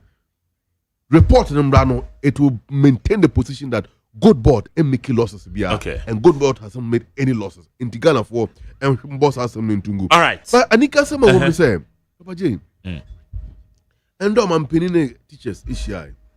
And then an answer. No, they won't share. Now I'm penny at the Tomonim say the government had devoted 50 billion Ghana cedis towards housing for teachers. The next year, or the 50% mesa boho, mana 10 billion. So mana 100 billion for development of housing for teachers.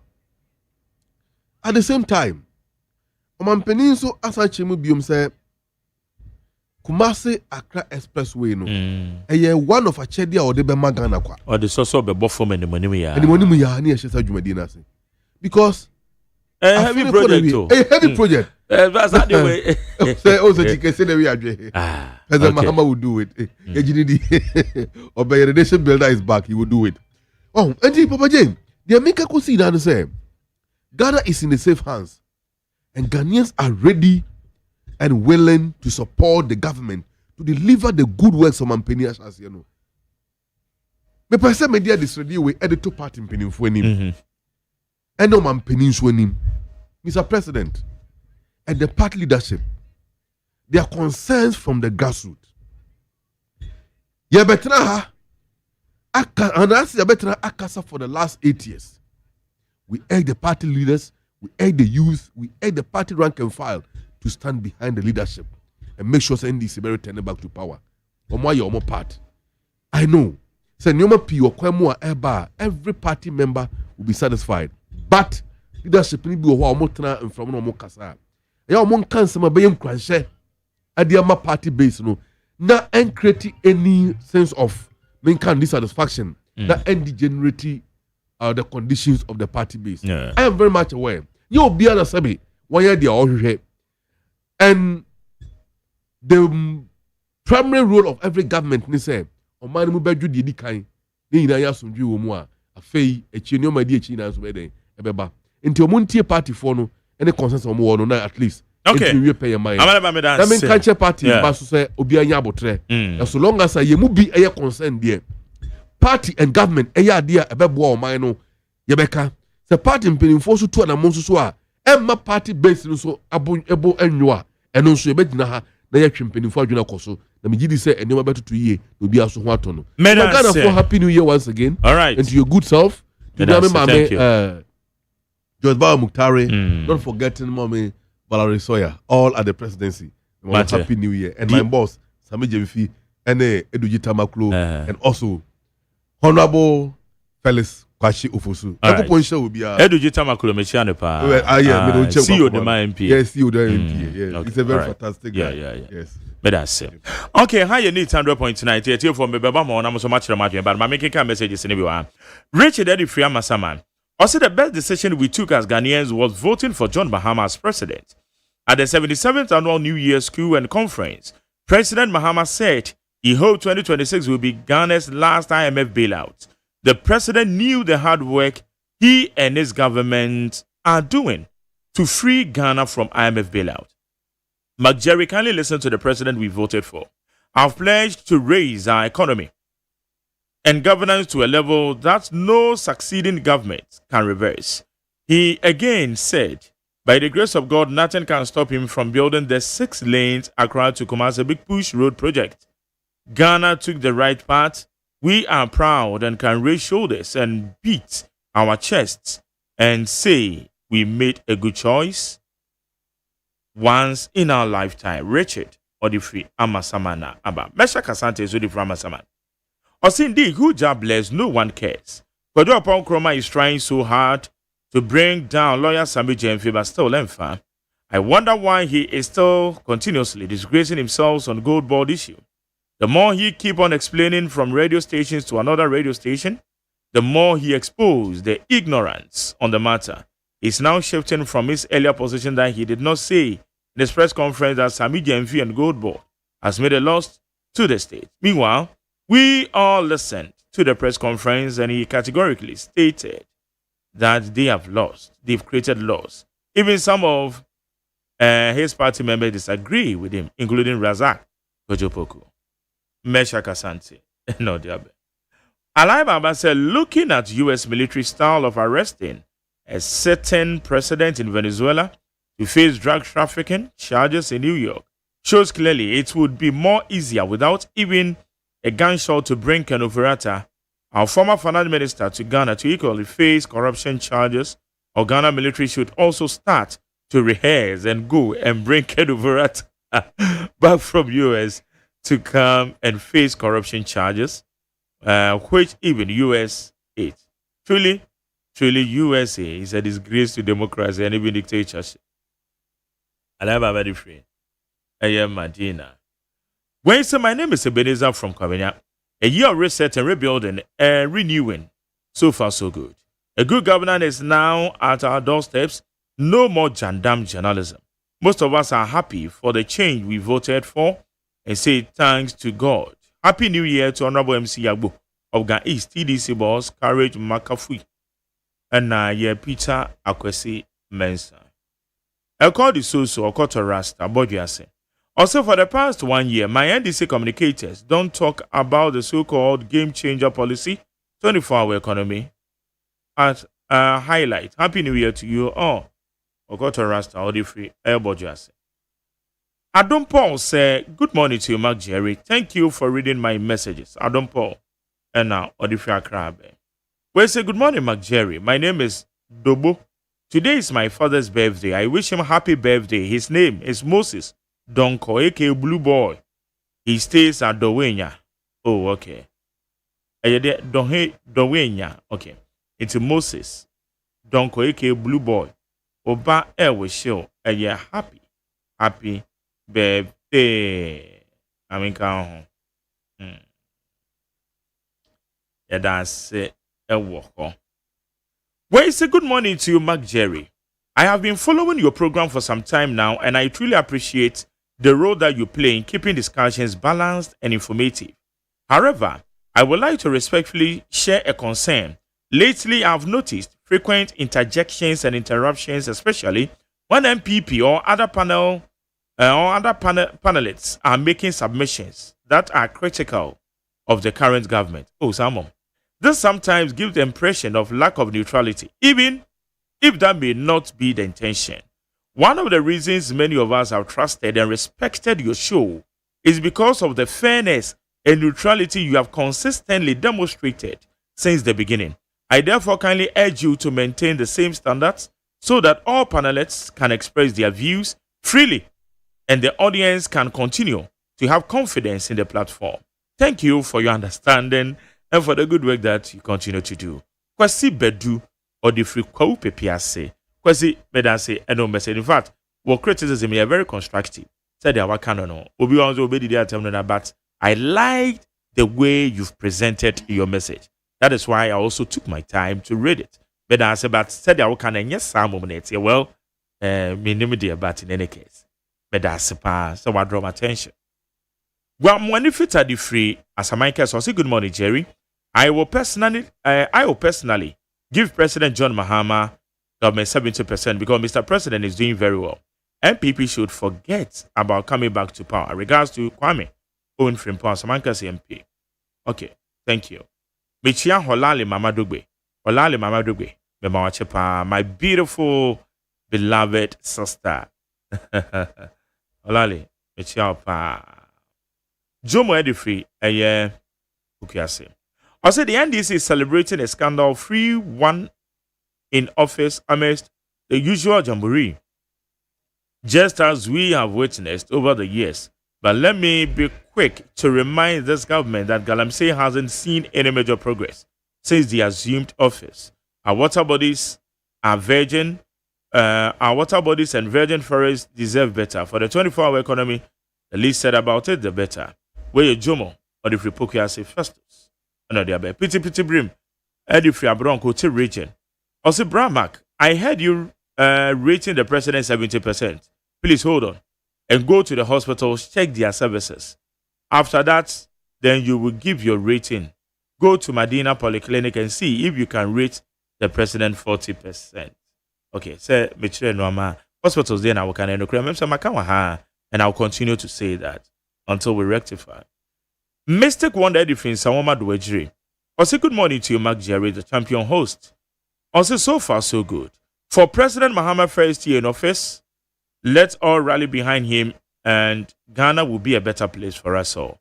For the MPP, they can continue with their cacophony and empty press conferences, never again for these people to come and rule us.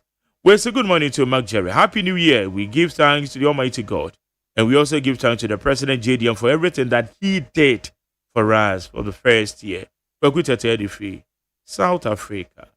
Where's Mr. Agyemang official to you? Please, my first problem this year is now that our friends Ukada, Abobo Yard riders have been legalized. They have legalized the operations. I will beg the MTTD to check on their reflectors, both in front and back or the rears of their vehicles. It's very serious. Okay, when approaching them. Okay, that's very important. Where's McJerry? A year. In President Mohammed's team, but still nurses are still at home, starting from 2020, 2021, 22 to date. Batches of nurses are home waiting for postings. Since President Mohammed took over, no nurses have been employed. Oh, I don't know, is it correct? Where's McJerry? The title is Febi Yesero. Okay. Febi Yesero. Yeah. Happy New Year to McJerry and to the whole Ghana Montie crew. And McJerry, can you confirm that Etonam had their appointee for the Christmas? Was the appointee too big that she is still enjoying it and doesn't report to work? Okay. Or we appointed her. Well, say good morning to Jerry. Happy New Year to you. Wish you guys the best of 2026. Carlos Manuel. Well, say McJerry. Festive greetings from the camp of the People's Choice, Dr. Brian Champon, to each and every Ghanaian, and to draw into your indulgence that Dr. Brian Champon is the way and the truth and the light. Okay, Mami, come away. Nana, come on, what is? Other Dr. Mavia will lead MPP. Also, good morning, McJerry. Today is exactly 1 year this government was sworn into office. Abuse of power and blatant violation of human rights is their best legacy. A very special greetings to Adrian Kessier, John Boadu, the incoming national chairman of the MPP. KKD Fikaswa. American Town. Or say all the MPP members should go and vote for Dr. Baumia. He is the one who can win the general election in 2028. Kudos to Adrian Kessier, John Buedu. Mamfa Adrian. Where's Jerry? I drove my Hyundai Elantra on 31st December on my hometown Agogo, Asante Achem, on Kumasi Accra Road. And Jerry, could you believe that when I got to my destination, both bumpers were almost ripped off? Yes, now Elantra, the other cover one way so. Hey, Elantra. Okay, Bantaman, Senate West, or say, as speculations intensify, delegates are urged to discern truth from deception and never fall for opponents. Mere rumors and distractions crafted to confuse rather than convince, lacking credible policies and clear alternatives, and they resort to falsehoods and fear-mongering to mask their emptiness. Thank you. Enoch Casablanca said 1 year of His Excellency John Dramani Mahama has been so good, stable economy. Let's all support the government for the better of the well-being of Ghanaians. Enoch Edifi Asamang Tese Mame Fakos Kakra and Kona. We say good morning to you, Mark Jerry. Greetings to Honorable Kennedy on Hina Japan, Quartermaster General Taifa Jinyami Street.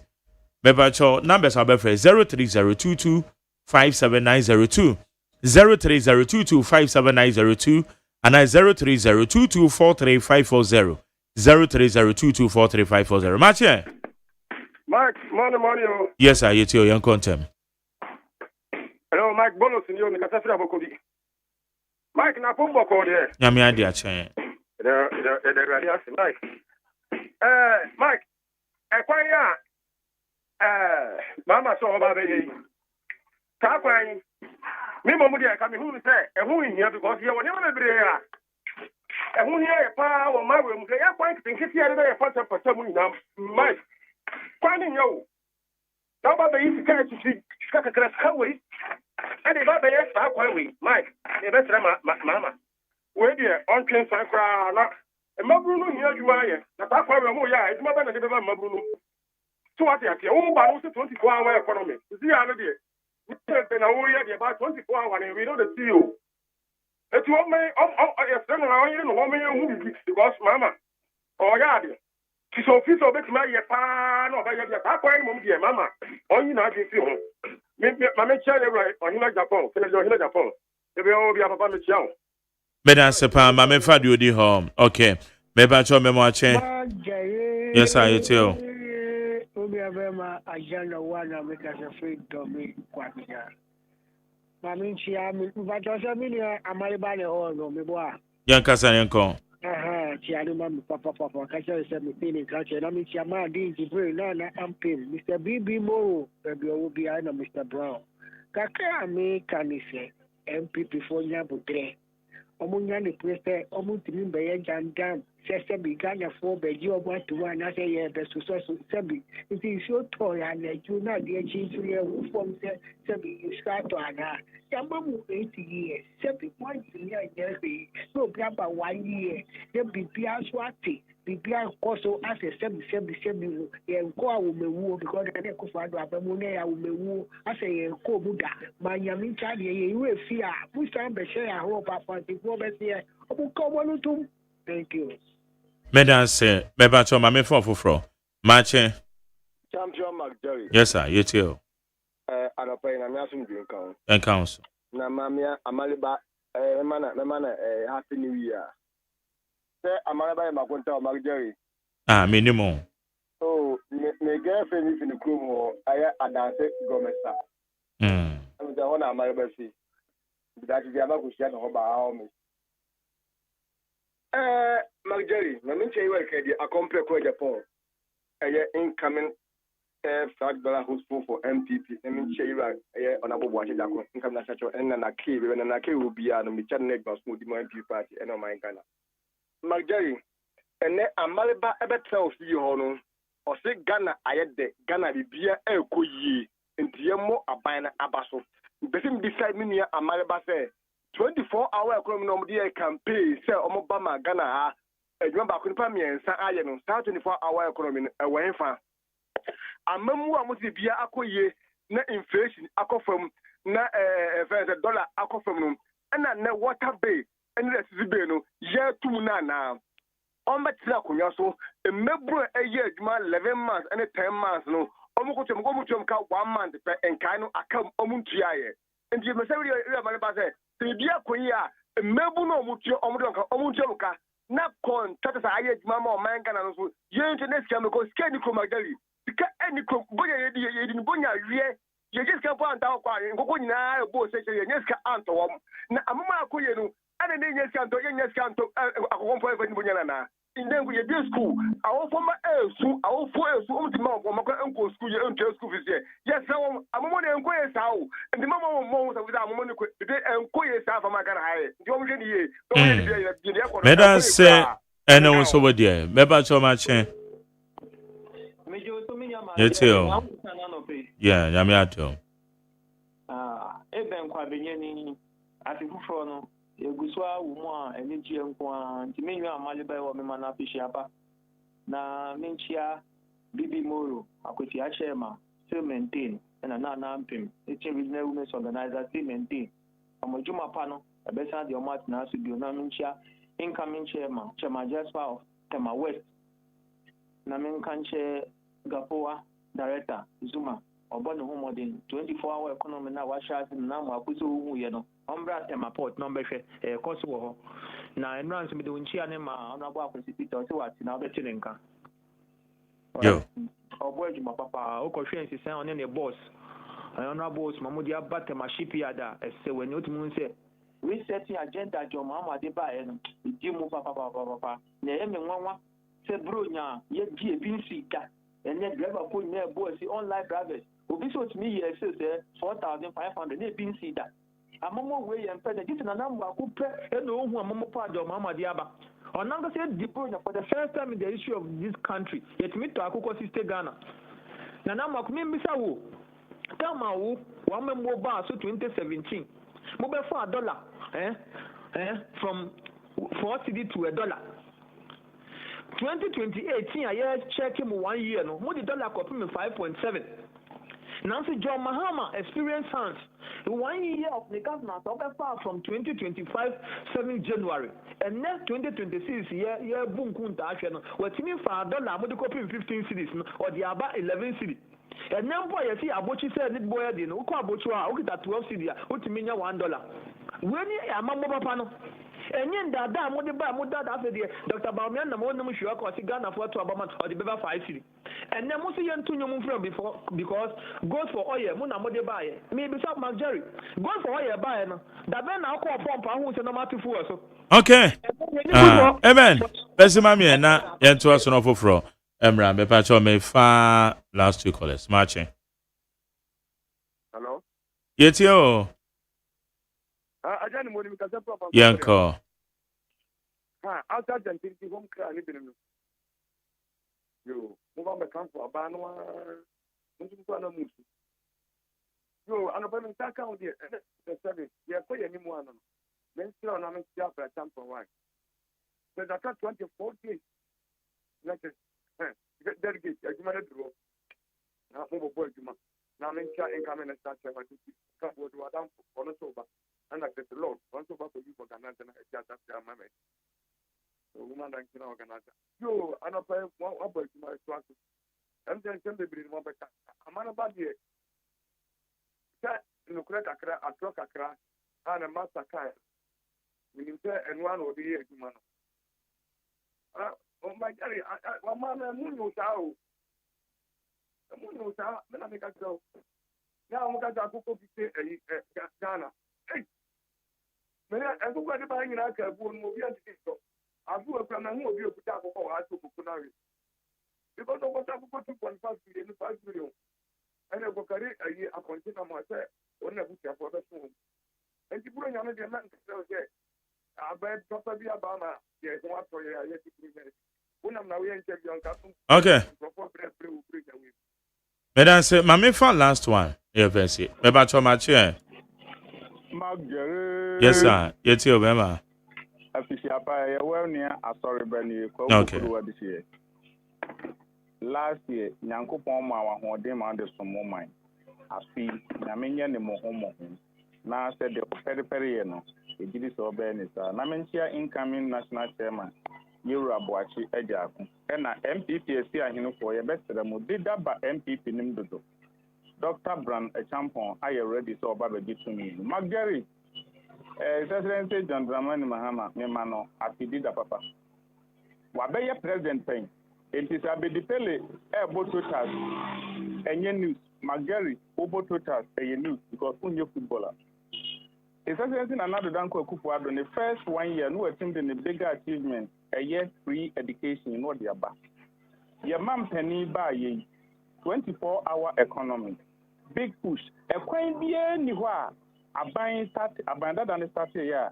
Yura Mahama by a waba baby. Uba domi kwabinya. Sabi 3 units classroom for yen mean fear and Sanchez to say under Don Mama 1 year. Yes, 3 units classroom. That was domi kwabinya. And then you are too light. You are too water. Bemu. A teacher for 11 months. Ya mom 1 year. Sabi oko kroma eniama ni go sika ni ho edito but ye nya ban a ono de na mamu onu ode ano ode asa ba mu a oso aso ne mape na no de no de da Ghana for ye to mam ha Magari ye ba ye si MPP aban the tax abeto football so ye the tax atofu we so ye san the tax abeto another football na so that aba enti ye bestre Ghana for Mampeni say Ghana for amount honeymoon na wie Ghana for demand akwan ensuo enkanea ye demand ye free ho enti eno na be ma ye hunu enne eben miami nu ebe afisiapa wocheche am wa ma me no nyina ne pamade enne waji okay me ma foforo nti hu so man ni mu ayden me da say ha na me de obi a wo frɛ me de usi jumede ye friend Ghana Montie we need 100.9 ye baba be sorry ewo jumede so ebe so ran is out.